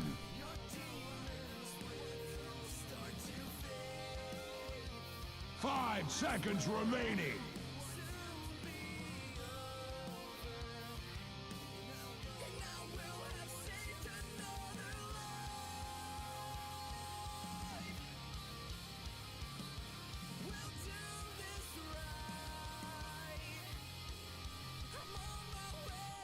Ten seconds remaining. 5 seconds remaining.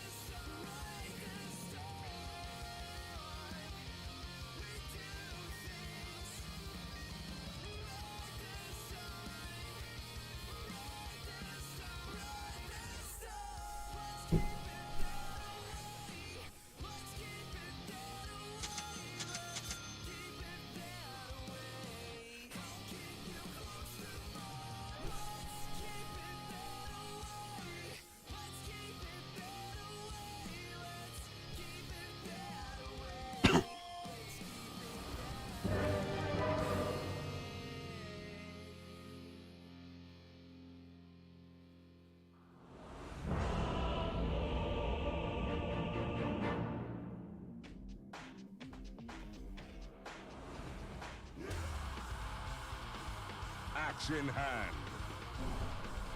Into war's teeth. Axe is calling. Prepare for battle.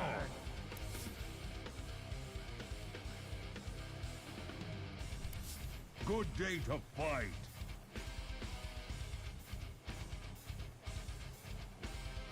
Rest is for the dead.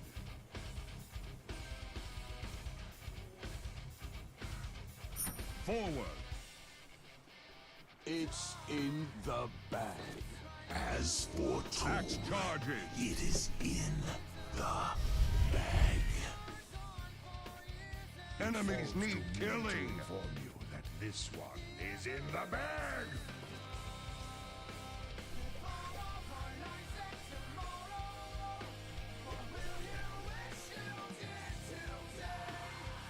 "30 seconds to battle.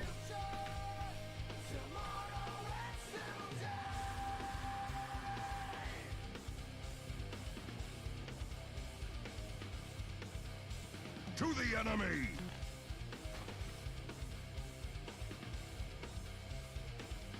Cut and run.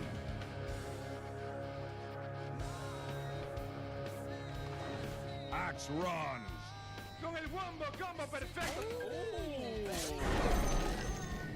Let the carnage begin. Fight if you can. To battle.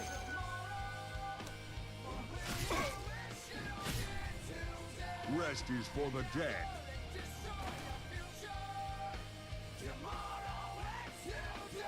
To battle.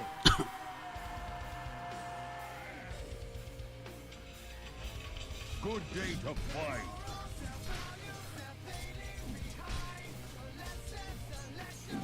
Cut and run.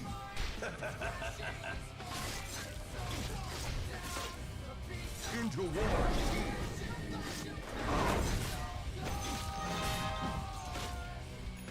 Axe charging. Axe is under attack. Enemies need killing.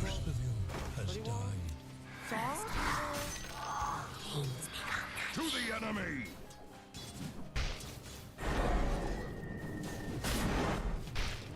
Here comes the axe. You get nothing.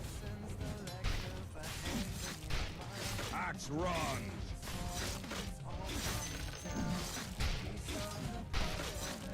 Forward.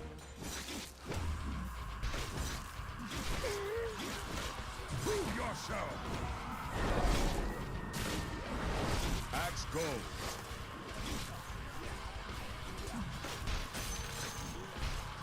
Wet my blade.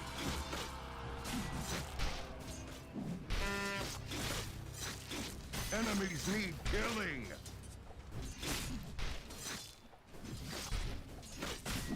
Into war's teeth. 留的。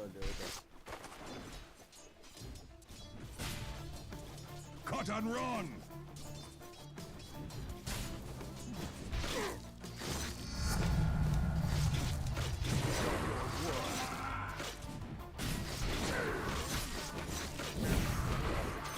Takes all.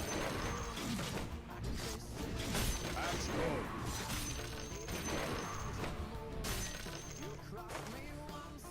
Axe runs.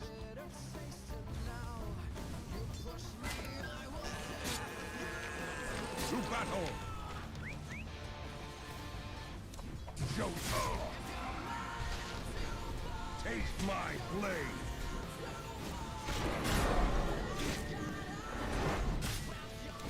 Forward.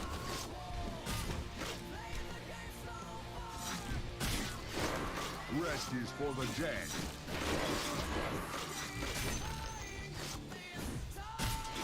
Axe, prove yourself.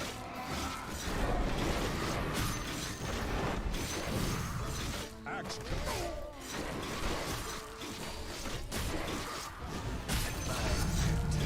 Good day to fight.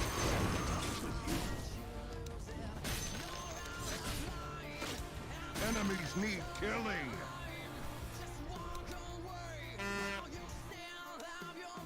Axe go. Fight if you can. Rest is for the dead.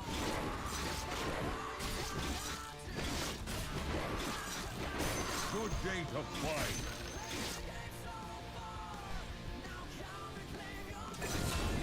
A slice of the action.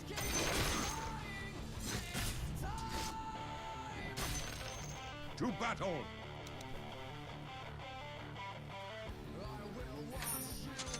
Axe charges.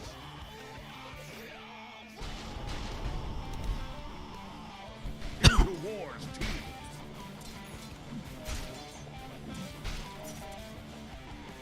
Cut and run. I was meant to have this. To the enemy.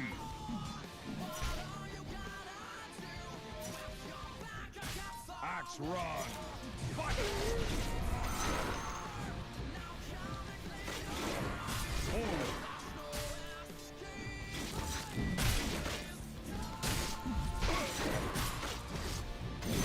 Axe brings the axe. Axe gains strength. Attack!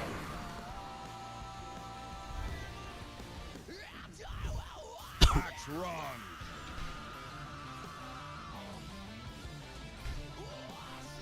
Axe goes.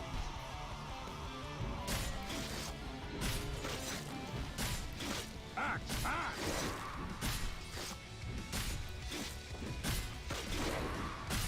Axe trades in death.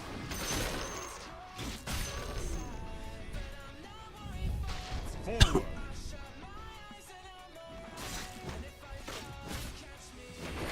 Axe brings the axe.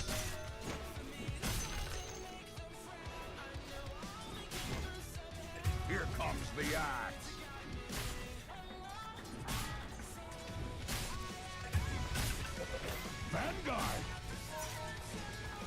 Vanguard! Prove yourself! Axe charges!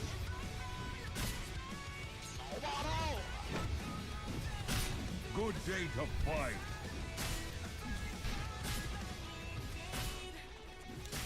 Show your work!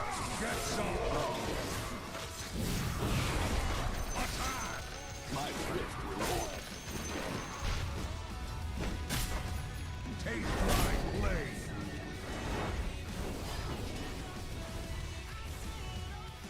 To the enemy! Prove yourself! Axe trades in death! Axe is under attack! To battle!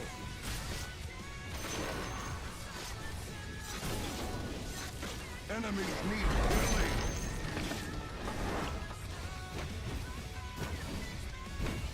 Radiant structures are fortified with 12 important vitamins and minerals! Fight if you can! Rest is for the dead!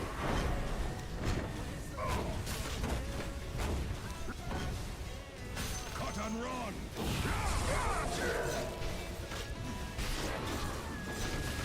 Axe attacks!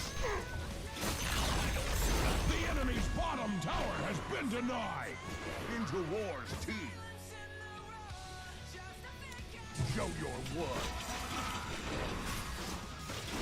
Rest is for the dead!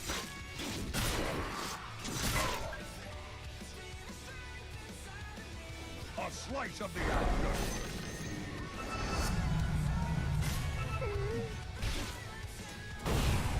Enemies need killing!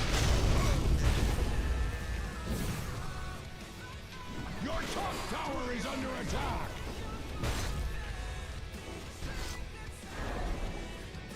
Axe chop! Axe cuts no more! Puny Radiant hides behind their fortifications!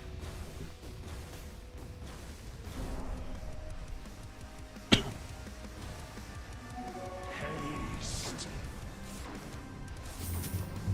Not so safe harbor, eh?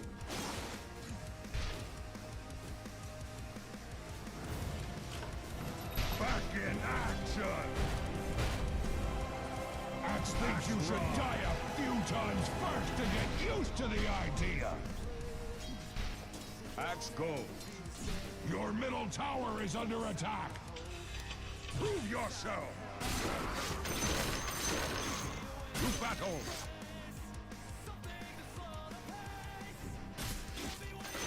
Good day to fight!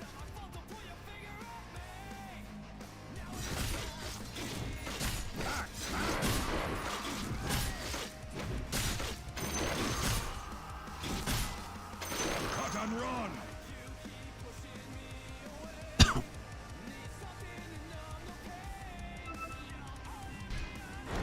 Forward! Show your work! Cut and run!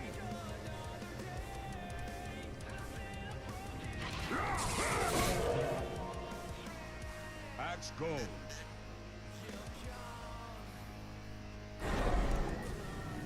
Enemies need killing!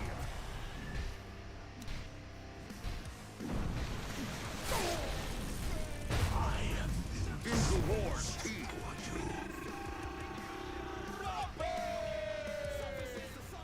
To battle!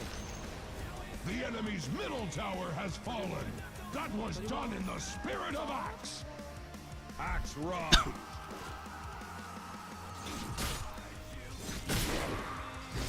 To the enemy!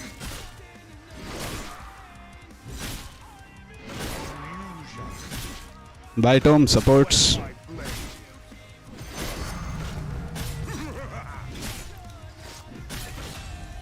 Forward!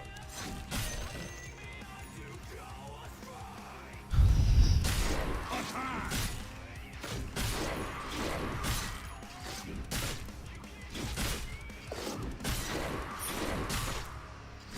Rest is for the dead.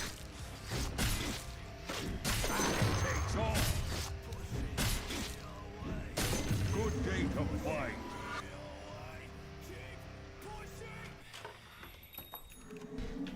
Axe charges.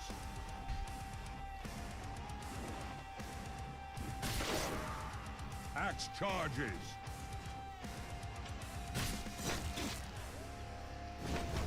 To the enemy.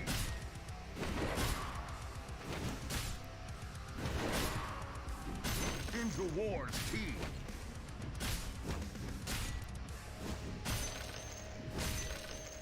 Forward.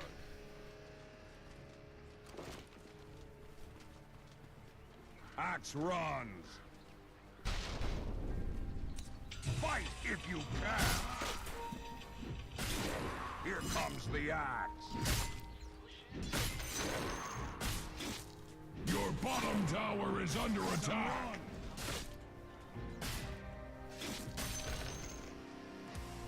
Rest is for the dead.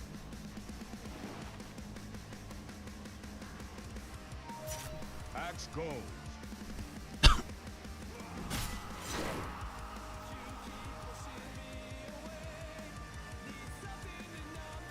Good day to fight.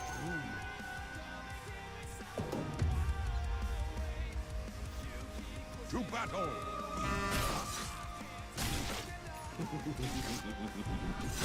Axe brings the axe.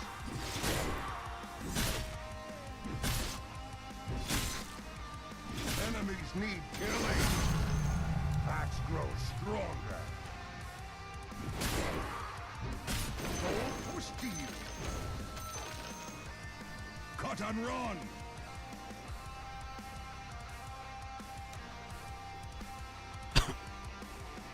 To battle.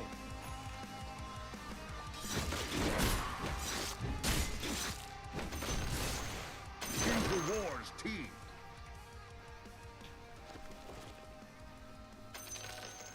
Axe goes.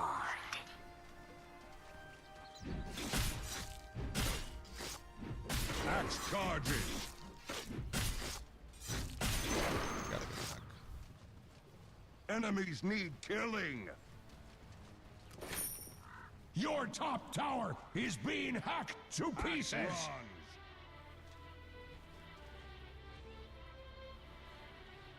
Good day to fight.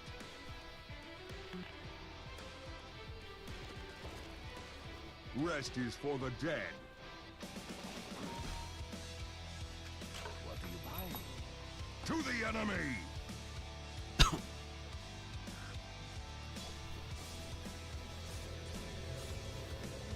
Forward. I have blink. Axe runs. Fight if you can. Good day to fight.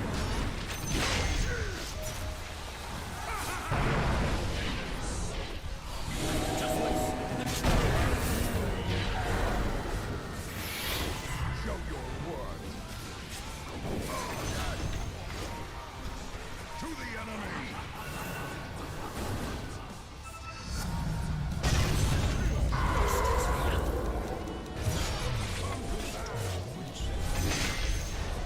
Rest is for the dead. Your bottom tower is under attack.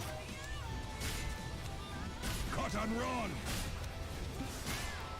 Puny Radiant hides behind their fortification. Axe is glad that your bottom tower is not Axe's problem. Your bottom tower is under attack. Enemies need killing. Come and get it. Dire structures can take all the hurt Radiant cares to. The enemy's top tower has capitulated to superior force. Give me mana. Anybody has mana? Is thesaurus. Aha!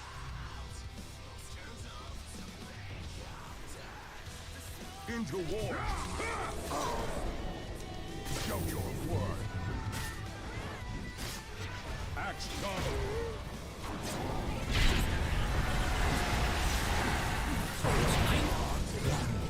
Ah. You are nothing. Get out, Spectre. My bad. He has Chrono.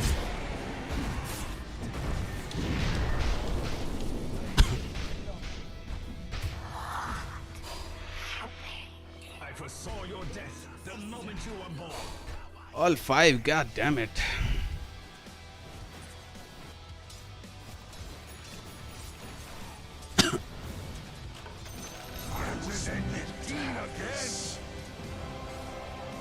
Good game of fight.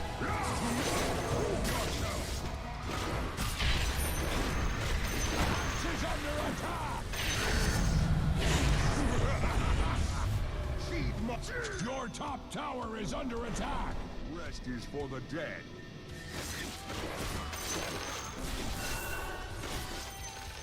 Enemies need killing.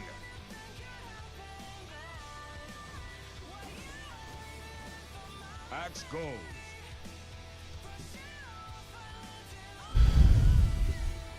To the enemy.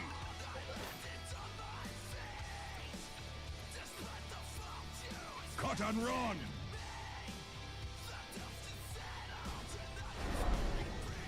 To battle.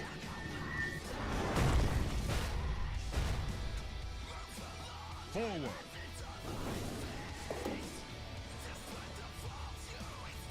Smoke on wide. Can we?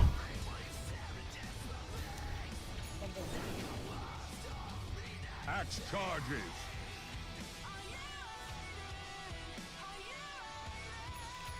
Let me get this camp, maybe, Spectre. I can get my blade mill.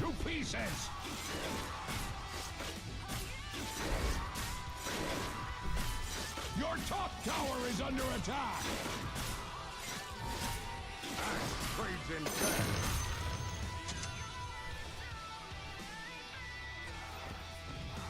Axe run.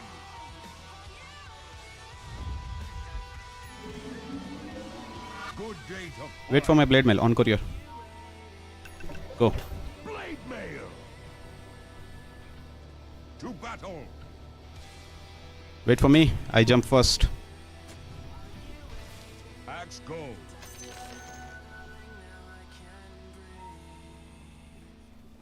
Into war. The enemy has a bone to pick with your middle tower.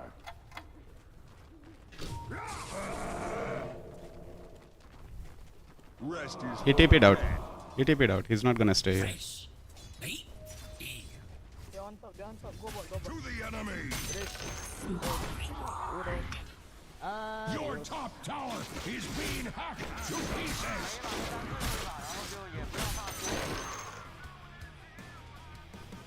Your top tower is under attack.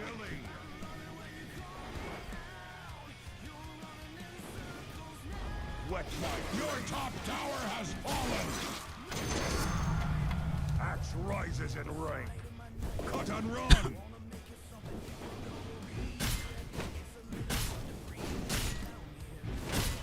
Your middle tower is under attack.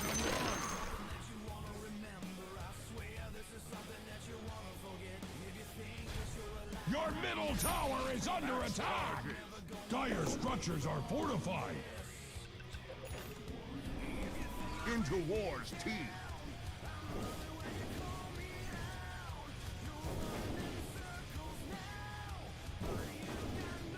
Forward.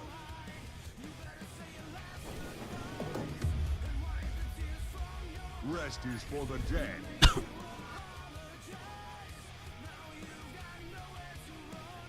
To battle.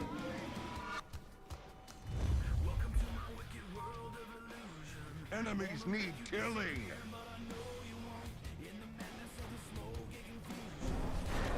Axe run.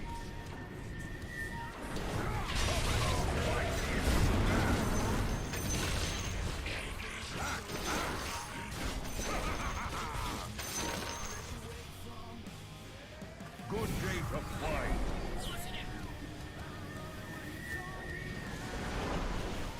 To the enemy.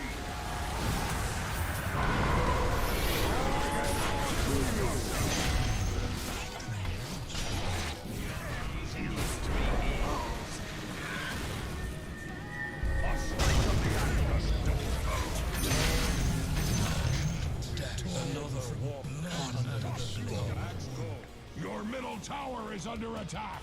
Mana, arcane. No, okay. Axe charges. Your middle tower is under attack! To battles!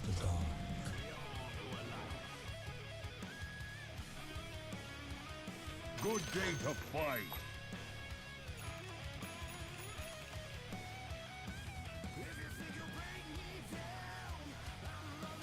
Forward! Act live! Enemies need killing!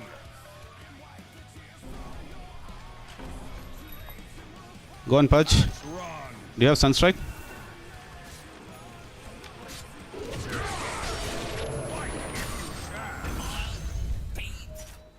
Into war's teeth!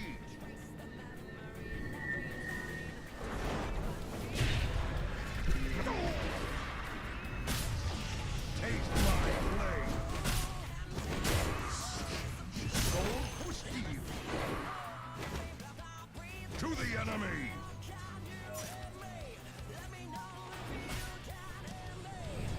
Rest is for the dead! The enemy has a bone to pick with your middle tower!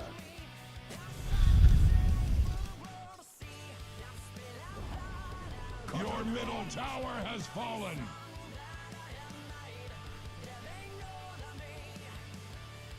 Axe rise!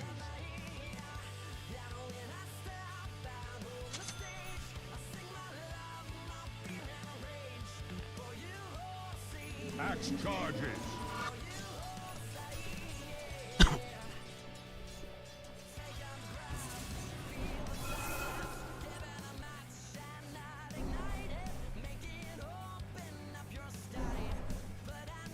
Cut and run!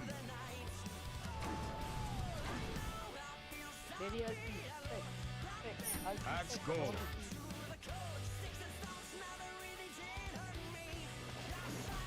Your middle tower is under attack!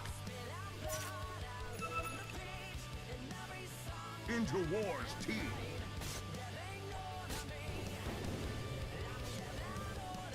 To the enemy! Show your worth! Axe trades in death! Taste the axe! Not this axe! That axe! To battle!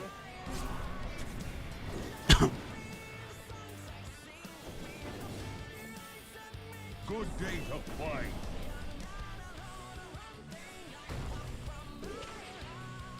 Watch mid. Watch mid. They have vision. Rest is for the dead.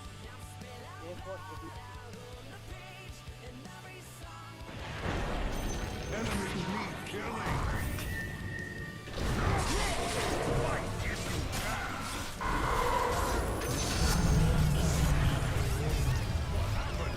Axe happen.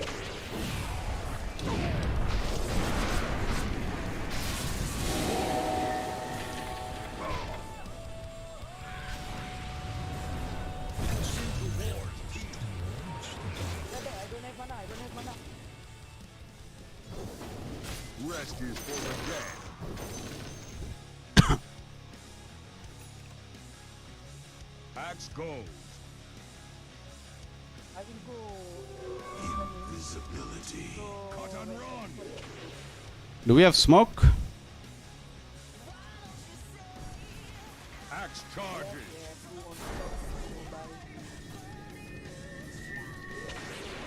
To battle. Show your worth.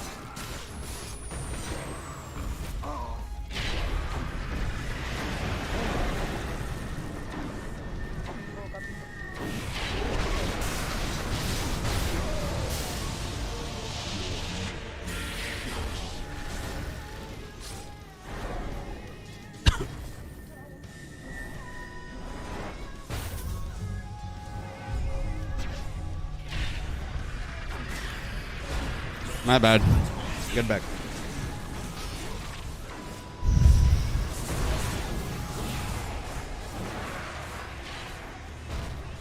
Too deep. Spectre, too deep.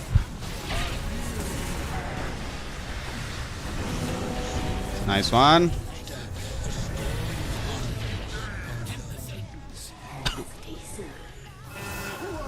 Blasphemy is this?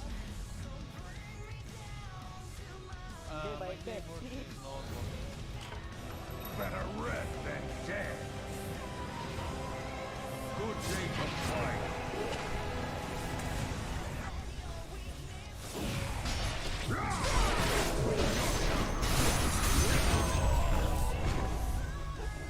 Feel the axe of axe. Enemies need killing. Let's go bottom. Or top. Mid is also fine. Wherever. Up to you guys.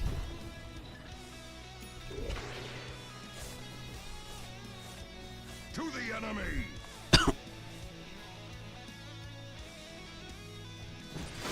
Attack.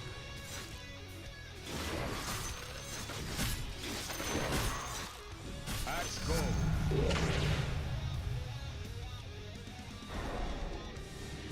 Into war's teeth. I was meant to have this. Forward.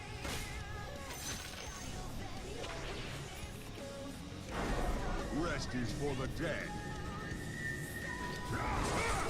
Fight if you can.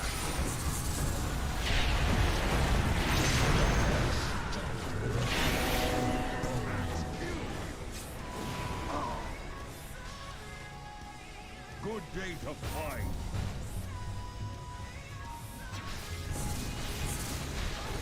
Enemies need killing.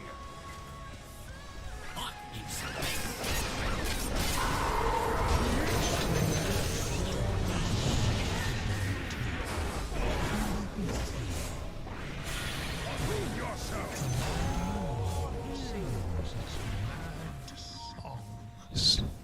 Axe charges. Radiant structures are fortified with 12 important vitamins and minerals.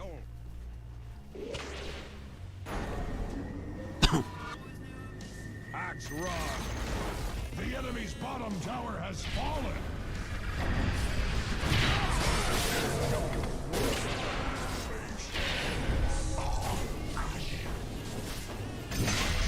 Death wanders alone. You first. To the enemy.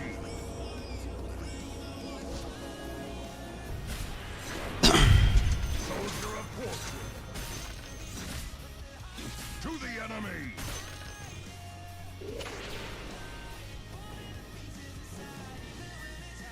Into war's teeth.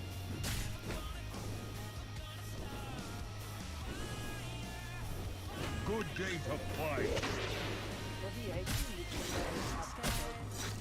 Your volume's too low, Invoker. Can't hear you. Charges. Maybe OD can buy Atto, so it will be easy for X to score. Actually, 4 staff. Get us out of the pit of malice. We need 4 staff on supports. He already has it. Watch mid, watch mid. Axe run. Atto will be good. Mid.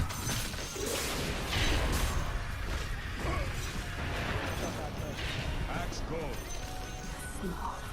Get out, get out. That I may not falter in my flight. To battle.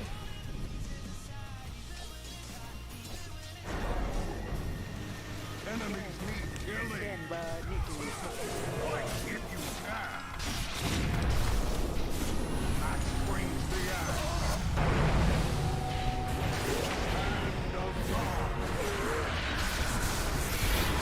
I'm out of mana.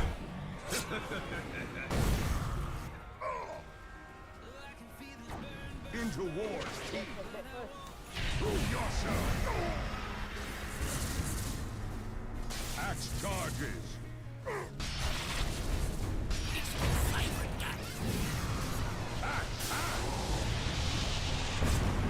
Axe is not ready. Get out, get out. I've run out of mana. Get out. Toil and trouble takes the lives. Axe go. Need something for mana, I suppose.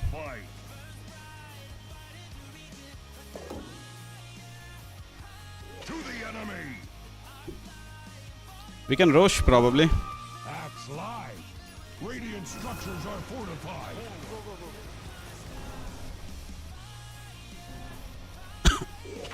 Axe run.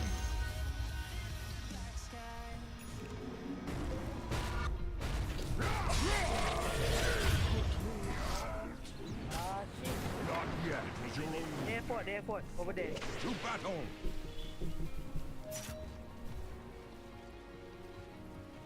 Cut and run.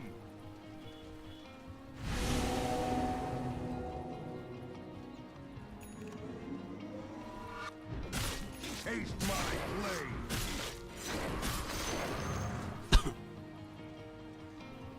Enemies need killing.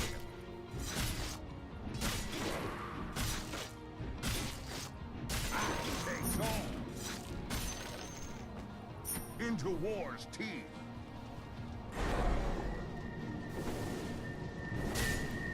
Forward.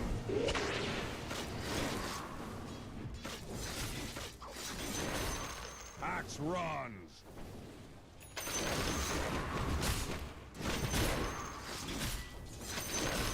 Wet my blade.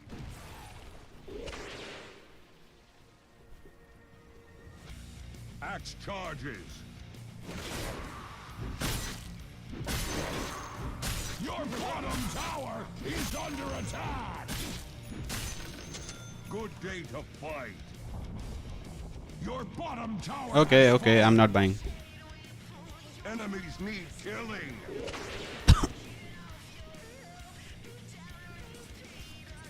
Rest is for the dead.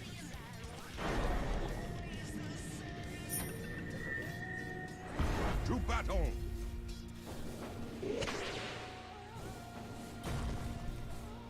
Axe go. They smoke. I can tell you.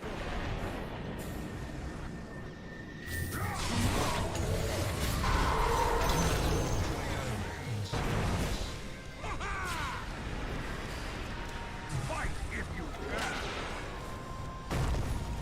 Cut and run.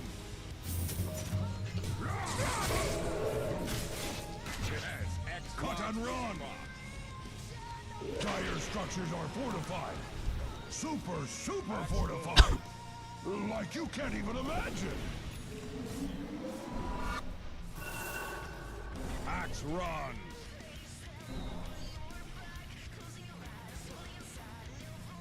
To battle.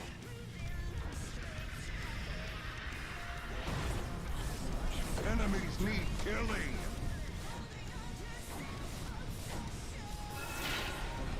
Good day to fight. The enemy's middle tower has surrendered to gravity. Yourself. Whatever, dude. Rest is for the dead. Let's get back, Rosh. Into war's teeth.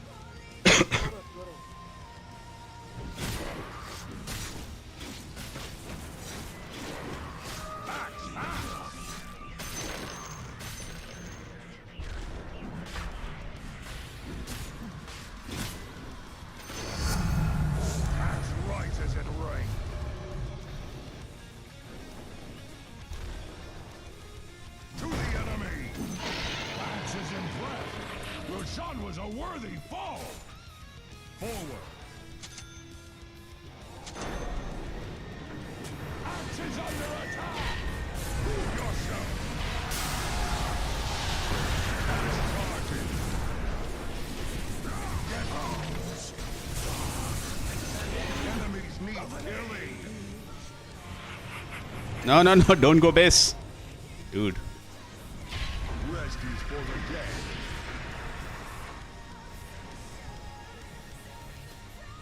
Axe run.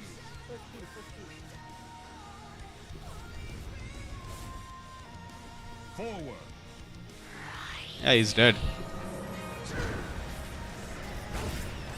Cut and run.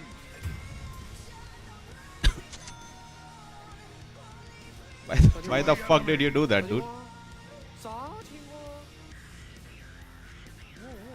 Good day to fight. 宝子们，小飞棍来呢。 Invo Sunstrike. I can TP bot. Into war's teeth. No, when I jump, then. Let's go. I thought you asked me to sunstrike right now. No. Axe charges. Really out of communication, bro. It's okay. We'll get him next time. Axe trades in death. My thrift rewarded. Bro, you can add me. That's why you don't Axe do it. attacks. Illusion.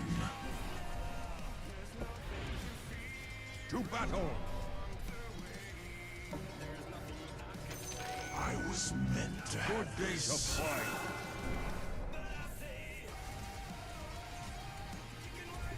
Rest is for the dead.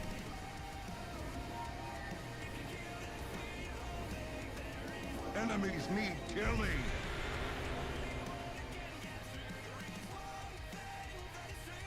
Wanna go? To the enemy. I wanna go on Earthshaker. I wanna wait for him. To battle. So I wait at the call. Show me Earthshaker.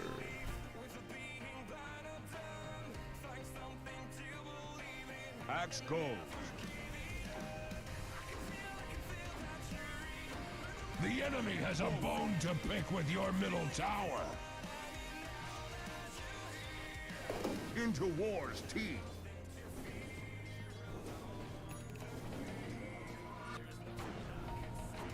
Cut and run. Farm top, Spectre. Farm top. You have ult. You can join whenever we want you. I will commit this to memory. Axe run. Okay. After that, you can TP top.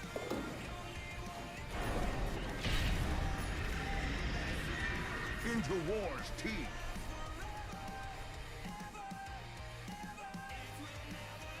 To the enemy.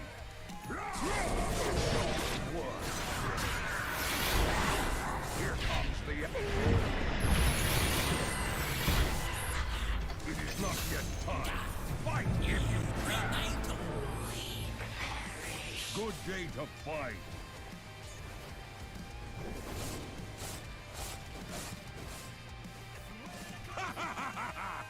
You can go. I have to do. Axe goes. All right. Protect me. I have no BKB. So I have to be anywhere with you. Your top tower is under attack.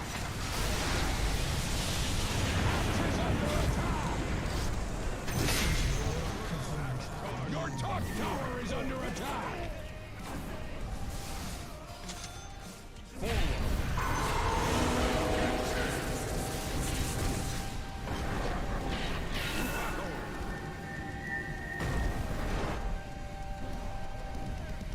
Enemies need killing.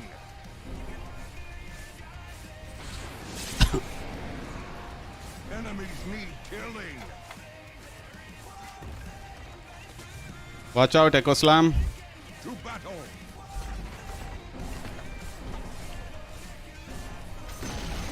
Rescue. The enemy's bottom tower has fallen.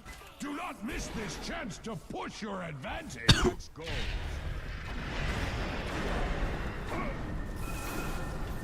Assault Kirax.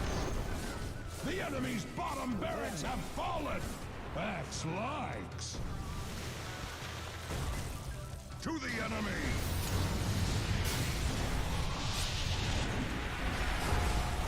Good day to fight. The enemy has had their bottom barracks handed to them.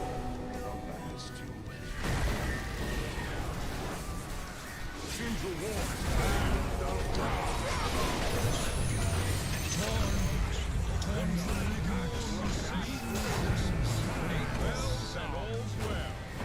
Keep pushing. Mid.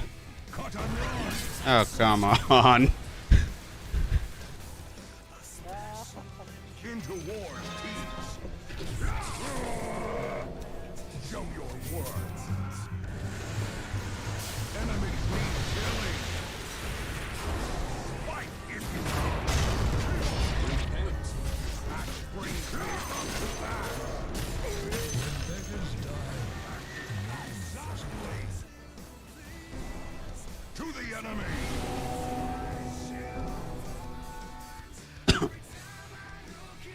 Rest is for the dead.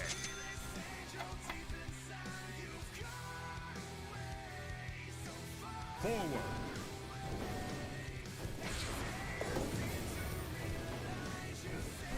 To battle.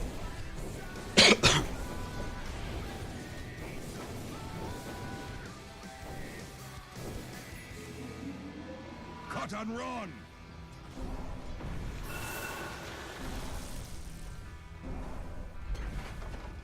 Axe go. The enemy's middle tower has fallen.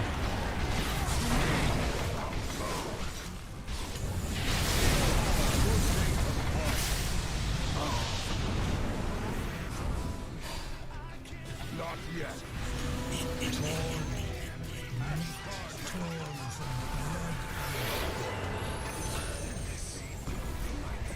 Axe rod.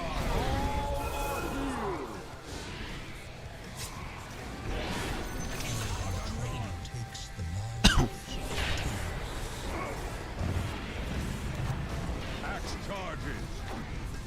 Axe is under attack. Prove yourself. The enemy's middle barracks have fallen. Surprising, given the enemy's middle barracks have fallen. Rest is for the dead.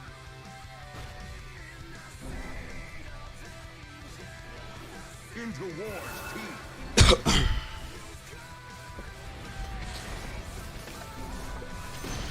To battle. The enemy's top tower has fallen. That was axe-tacular! The enemy's top barracks have been abolished. The enemy's top barracks have fallen. You now have mega creeps. I was meant to have this. Forward. Found unworthy. Axe run.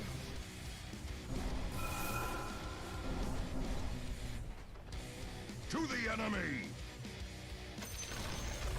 The enemy's middle tower has fallen. Would have been faster with axe. The enemy's middle tower has surrendered to gravity. Rest is for the dead. A healing hand. To the enemy. Axe gains strength. Enemies need killing.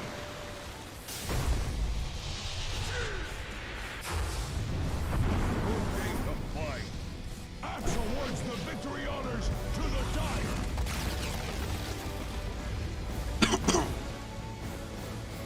Victoria! Did I double down on this? I don't remember. I think I did.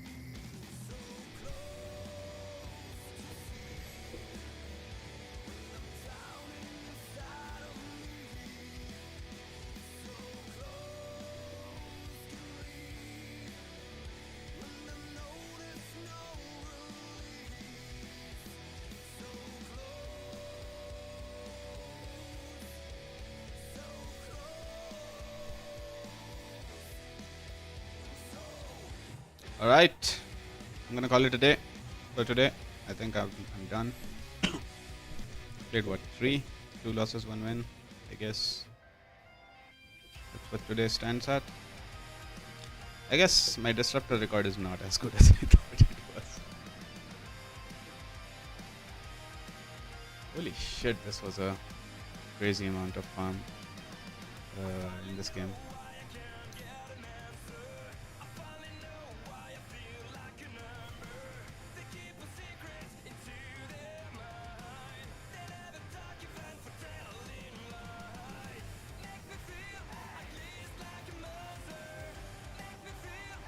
The scepter basically ruined us.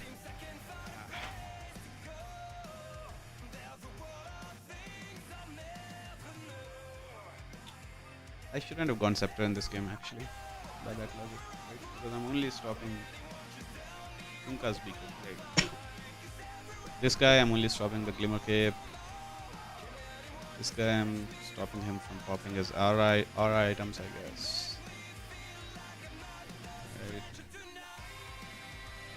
Oh yeah, my scepter wasn't that high value in this game actually.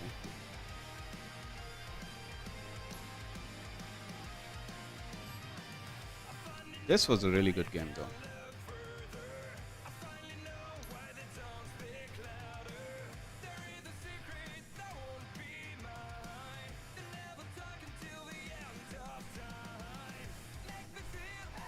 They really hurt Axe by taking his mana regen talent away though.